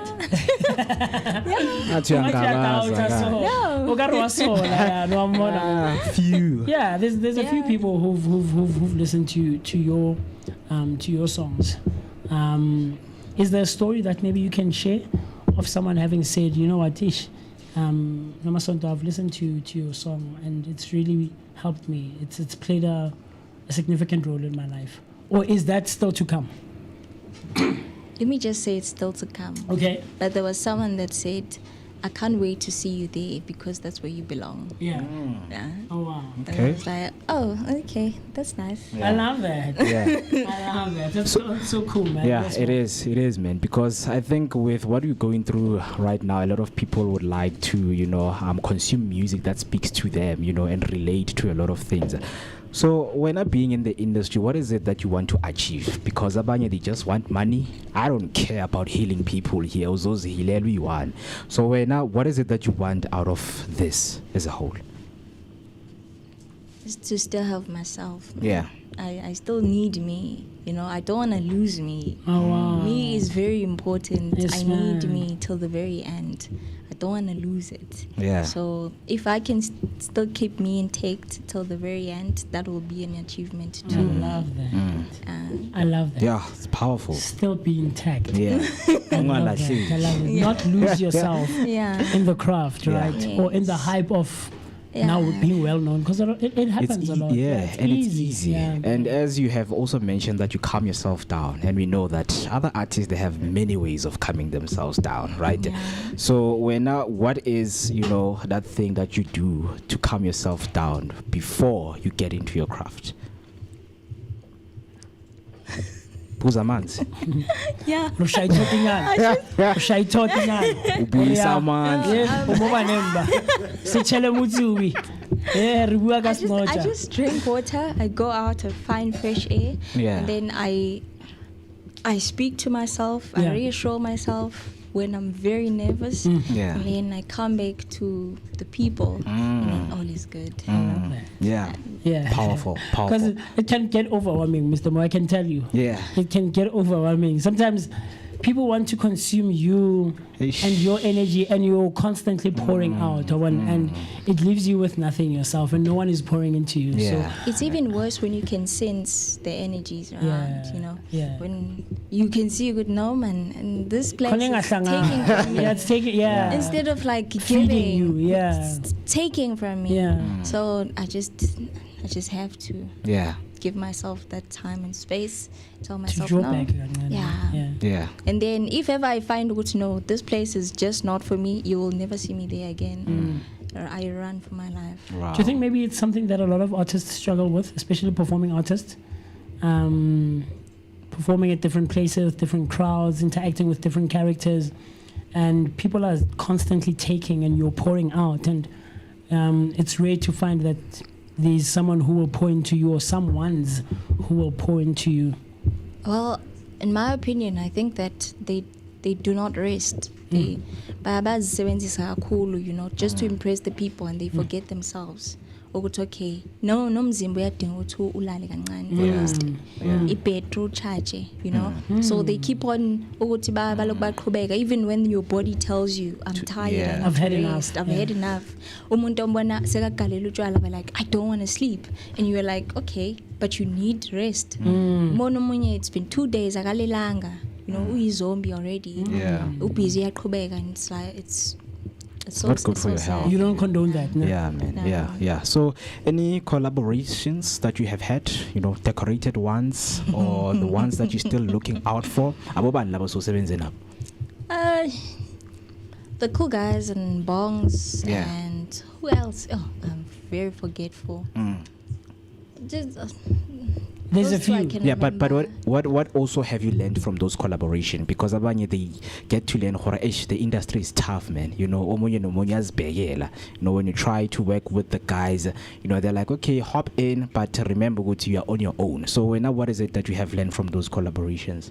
Well, as a woman, ukuthi don't umkhaga. Eish. No? Yeah. Ungahambi usineka, because some people will take advantage. Yeah. You know. Yeah. So manje, just don't tell them, but show them ukuthi okay, this is where I draw the line. Yeah. So that they will understand. Ukuthi okay, akudlalela la. You know. And then enye into futhi, work on your craft. Uzenge craft, awuzanga la uzoyenza ezinye izinto. Yeah, You know. yeah. Work on that. Focus on that and Yeah. move. After maybe pelili session pelili, if ever they are going on gigs and you want to hop in, sure, why not? But make sure ukuthi you guard yourself. Yeah. That's what I do. I guard myself so that because if ever I do things now, Yeah. my childhood self will be like so disappointed in Yes, future yes. when I have to look back. Yeah. You know, even my future self will be so destroyed Yeah. if ngizawusebenzisa le opportunity and just play with it noma kanjani. So I just guard yourself. Guard Know yourself. ukuthi uzeleni Yeah. entweni. Yeah. Be Noma mindful. ngabe- Yeah. We're celebrating Mindfulness, man. Mindfulness. Yeah. Beautiful. Today is that day actually. So, talk to me, man. Personally, how would you describe the music industry, especially as a young lady yourself who's just starting to get into the industry? What is it like being an artist in today's music industry, specifically in South Africa? You know, we know that it's there's always trends, it's always changing, ever evolving. Is it an exciting journey? Is it challenging? Is it sad? You know, I don't know. Talk to me. What are your thoughts on that? Depends on how you view it when you're there. Yeah. You know? It's very dark. That's what I've seen. It's very dark. And people, they're very ignorant. Most of them, they're there for the fun of it for that moment. And then they don't think about the consequences in future. They just do things for now, this moment. Which is, it's not a bad thing to do. But at the same time, you can't do the same thing every day and expect change. Yeah, You yeah, know? So it's very, very dark here. And umuntu nomunye, it's only a few that will say, okay, I got your back, and they mean it. But most of them, they'll just say it in your face. It's, I got your back. But once they turn left, everything changes. They think about themselves, you know? So need to make sure, whatever is there, you set the tone. Yeah, you stick to it. Hey man, beautiful, beautiful, beautiful being with you right here. And we see some of the people hopping on the comment section. We have a beauty Ubuntu saying, my little sister, right there. You know, I see you. That's my sister, my favorite hairdresser. Oh, nice, nice. Lovely, And then Zinzi Elizabeth comes through saying, everything about Kitty Sentia is so beautiful. Her laugh, her voice as she talks. I can imagine how her vocals are as beautiful too. Will we get her to sing something for us? I was going to ask before we close it off. I was going to ask. So, just like a 30-second something, yeah. Yeah, but I won't sing my song. Yeah, you can do whatever you just bless us. It can be a church song. I'll just sing Ihuvalaba because it's the something. It's that thing. It's ringing in your mind. Okay, but before we get to that, someone is listening, is watching, and is finding all of this very intriguing and finding you very interesting, right? And wants to get a hold of you, wants to get in touch, either for collaboration or for whatever purposes, social media, WhatsApp number, emails, phone numbers, all those kinds of things. Where do I get a hold of you? Well, on Instagram, I'm Kitty_Sentia. Okay. Facebook, Kitty Sentia, the vocalist. TikTok, Kitty_Sentia. Yeah. So everywhere, if I type Kitty Sentia, I'll find you. Puma way. I love that. I love that. I love that. Hello, I love that. Kitty. Yeah. That's very cool, man. But before we let you go, we have some quick fire round questions, that we need you to answer as quick as you can, siyamuva, right? The first one is the first song you ever sang in public. Alone. Yeah. Do you remember? I don't remember. Yeah. I don't remember. Was it in high school maybe? Was it Esontweni? No, it was, I was performing. Okay. First time performing. Okay. I forgot the song. I did it with the cool guys. That's what I remember. Okay. Yeah. Okay. Next question. Go-to song when you need a mood boost. Please don't say Makumba Mutimwaka. My go-to song when I need a mood boost. Yeah, like a mood boost. Go-to song, Jay. It's a gospel one. Okay. When Nkosi uyazi. Oh, when Nkosi uyazi. Hey, look at you. Hey. Same key, octaves. Come on, Mr. Mo. Yes, ma'am. Yes, sir. Okay. Okay, I love that. I love it. Dream artist to collaborate with. I'm fuck with this. Ooh. Nice. I love that. Love that. Yeah. Last one. If your life had a theme song, what would it be? Nyakoisha. During the pandemic. It's a journey. Okay. Journey heading there. Yeah. That's it. Journey. In a road trip. Yeah. Yeah. Those songs. Yeah.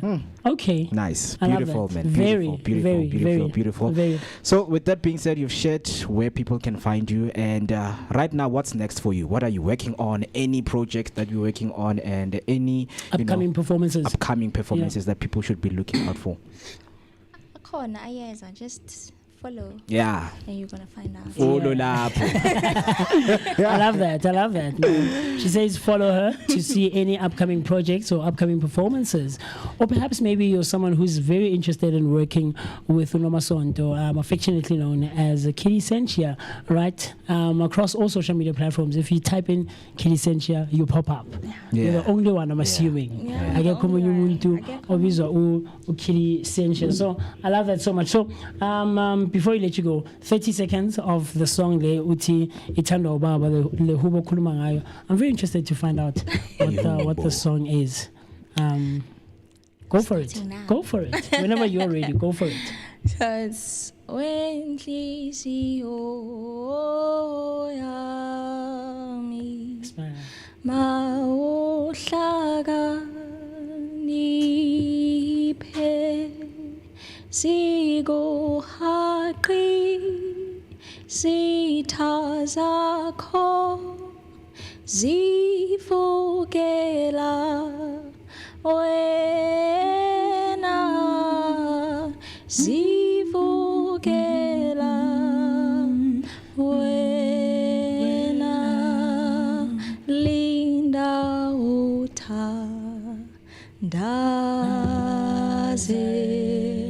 ungayeki wena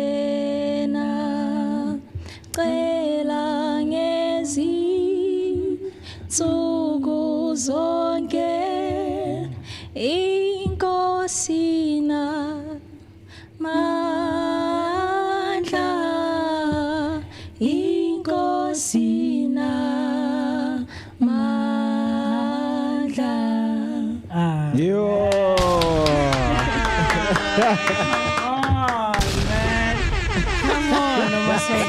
What? Are you kidding me? Ah, man, I could listen the whole day. I could sit there and just listen to you. I love that.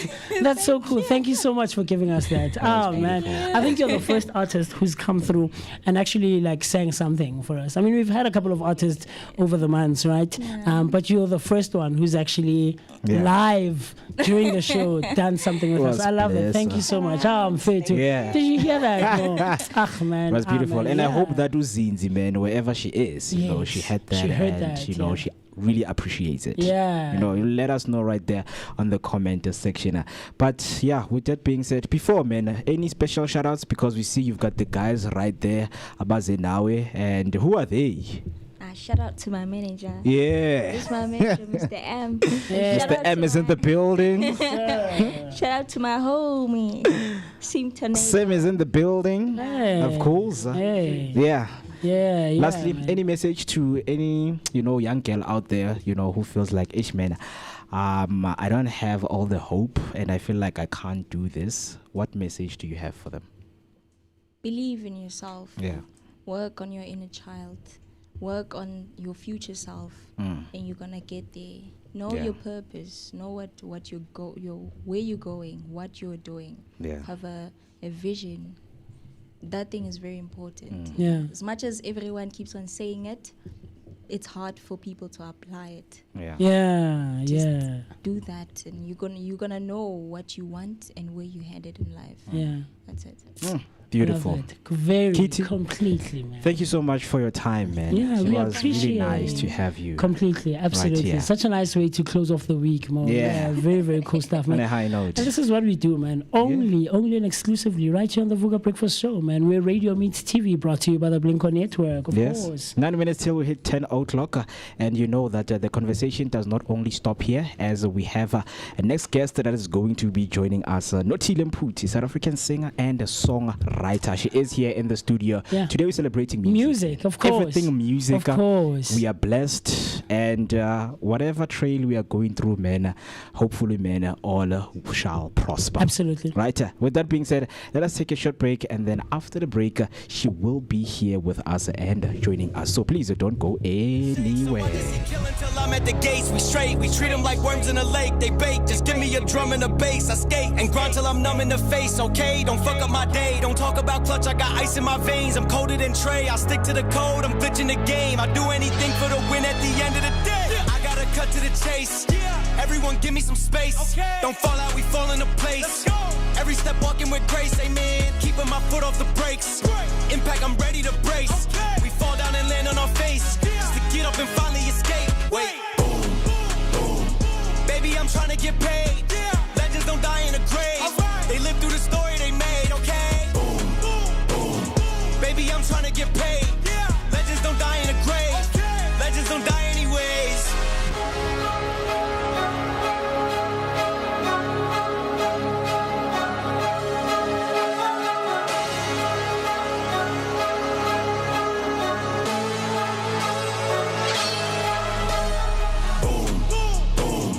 Baby, I'm trying to get paid.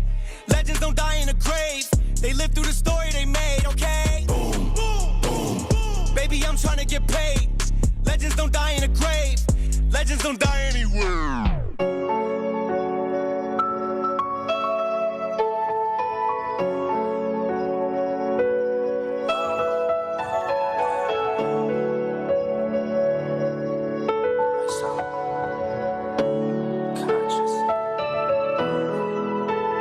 Put you on trial. I was just a young child. Gave you 25 to life, all these years gone by. And you never asked why. All you did was pray to God, all you did was wait your time. Now you about to come home. And I'm about to have a child, it's gonna be worthwhile. It's gonna be worthwhile. Remember nights I cried, now we at the finish line. You was only 21 with a son on the run, no. You was living in the jungle. Got charged for a murder and some weed and a gun, no. You was moving like Rumbo. Did your time like a champ, never rumble. You was on the wrong path, you was young though. You ain't never let it break you, stay humble. We see the light at the end of the tunnel. I see the fire and the pain in my mama's eyes. I was just a little boy, I always wonder why. Cause you couldn't help raise me by her side. I was taught to speak the truth and never tell a lie. But I know you wasn't capable of homicide. You was just a real nigga, always down the ride. I thank God that he gave you a second time. You got caught up in the field, but you still alive. For the fam, yeah, I know you never jeopardized. All the time that you did it only made you wise. Collect call 30 seconds, yeah, I love you. Learned a lot of life lessons from my uncles. This a letter to my pops up top, and it's still fuck cops. I don't eat pork chops, no. ISO, we got the city on lock, it's going down, young jock, yeah. Then they put you on trial. I was just a young child. Gave you 25 to life, all these years gone by. And you never asked why. All you did was pray to God, all you did was wait your time. Now you about to come home, and I'm about to have a child, it's gonna be worthwhile. It's gonna be worthwhile. Remember nights I cried, now we at the finish line. All these trials, tribulation. All these trials, situations. Trials we be facing, times we was waiting. Now we at the finish line.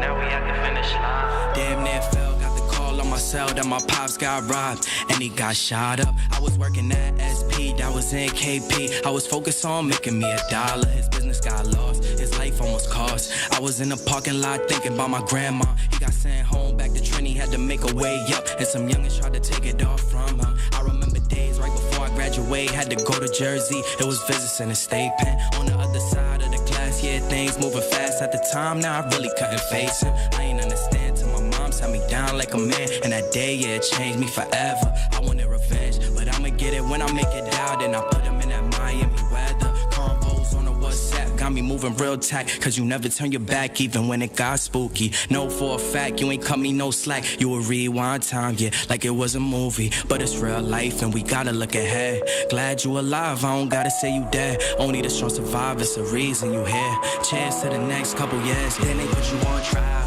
I was just a young child. Gave you 25 to life, all these years gone by. And you never asked why. All you did was pray to God, all you did was wait your time. Now you about to come home, and I'm about to have a child, it's gonna be worthwhile. It's gonna be worthwhile. Remember nights I cried, now we at the finish line.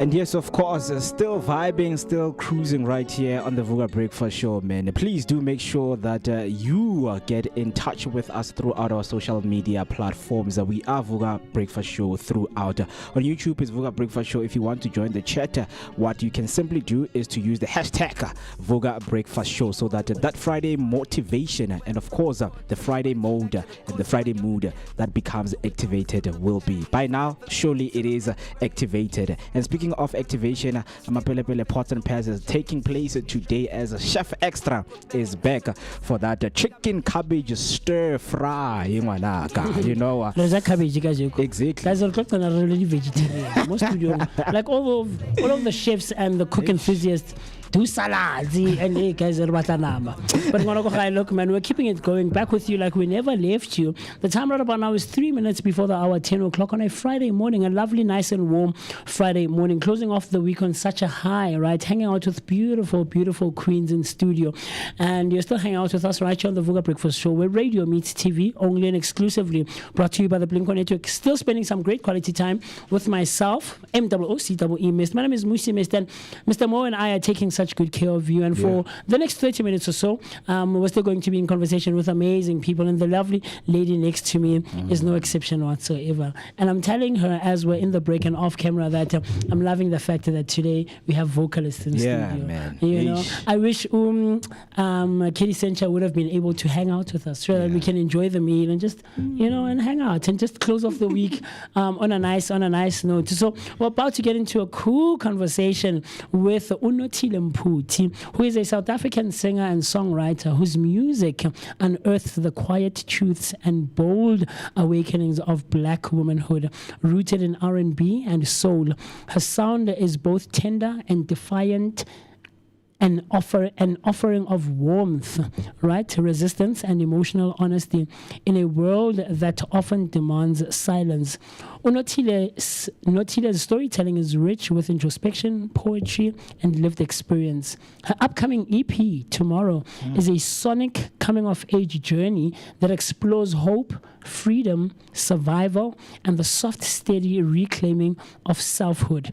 The lead single, Don't Call Me Mama, dropped on the 15th of August, and it is a melodic protest that ways black women are expected to nurture their partners at the expense of their own becoming. Yeah. You can hear.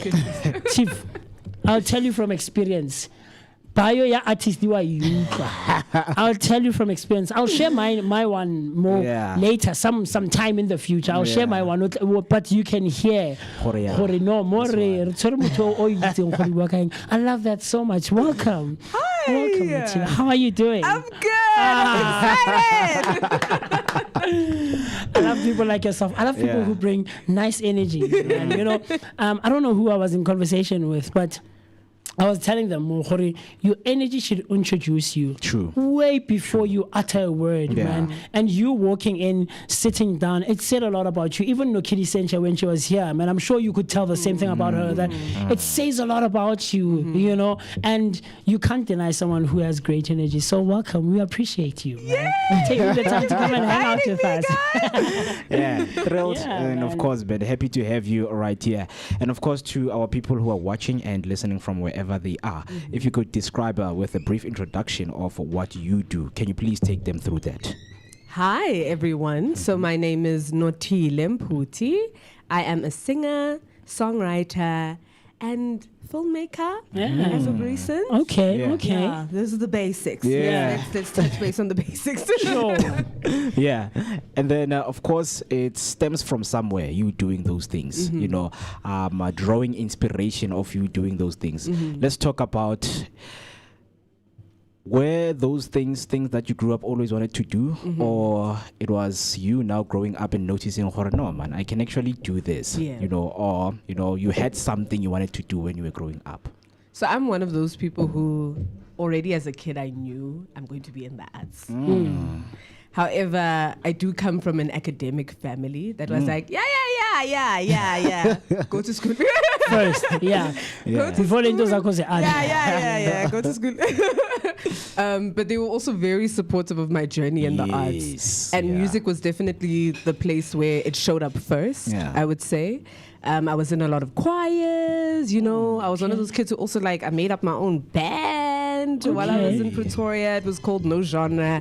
And then film is something that I've explored more recently. I believe that performance and just visual artistry is also a really important element in telling a story, and it's important to invest in your craft in different ways. And so in my investment in my craft, I then found that I want to explore that. I want to explore acting and filmmaking. Very interesting. Very. you know, it's fascinating for me more that she mentions Pretoria. Okay, expose but I'm 25 again. Back in the day, 25. I turned 25 on Saturday. This past Saturday. But I'll tell you, back in the day, I remember when I finished high school. Because Nami, mostly like your story, I also knew from a very young age that the arts was going to be for me. I think late primary, getting into high school, I knew, no guys, arts is what I'm called for, right? And then after completing my high school, Pretoria was the place for me. Really? Yeah. I remember I wanted to do vocal art. At the time I was doing opera music. So I wanted, I saw myself as an operatic at TUT. And like Pretoria was the place for me. I wanted to go. Like I really saw myself being artistic at Pretoria, hanging out more, you know. So I find it very interesting because I think there was a time where Pretoria was the hub for artistry. I think I could be wrong, you know, but I think it was a time where we all wanted to find out something. So, but talk to me. I mean, you say you do R&B, soul, and stuff like that, and you come from a family that's rooted in academia, all right? And you, I'm assuming, the only artist at home. Yeah, kind of. More or less. Yeah. Right? Where does the journey come from? I mean, music, what's the inspiration? A lot of us is Talisonto, you mentioned choirs and stuff like that. Is it a grandmother, a mother? Is it someone you were emulating, watching Usakula? Where does it draw from? So for me, even though, yes, I do come from a very academic family, my family is very creative. So, for example, my mom is a poet. So she exposed me to a lot of different types of art forms. She put me in ballet when I was younger. Oh, wow. My dad just loves music, and him playing R&B in the car, playing Brandy, you know, on long road trips, made me really get interested in that genre specifically. And then I was just like, you know, I'm 5 now, I'm 6, I'm 7, but I can feel this girl's broken heart. Man. And I also want to write music that helps people feel what's going on in their heart. So that's what I would say started the journey. And then thank God that once again, my family members, even though they are very academic, they're really supportive. My one older sister my cousin older sister, she actually writes music with me. Wow. Yeah, so one of the tracks on my upcoming EP, Kuluzobona, she wrote with me. Okay. So it's fun to also see them kind of use my journey to like, you know, test out their Express skills. themselves. Yeah. So R&B and soul. I mean, your dad grew up with R&B, but is that what you feel you were drawn to because of the influence of you that you had growing up? Yeah. I was definitely. I mean, he played a lot. He played Maskande. He played Everything. opera, everything. But I always just found myself saying, "Daddy, please play that other album, that one. No, don't play that one. This one." And it was always the genres that were in the R&B and soul space. And then by the time I got to grade 8, I would say similarly to you. Around that time, I was like, you know what? I'm going to do this. Yeah. I don't know how, I don't know when. But on a full-time basis. Yeah. I love that. I love that, man. So now, have you ever, thought about exploring more other genres in terms of, maybe transitioning to other genres and, of course, trying it out? Have you ever thought of that?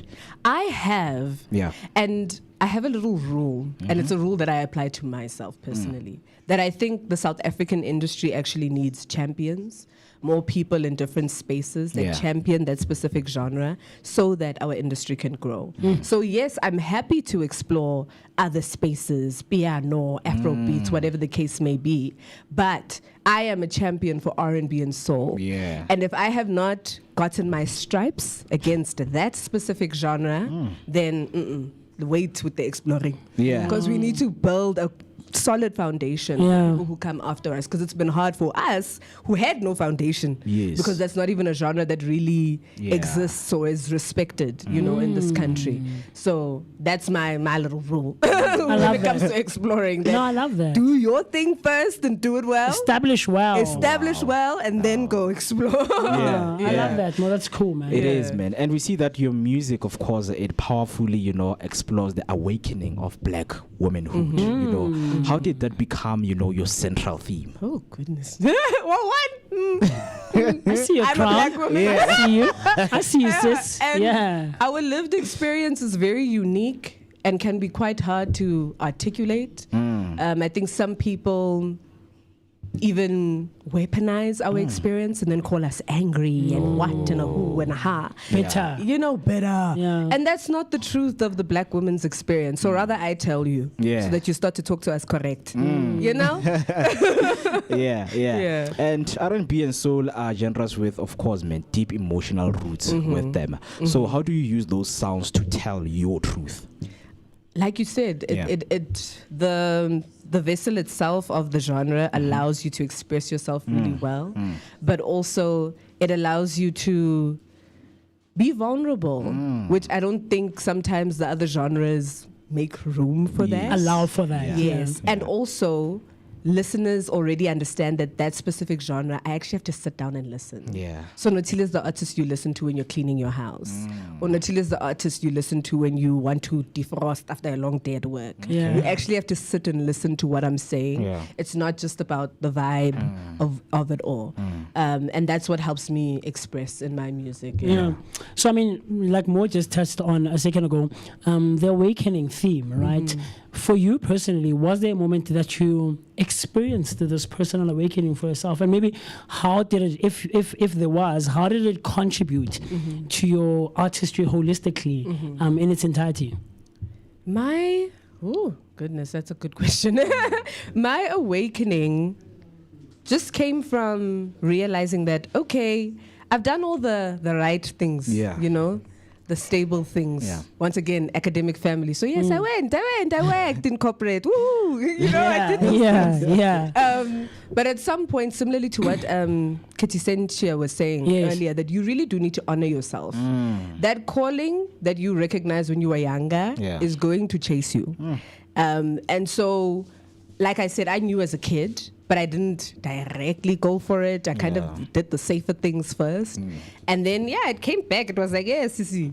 Yeah, like, yeah, Sissy. And that was a part of my awakening that, you know what, let me honor myself, because one day I want to be a mom, I want to be a sister who is able to look at my child or the people around me and say, yeah, go out there and actually do what you love. Do what you love, Yeah. you know, pursue your purpose, Absolutely. pursue your dream. I don't want to be the one sitting there being like, hey, good luck, I don't know how it works. No. Yeah. So that was my awakening, that I really want to confidently say that I tried. Yeah. I really tried. Like I was saying more to Ukiti earlier on, and I'm sure you might have heard that I don't want to be resentful about my craft, right? Saying clearly I'm a 40, 50 something year old guy and I'm resenting the artist. I don't want to go to shows because I'm thinking back to my early days, you know, while I still could pursue it and chase my purpose and my dreams, saying it, I shoulda, coulda, woulda, maybe you know, so now I'm better. I have all this wealth of knowledge, but I don't want to share it with others because I couldn't pursue my own dreams. So I resonate with that so much, man. Yeah. And you mentioned, you know, vulnerability, right? And now, how do you now balance it, you know, with strength in your songwriting? Oh, goodness. Hey, Nina. Yes, good questions. How do I balance vulnerability with strength? So, I'm naturally a very strong person. And I think that it's important to humanize that, right? Because if you don't humanize yourself, then obviously the people around you also won't humanize you. And how you humanize your strength is to be vulnerable. You must also ask for help. You must also cry. You must also be emotional. And so that's how I balance the two. And I have people around me. My support system is like fantastic. I have people around me who call me out when they're like, hey, girl, you're not doing the things now. No, you're not. Why didn't you just ask? Why are you busy suffering there in your corner by yourself? You should have just asked, you know? So that's how I do it. And also I keep myself honest. I think vulnerability is about honesty. I don't try to be a cool kid about a painful story. I just tell the story as it is. And if you get it, you get it. And if you don't, you don't. Yeah. don't get it. Very interesting, man. It is. You know, taking it back just to womanhood and black womanhood specifically, in context of today's music industry, right?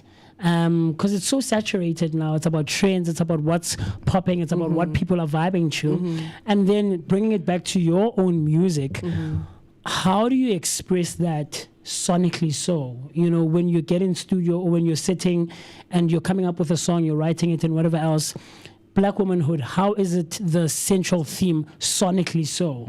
Sonically so, I think black women are bold, as far as I'm concerned. Yeah. All the black women I know are bold. Yeah. They're not scared to tell the truth and to say it as it is. Yes, it is. Yeah. That's what I know about black women. So my music is like that. It's very bold. I'm not scared to say a human truth that is uncomfortable for someone else to explore. Another thing about black women, how I express that in my music is we're colorful. I mean, look at my hair. Yeah. I mean- And then it's gonna change tomorrow because I can. So we're very colorful, and I do my best to express that visually as far as how I put together my visuals, but also musically. I try to play around with like different sounds. Like for example, in Blank Pages, one of the songs on my EP, I try to play around with spoken word poetry as well as singing. Yeah. So I think black women are really good at being colorful. What's the last thing that I would say shows up? We're fun, man. We're funny. Yeah, we're funny. And I make a lot of, I know I've been told I make really weird facial expressions. So even in my music video, like quite a few of They pop up. Yeah, They pop up. Quite a few people tagged me and were like, yo, your facial expressions. Man. So yeah, we're funny. Then that's how it shows up in my music. Yeah, man. Yeah. Yeah, but I think it's also authenticity. Yeah. It's your real self. You're not trying to put on a character or anything. I love that. man. Yeah.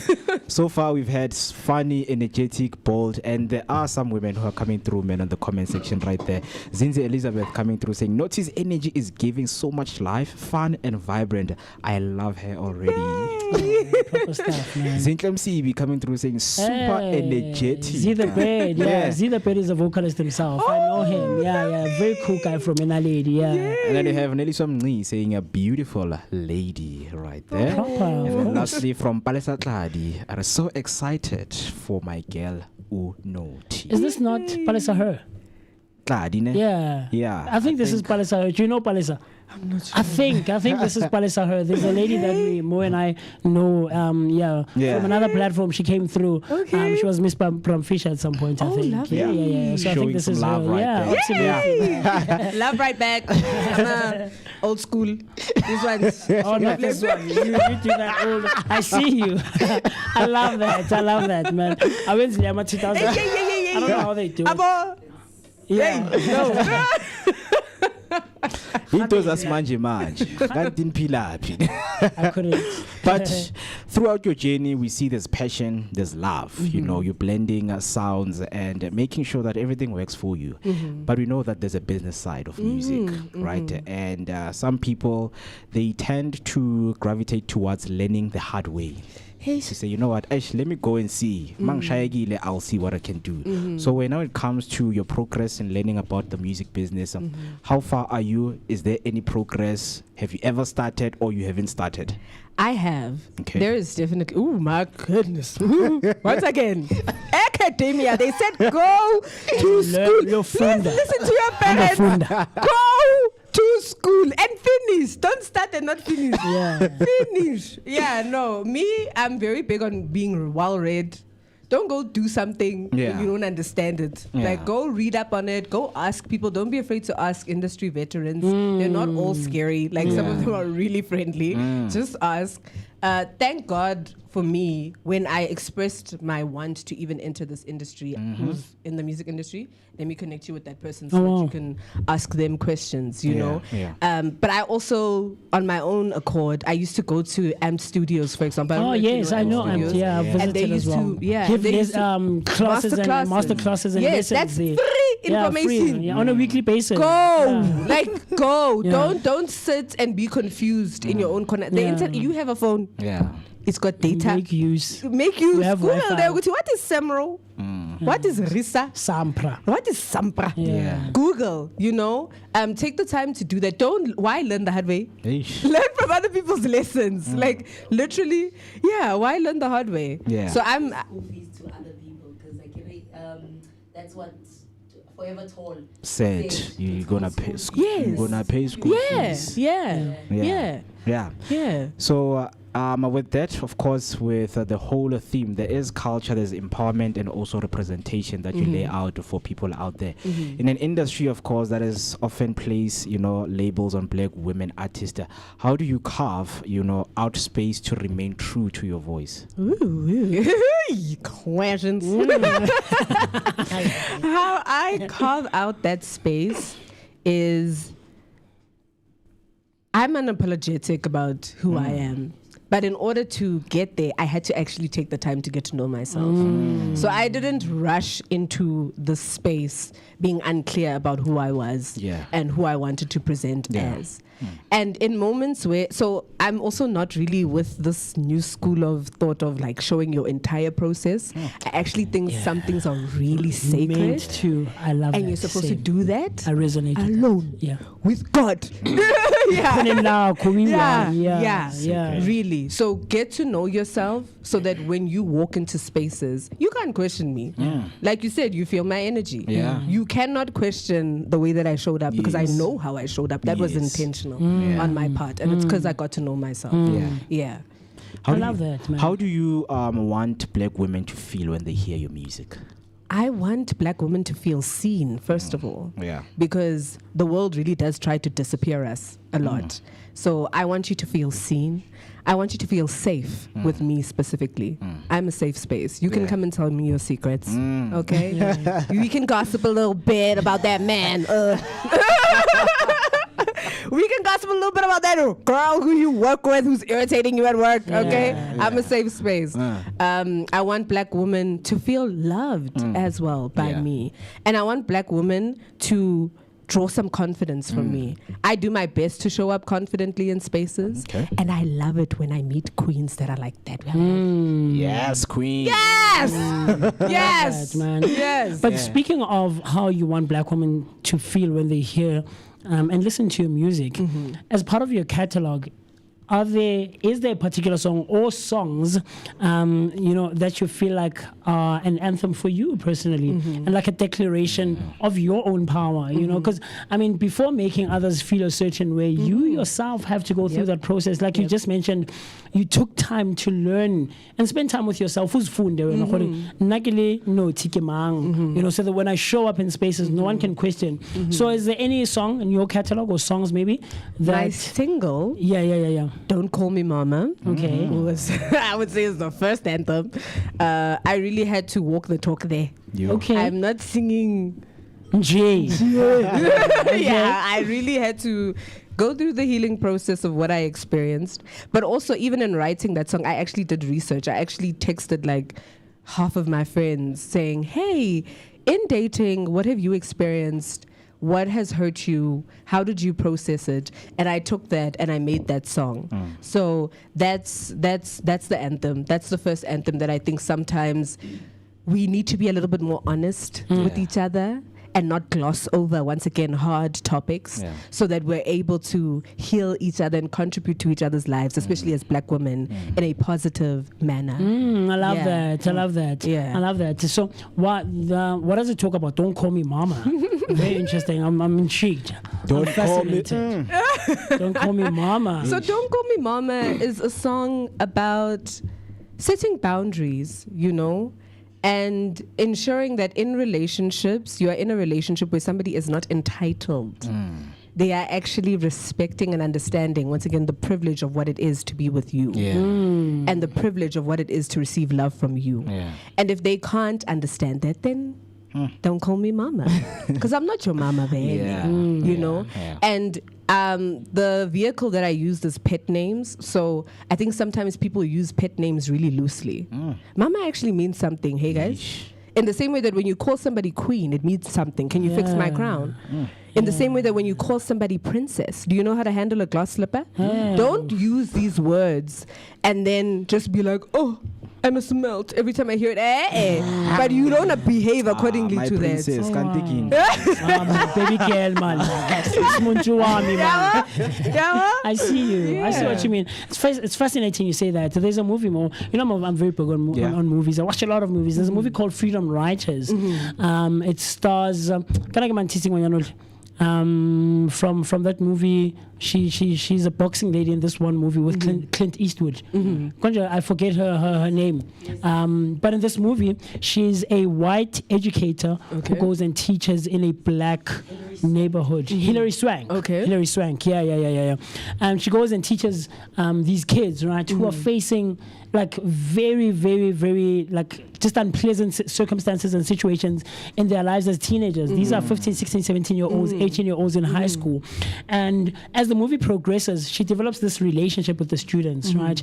And this one guy, this one boy who has been chased away by his own mother because he was part of a gang at a young age. He went to juvenile and stuff like that. As they're going back and forth and arguing with other children in the class. This is black, Hispanic, Asian kids in the classroom, right? He goes, whatever. I didn't tell you, mama, right? And she's like, first of all, let's just wait there. Yeah. I'm no one's mother in this class, right? Yeah. And the kids come back and they say, okay, we hear you. But according to us, the term mama is a sign of respect when we call an old lady or just an elder lady in society. So now she reconciles with herself and realizes that she's gotten to a point where these kids now really respect her. They see her as a mother figure, as someone that they can run to. So I really hear what you're saying, man, that we use these terms very loosely and don't really take cognizance of what they mean. I love that so much. Yeah, that is very powerful, man. And of course, we know that sometimes we draw inspiration from other people. So who are those women, especially black women that you have drawn inspiration from, whether musically or otherwise? My grandma. Okay. Oh, wow. My grandma is like, you strong, beautiful. Yes. My mom, my own mom, all my aunts, like her, my mom's twin, like all the women around me inspire me in so many different ways.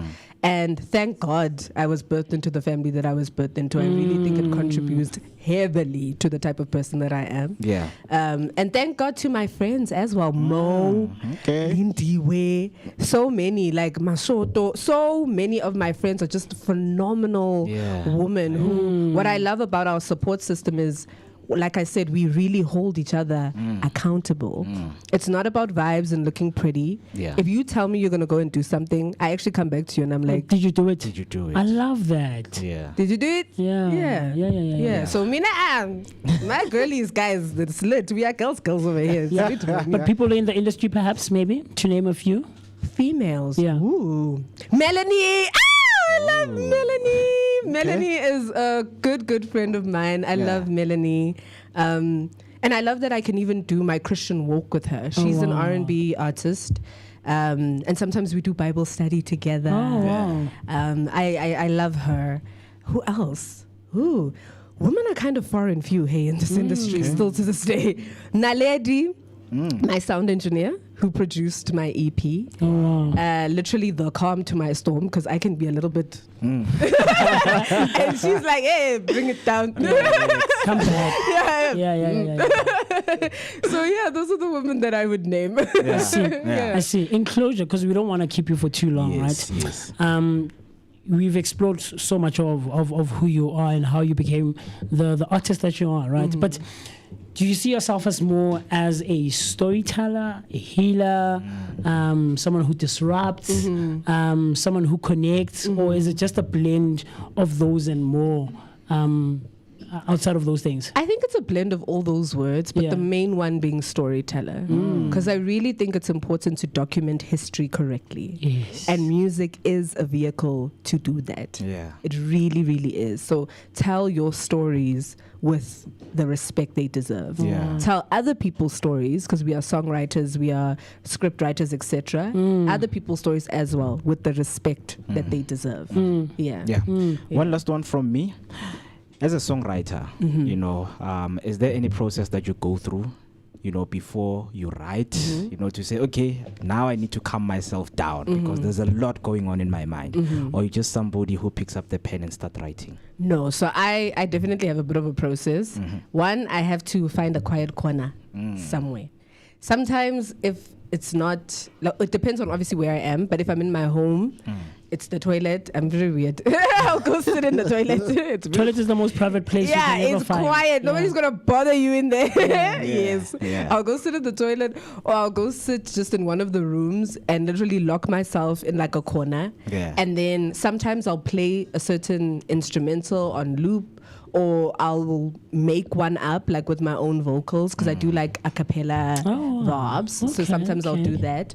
And then I'll literally sit and play that on loop until something actually evokes an emotion or a word out of me, and then I'll start jotting down. That's normally my process. Yeah. And then by the time I'm done, I do believe in reviewing and refining. Absolutely. I do not believe in this thing of you wrote that thing in your own You start corner recording. and then you say, go have it checked, go ask, does that make sense? Yeah, what do you think? What do you think? Yes. So normally my cousin that I mentioned earlier, she's the person I do that with. If not her, my friends, because my friends are now used to, me singing and all of that. So they're also really good reviewers for me. So that's normally my process. I love that. I love that. I love that. Very Wonderful. cool. Very cool. Moving forward, a month, a week, years from now, a couple of months from now, what can we look forward to? What's the next thing for What's cooking? for Notile? What's in the pipeline? Next week Friday is Notile's birthday. I see you, Virgo. And I see you. I mean, I can, I see you, man. I see you. And she's performing at Nikki's Jazz Restaurant. Oh, you're performing at Nikki's. Yes. I love that. Please come, guys. It's one of my. It's on my list of places that I have to headline as well myself. Yeah. So I'll be there next week Friday. After that, you can catch me at 86 Public for Yams on the 28th of September. Okay. I have a short film coming up. It's also titled Tomorrow. Wow. Okay. My music video's on MTV Base and Channel O. Go check it out. Yeah, please. Take man. a picture. Tag me. Please. Absolutely. Yeah. I love that. I look forward to the Nikki's one, man. Yeah. Nikki's always proper stuff. So someone is interested, is intrigued, is loving your energy, wants to get a hold of you, wants to work, wants to be a friend for whatever purpose, but just wants to reach out. Where do we do that? Social media, phone numbers, WhatsApp, emails, all of those kinds of things. Social media, you can find me at Notile Mputi. Everywhere. Very simple. My government. You can find me there. Bookings, you can email me notilemputi@gmail.com. Okay. Otherwise, see me in person. Approach me. Say hi. I'm not scary. You see me. Come say hi. There's this thing that Virgos are sometimes unapproachable. Yes. I don't know why. I think it's our faces sometimes. When we're deep in thought, we make really blank. Someone who's noticed it, and it's hard for someone to come. TC has noticed that about me. Like, I'm sorry, guys. Sometimes I do. Like my thoughts escape. Yes. And they come off. I don't say it. Yes. But I'll show it on my face, and it's something I don't really like about myself. Because now, you've seen, so I don't like that about myself. But so Notile is saying, guys, don't be scared to approach her. Even if you think, come say hi. Come say hi. Yeah. But before we let you go, do you mind blessing us with something, man? Sure. It doesn't have to be your song. Anything. I mean, Kitty sang. She sang Yeah. And she sang so beautifully. Amen. I also want to sing a gospel song. Okay. She put me in a mood. Okay. Let's see. Let's see. Which one do you want to do? Let's keep it maybe simple, very simple, something well known. I hope you know it. I hope so. I'll try and harmonize. I'm not so good, but I'll try. Oh, goodness. You are Alpha and Omega. We worship you, my Lord. You are worthy to be praised. You are Alpha and Omega. We worship you, my Lord. You are worthy to be praised. We give you all.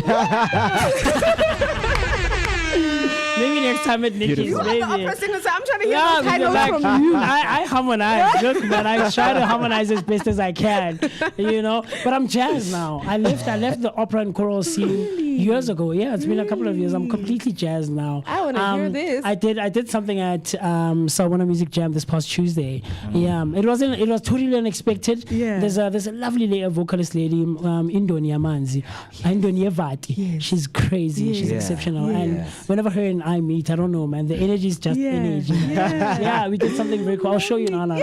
So we try. Yeah. Quick fire questions before we let you go. Yes. First one, what's a song that changed your life? A song that changed my life. Woo. I'm one of those people where every year there's a new one. Okay. So this year, a song that changed my life is, or an artist rather. I love Cleo Soul. Oh wow. I love Cleo Soul. Okay. I love her. That girl puts me in my moods. Okay. Yeah. And I wanna sit. Yes. Yeah. Yes. And I wanna sit in my own house. Okay. And just vibe. Yeah. So Cleo Soul, Go Baby. I love that song. Yeah. Second one, if your music were a color, what would it be and why? Pink. Okay. Pink. Are you like a bright? Yeah. Okay. I see feel you. like pink is such a warm, inviting color. I don't think you can read pink as a scary color or anything like that. It's also very feminine. Yes. So I'm definitely a girly girl. Okay. Yeah. So pink. I would say. Pink. I mean, I see the Orange, nails. I see the maybe nails. Orange. I saw Yeah. nails. And then lastly, what's one message you'd give to a young black girls listening to you right now? To you, I would say get to know yourself. Please. Please. Get to know yourself and don't rush that process. Yeah. It can take 5 years, it can take 10 years, it can take 20. Yeah. It's your time. Get to know yourself. I love that. Get to know yourself. Yeah. I love that. Know thyself. Fellow Virgo in the house. I love that. With that being said, Notile, thank you so much for your time. Thank you. It was nice and epic to be with you. And of course, man, the conversation. Yeah, Went a very very well. cool one. A very Went very cool well. one, man. A very cool one. Looking forward to Nikki's. I'm really crossing my fingers that I'll be able to. You will be in Jesus' name. Amen. Declare it. You put it in stone. Yes. Man. Yeah. No, we appreciate you. And we look forward to other projects. And please keep in touch, man. Yes. Don't hesitate to reach out to tell us, guys, look, this is what I'm doing. I mean, the short film as well. I look forward to that. It sounds like it's going to be a proper one, Yes. man. Yeah. So, thank you. Thank you for taking the time to come and hang out with us, man. Yes, sir. Yeah, and with that being said, as much as Notile is busy with her project, someone is busy in the kitchen there with a project that we would like you to see right there at home. So please don't switch off that dial, don't go anywhere, because Chef Extra is preparing a chicken cabbage stir fry. Right? Want to learn how to do it? It's right here. Please don't go anywhere. Don't change the dial, of course.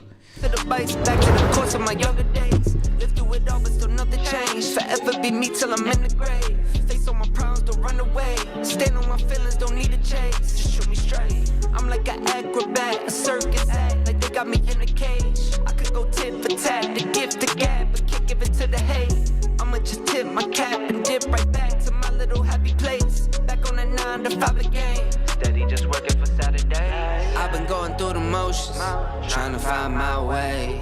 Never notice if you notice, so I smile and wave. All dry, stay focused, setting my little pace. And now all I have to say, I was a boy with a plan, that turned me into a man. And man, I keep winning and winning again. Whoops, I did it again. On business is right where I stand. Never been slipping on sand. And man, I keep winning and winning again. Whoops, I did it again. I was a boy with a plan, that turned me into a man. And man, I keep winning and winning again. Oops, I did it again. On business is right where I stand. Never been slipping on sand. And man, I keep winning and winning again. Oops, I did it again.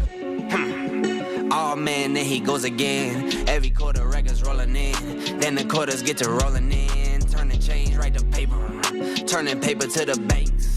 I can't lie, so I can save it. So I slip some in the safe, throw the key away. Mama been worried, but she knows where I've been. I've been grinding down dirty, stay awake till I can. Swear I'm tired, been hurting, but I stick to the plan. All my life, I ain't worried, leave the earth where I stand. trying to find my way. Never notice if you notice, so I smile and wave. All dry, stay focused, setting my little pace. And now all I have to say, I was the boy with the plan, that turned me into a man. And man, I keep winning and winning again. Whoops, I did it again. On business is right where I stand. Never been slipping on sand. And man, I keep winning and winning again. Whoops, I did it again. I was the boy with the plan, that turned me into a man. And man, I keep winning and winning again. Whoops, I did it again. On business is right where I stand. Never been slipping on sand. And man, I keep winning and winning again. Whoops, I did it again.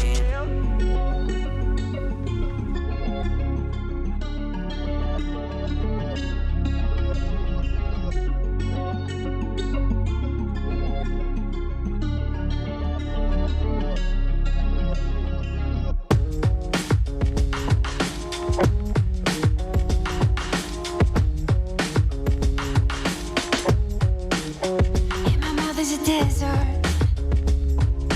running dry on the tip of my tongue.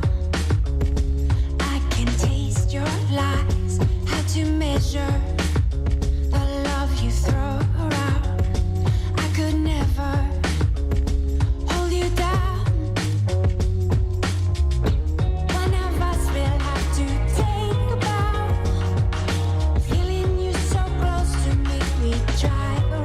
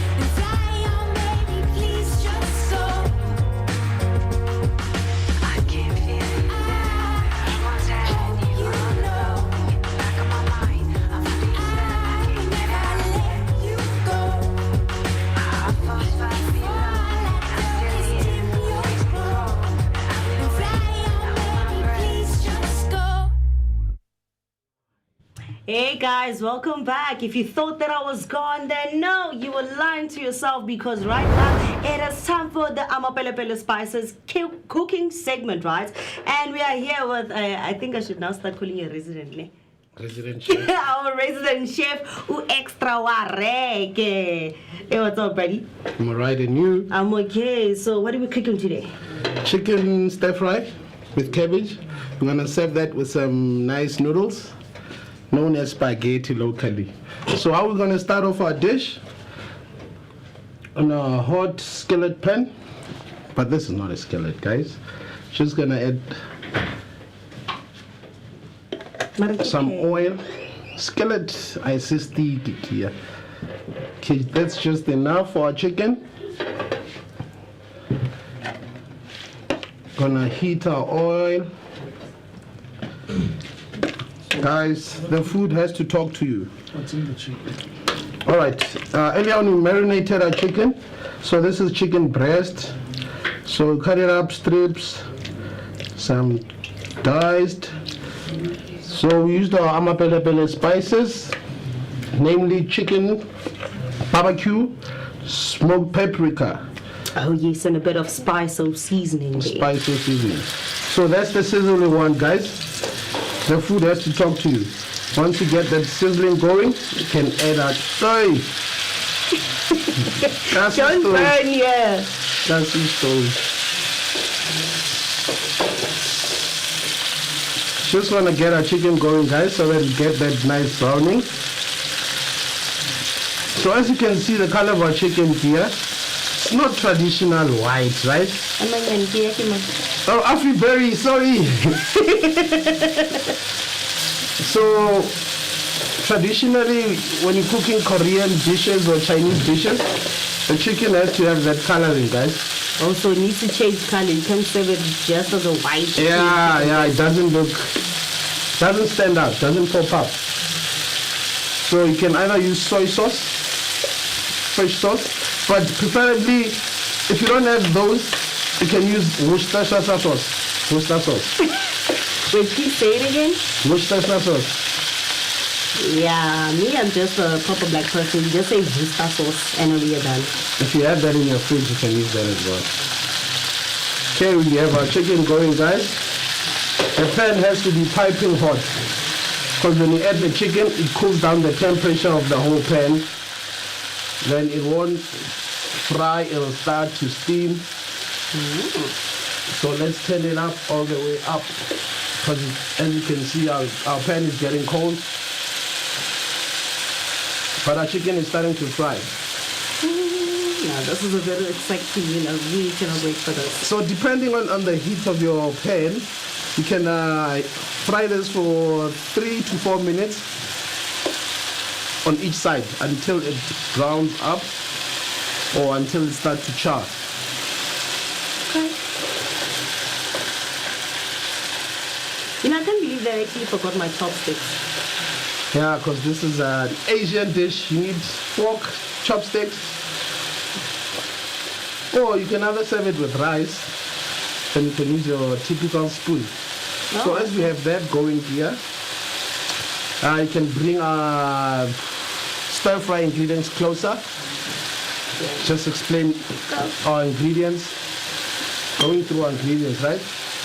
Okay, you can come this side and just turn some of the ones that are starting to brown up, right? So, this is our green peas, frozen, guys, they're not fresh. So this is our carrot. I used 1 carrot. I used a peeler, you can just peel it out so that we have that crunchy texture. So this is the start of our dish, cabbage. So how we chopped it up, guys, we need uneven chunks. As you can see, you got big chunks. You also have strips so that your stir fry pops up, looks nice, right? So with our other fresh ingredients, got our red bell pepper, got our sliced onions. Then this is it. Yeah, it looks like sugar. It is sugar. Just to sweeten up the cabbage. So here we've got our ginger, which we're gonna add now to infuse into our chicken, right? So as we're adding the ginger, what's gonna happen is the ginger is gonna infuse with the oil. So our chicken is gonna have that ginger forward taste. So we're gonna reserve our garlic for later. So this is our chicken cube. We're gonna use the stock. So on our spicing, We're going to be using a variety of spices here. So this is turmeric.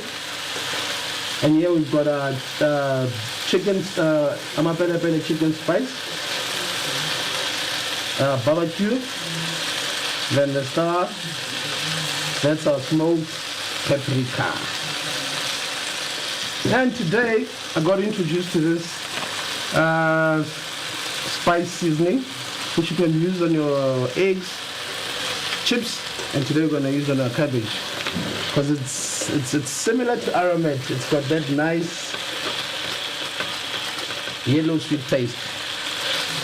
Can I call it that? Can you taste yellow? Can I call it that yellow taste?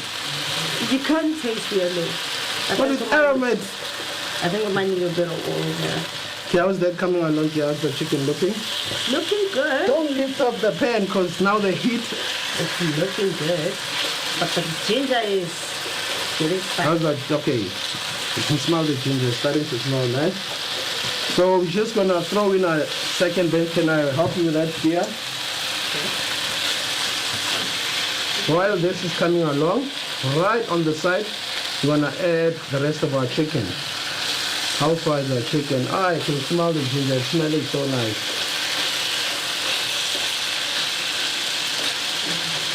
Alright, guys, as you can see, our chicken is starting to brown up. Let's incorporate some more of that Worcestershire sauce. Just to give it a bit of more color, right? You don't want chicken that looks like cabbage, do you now?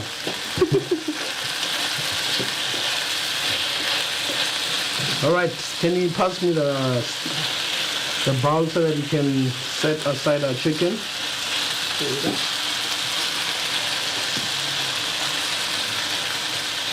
I have a feeling this chicken is ampor. You don't have to cook it all the way through, guys. So basically medium. Yeah. Something in medium rare. Not fully cooked. That's the consistency we're looking for. Ampor, almost there. So we're gonna throw it in a separate container because we're gonna incorporate the chicken later. The chicken being the core star of the dish, right? Because the star today is our cabbage. And have a bit of oil. Because when you're cooking at high heat, guys, you always have to pop your oil. So Kia, tell me. Oh, everybody.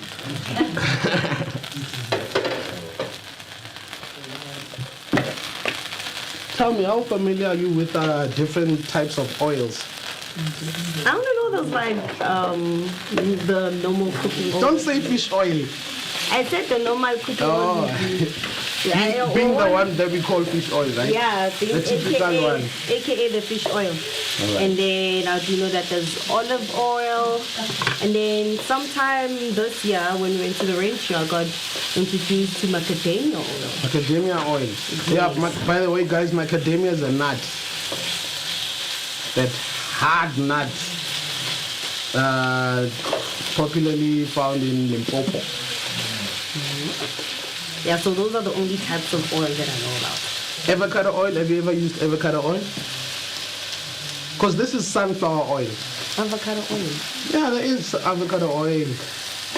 No. I think there's oil for almost every, I don't know if there's fruit oils. Vegetable oils, yeah. Imagine cooking with strawberries. No, man. Strawberry oil.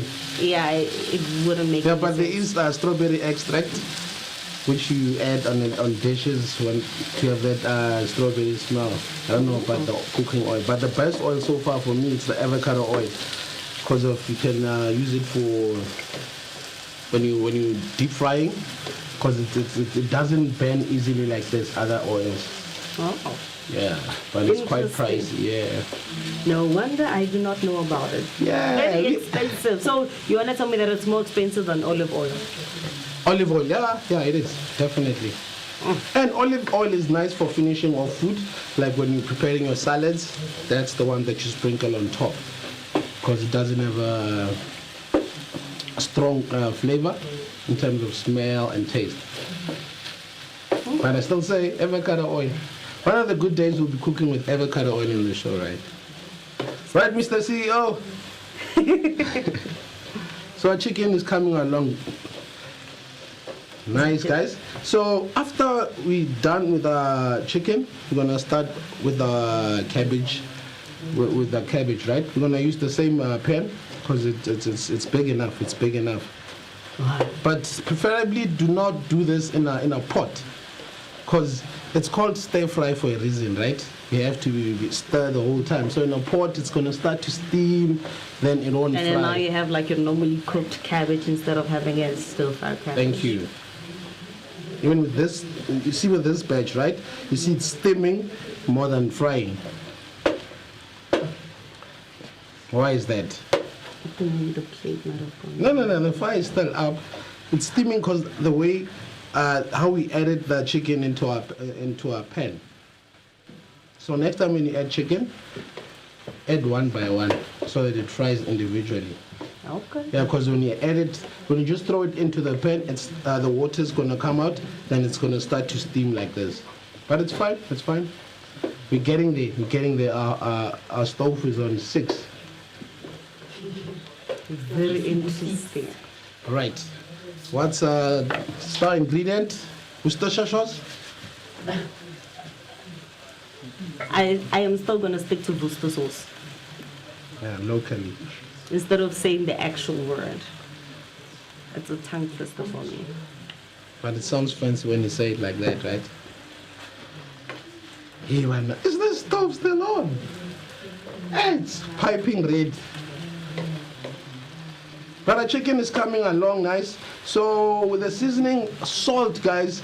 Every time when you marinate your meat, you have to salt it so that salt absorbs the moist out of the meat, right? So make sure you salt it or marinate it with salt. I just always thought we ate salt just for flavor.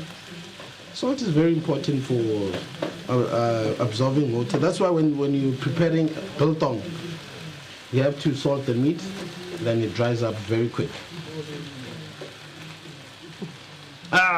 Okay.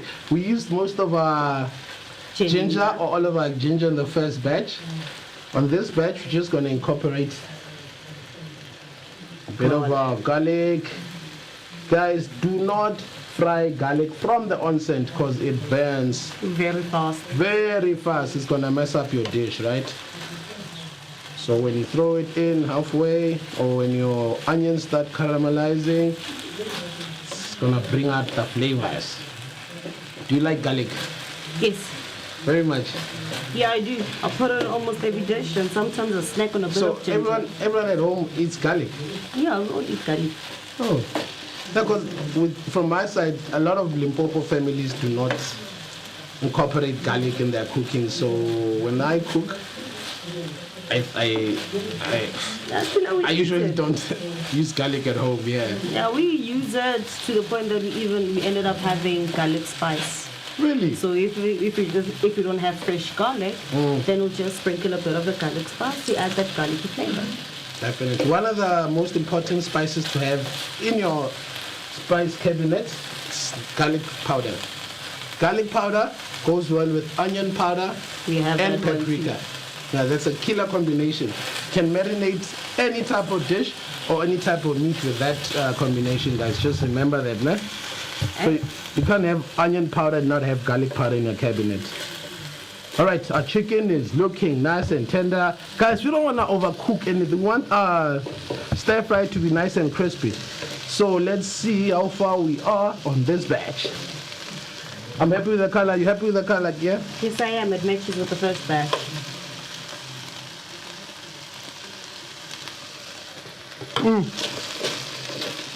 I think I like the garlic batch better. Okay, let's throw that into our container. The aromas are kicking in. I'm a pele doing the things now, ne? So we're setting it to the side so it can cool off for a little bit. All right, in the same same pan, sorry. But you know what? I think we'll just have to take out some of the flavors because it's gonna be sticky. Let me just rinse this out.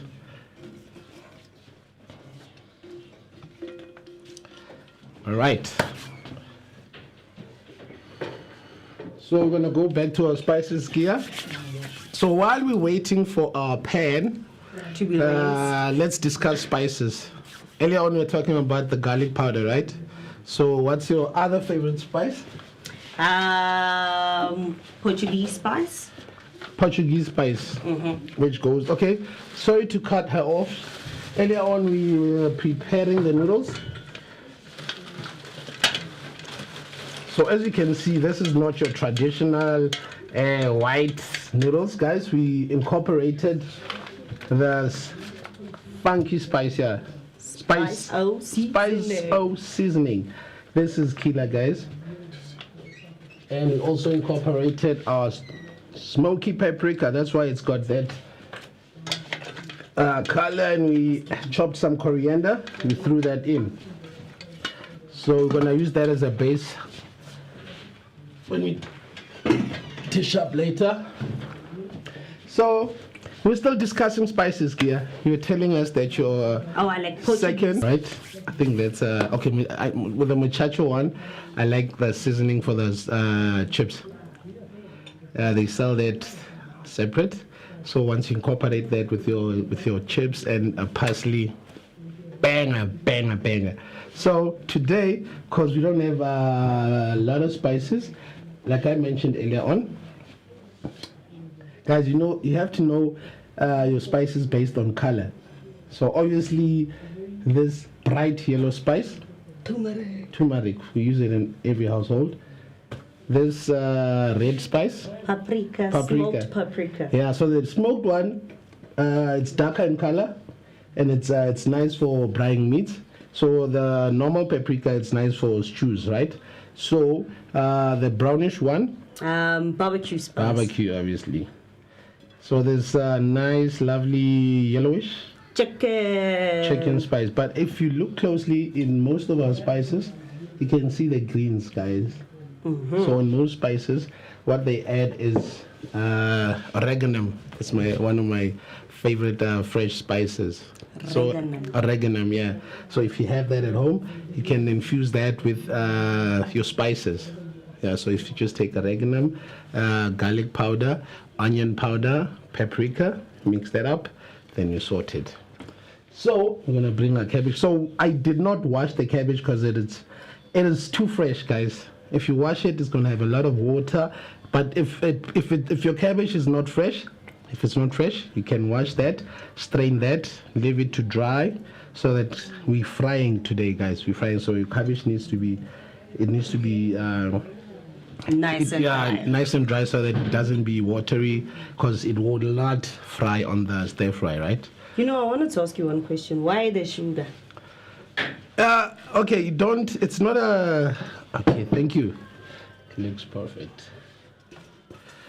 All right, with the sugar, the cabbage, right?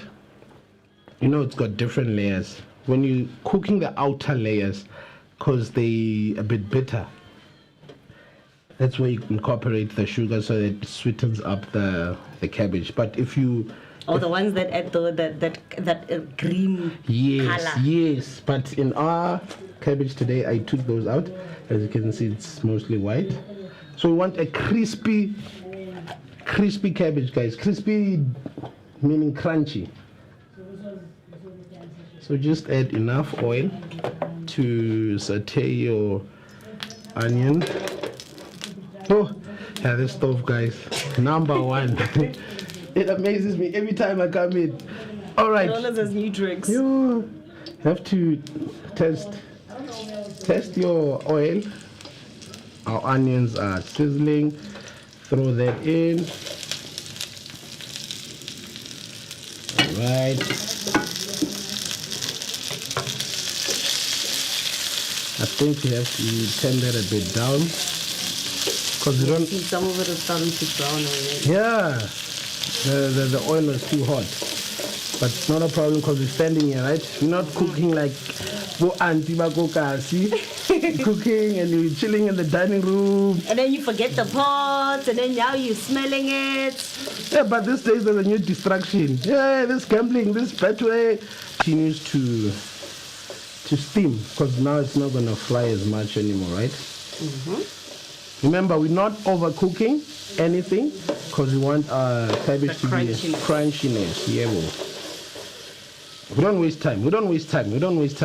So what's our next ingredient? But I feel like the star is my nicely peeled carrots there. All right. Let's turn it up because now we're gonna add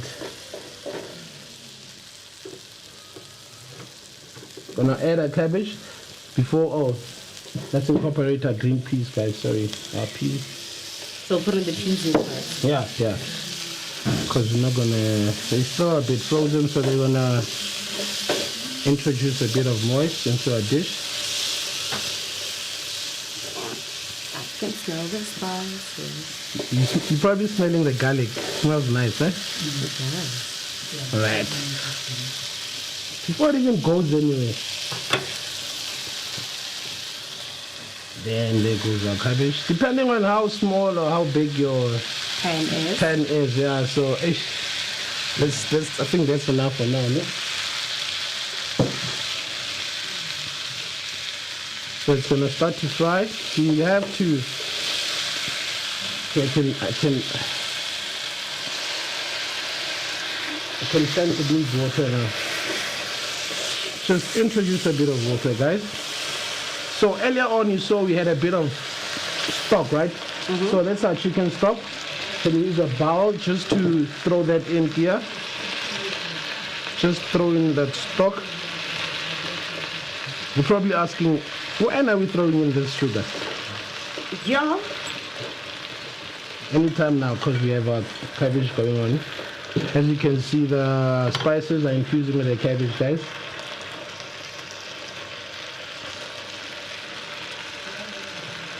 Go ahead, say it. Too much cabbage extra. I feel like it's not enough. Just sprinkle some of the sugar, guys. Not too much, right? Just enough. You can never go wrong with a sweet dish. All right. Then there goes our carrots. Remember the name of the dish is called? Cabbage chicken stir fry. Stir fry. What's our key word there? Stir fry. Stir. So you have to stir the whole time. All right, just let it cook a bit then stir it, so that none of the ingredients get a chance to burn. So in our bowl we got our stock. Can you introduce water into our stock here? Tell me when it's enough. Flood the stock, please. Yeah. Oh. Do I stir? Yes, please. It has to melt so that we pour as you go. Pour as you go.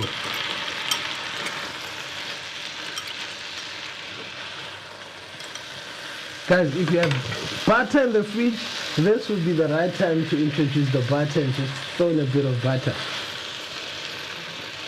But if you don't have butter, it's fine because there's still that oil that you're using to fry earlier on. All right, our cabbage is coming along nice. We're not going to introduce the chicken anytime soon. Just going to allow that to cook it down a bit. So remember here, Afri Berry. Afri.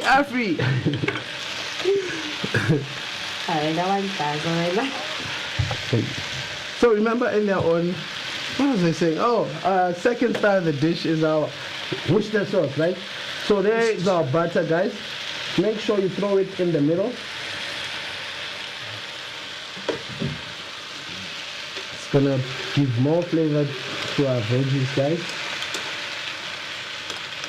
And when you're chopping your cabbage, do not chop the stems, guys, because they're not gonna be cooked.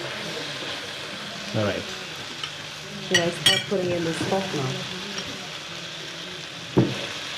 Eh? You need the stock. The stock. No, we're gonna incorporate that as we go, ne? So to brown our cabbage, so it looks Chinese, because you have to throw your Worcester sauce as you go. How do you say it? Worcestershire. What? Worcester sauce. Is that the whole word? Is that the word? Yes. Okay. Thought you taking shortcuts. It sounded like you. Worcestershire. Like who? Worcestershire. Like my. Yeah, I said Worcester sauce. So you see how you chop your cabbage. How you chop your cabbage, your veggies matters when it comes to the presentation, because now it makes sense. It looks like you can see what you're eating, right? You can still see the carrot, you can still see the peppers. Wow, this is a lot of cabbage. This is a lot of cabbage right there. Anyway, we brought a very big cabbage. Can we use the lid just to steam it? So what you can do is you can cover it so that the steam starts to cook the cabbage a bit faster, right? Because you don't want to oversteam the cabbage, because once you overcook the cabbage or once you oversteam it, then it's not going to be crunchy anymore, right? We're chasing that crunchiness. Remember, So the guys. emphasis on making a stir-fried chicken cabbage is that the cabbage must be crunchy. Not really, depending on how you like it. Some people, they like their cabbage. That's why some people chop it, I'm not going to say the name of that church style. Very thin, very, very thin. You know that style, right? No comments. So the thinner it is, obviously it's gonna cook fast, but it's not gonna have this kind of consistency whereby it still has body, you know.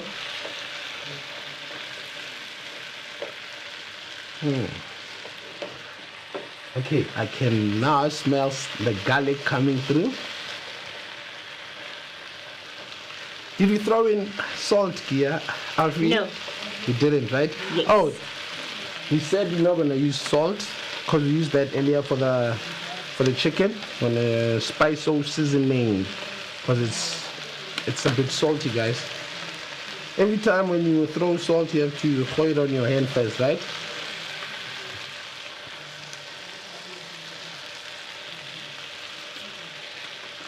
I'm playing.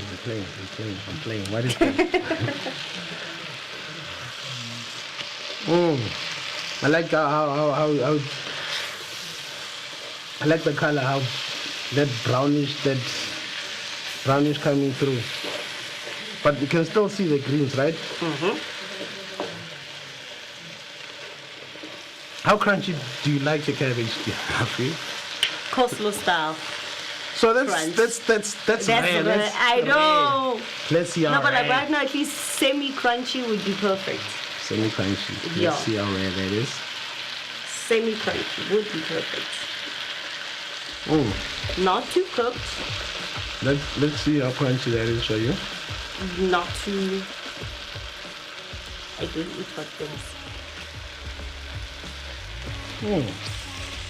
Okay, our chicken stock, guys, remember, we don't use normal water, because if you incorporate normal water, it's gonna water down the flavors, right? Remember, we are frying, guys, we are frying, so you don't pour water, you don't add water like you're cooking, right? How's that looking for you? Just the right crunch. Just the right crunch, because I think the crunchiness is gonna go well with the noodles, because the noodles are nice and tender. If we're having it with rice, if you wanted to have that heavy feel, you can overcook it a bit so that it goes nice with your rice. But if you're having nice soft noodles, it has to have that crunchiness from the carrots and obviously the bell peppers as well. So as our crunchiness is coming along, now we add the chicken. yeah, we can reintroduce the chicken. But I have a feeling this is going to give us a bit of problem. What? Because of the size of our pot. So does that mean you have to add? Let's just cover that up for last second. All right, so we're gonna prepare our plating. Can you take that away, please? Guys, the plating is very important. So I think if we use wider bowls, it will make more sense.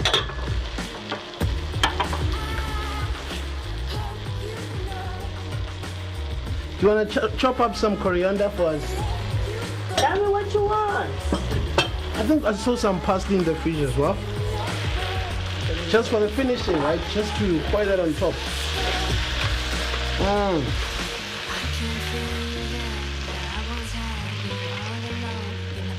So now guys, when you're throwing in anything that's hot, you have to throw it away from you, right? So that it doesn't come back. Even when you deep fry it, when you throw in that meat, it has to go away from you. How are you liking the ratio between the cabbage and the chicken? Is it a nice balance, or should I add more chicken? Well, it feels like a nice balance, because otherwise the chicken might just overpower the whole. Yeah, it's gonna overpower the whole dish, right? Yeah, that's what I was thinking. So that's like enough chicken. No more adding chicken. No more chicken.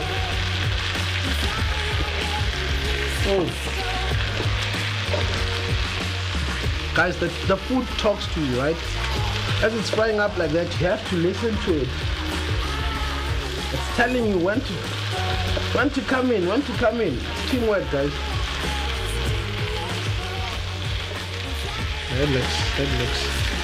That looks powerful. That looks nice. I'm liking the colors. But remember to keep your... If you look into a pan, the color of the chicken is not similar to the cabbage, right? Remember our cabbage was white earlier on. So was the chicken. So the chicken has to have a darker color. Then to start the dish, Worcester sauce, right? Because some people tend not to color the chicken and it doesn't look too nice. Do not over chop. You have to see what the garnishing is, right? What is that? Is that parsley? It's parsley and coriander. Really? Chopping is very important here. I was telling you that earlier on, right? So you can't chop parsley same way as chopping dill or same way as chop, because they all don't have the same texture, right? So the whole purpose of garnishing a dish, it's for that color to pop out. So if you chopping, how do you say this? Bigger, because the parsley, the coriander looks bigger than the parsley, right? Yeah. You don't have to over chop the coriander. It has to stand out. All right, I think we are 2 minutes away. Because you can do this in under 15 minutes if you're not doing a lot. Because depending on how much you're doing, obviously that's going to delay you. Guys, you must taste as you go, right? Set that aside. The importance of tasting. Yeah, because if you don't taste, you're just gonna... This is not MasterChef, guys.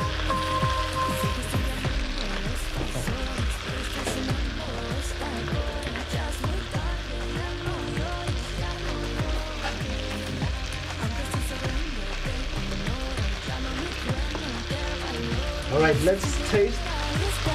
We're tasting for seasoning. We're tasting to feel the texture, the crunchiness.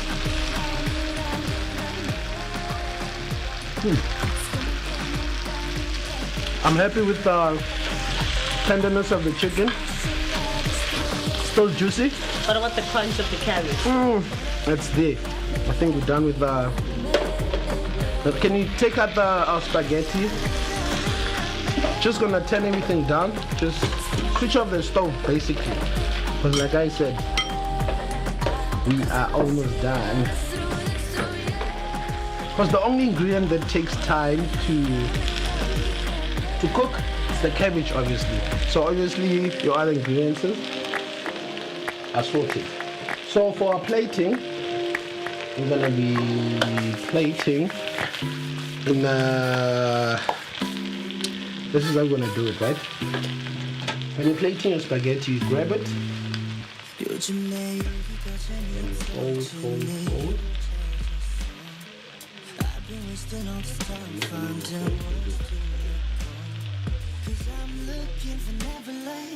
So this is just the base, guys.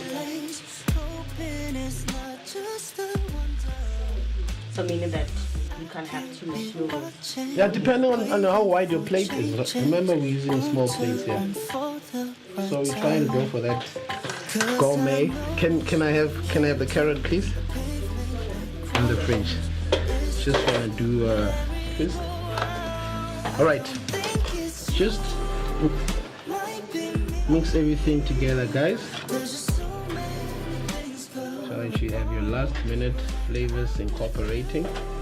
Because remember, we cooked the chicken earlier on, just incorporating it so it starts all the flavors. Guys, you don't want to over dish, right? Just throw it more on the side.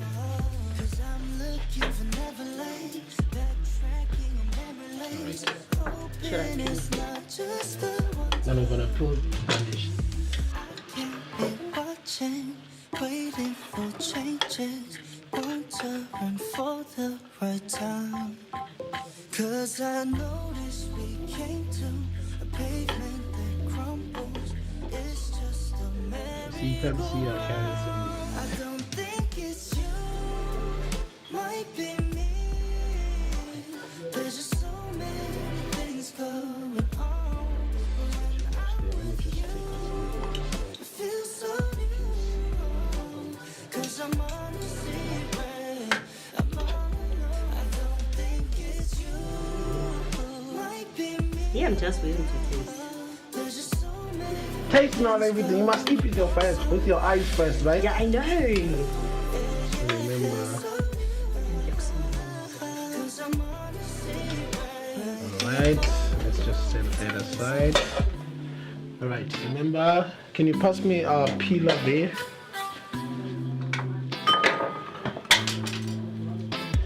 So nothing fancy, just to garnish our plate. Alright, just gonna teach you a little trick. Take your peeler, just peel the carrots like that. So the flatter it gets, the thicker your slices become, right? So when you go on the edge with the small slices. So in garnishing, basically the thin slices are better. Yeah, boy. So you're just gonna roll it up so that when you throw it in your dish, then it becomes pops up. Can you roll one up, please?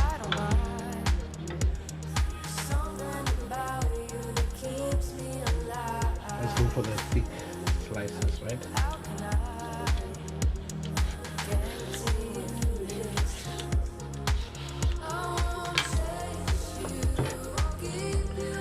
That's a mini me. I tried. I'm learning on the go, chef.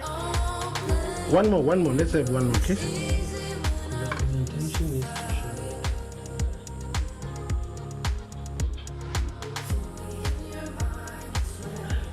Okay, I think you're gonna. Are you happy with that flower? Why are you calling them flowers? Extra, I'm trying. Okay, we're gonna introduce our greens. Do you wanna throw in a last one there?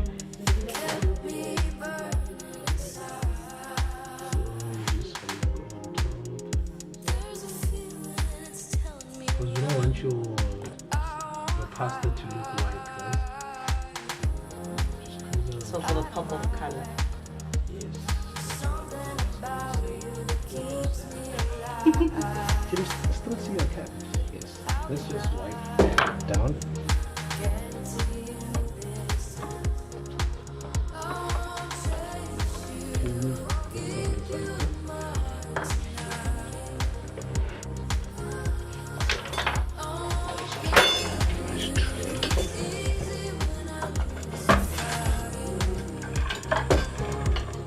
just wipe on the sides. Presentation is everything.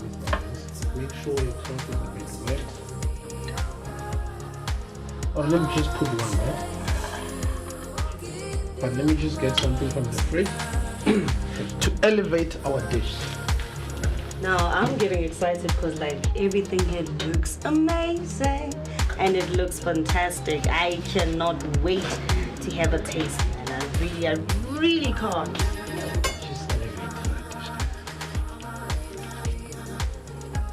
So now we're putting in the culinary works.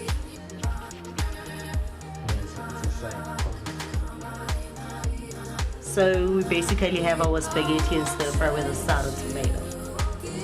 Just like how my little brother would like it. He's a huge fan of tomatoes. Yeah, just to have a green on the side. So there you go, guys.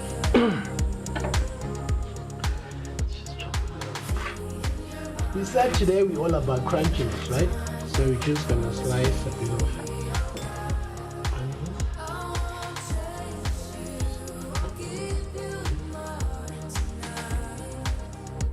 Adding that fullness. yes.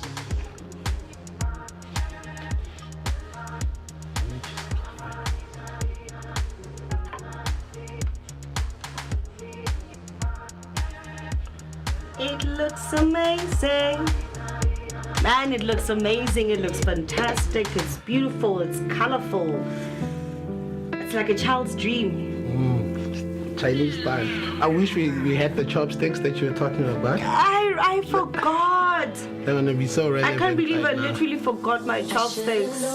And I remember when I was like, oh man, I forgot to pack my chopsticks. So next time, Next time chopsticks we'll up. definitely have the chopsticks, man. But right now it's like the moment of truth, which is basically what? The taste. So we can use the plate. Let me just go get myself a fork. Now we're going in for the taste. So let's start off with the chicken bites. You done praying? I figured out this thing on my arm. Let me go in. Start with The chicken is very nice and juicy.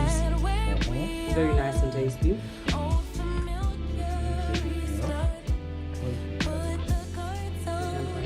Alright, this is a big bite, guys. You can see the coloring. Let's go for it.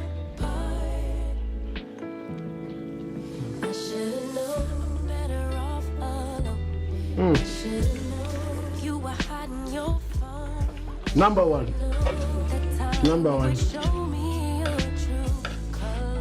Cabbage, let's reintroduce some of this cabbage. Guys, this is very amazing. This is fantastic. This is definitely a meal that you definitely love by yourself. If you love cabbage and you also love spaghetti, then why not? Give it a try, man. Cabbage, chicken, stir fry, yazin, like yonke mnandi la. So don't forget that you can also purchase your amazing spices on the Amapelepele Spices website, which is www.amapelepele.co.za. And don't forget to also enter the Flavor Friday competition. Who knows? Maybe next week, Wednesday, you'll be the one who'll be getting that amazing Amapelepele Spices hamper, man. You know what? Me, I am going because this is enough. Now, this is very enough. And do not forget that we deliver for free. Amapelepele Spices deliver your spices at your door free of charge. So that's one more reason to go and order the spices, hey? Oh, sorry, by the way, don't forget that it's only in GP. So if you're in Johannesburg, you can definitely order the spices on the website. Free delivery, you're gonna enjoy. So please, man, go ahead and order the spices. And don't also forget to enter the competition, man. So let me just take in one more time here, because this is just way too nice, man.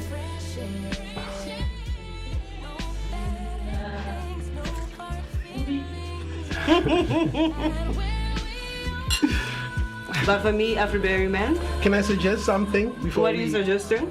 Finish everything off? You cannot have pasta or macaroni without ketchup or a sauce. So can I? As long as it's not mustard. Alright, we've got a variety of sauces from the Amapelepele brand. I feel like the one we can go for this kind of meal There's our stuff. The pregnant. What do you think? Oh, you like your dishes spicy, Kia? Afri? Yes, I like them spicy. I love meat chili. I don't like it. I love it. It elevates the dish. So just gonna The chisa peri peri. The peri.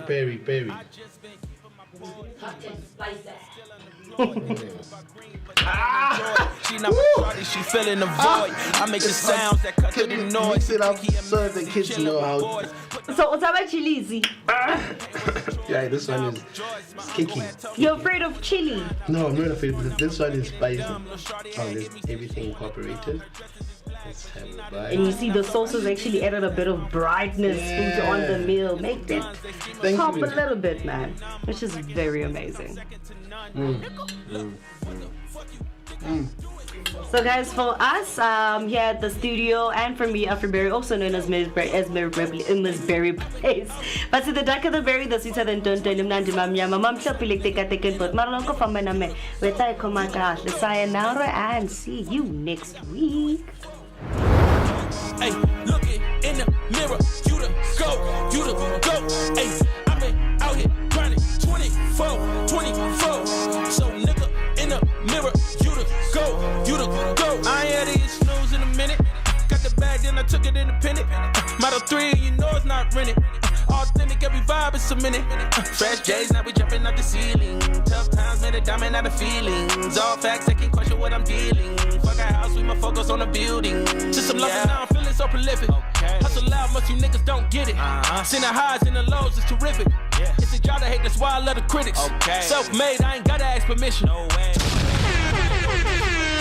when the money talk when I listen, I put the city on my back and niggas dissing, look, what the fuck you think I do it for, hey, looking in the mirror, you the go, hey, I've been out here grinding 24,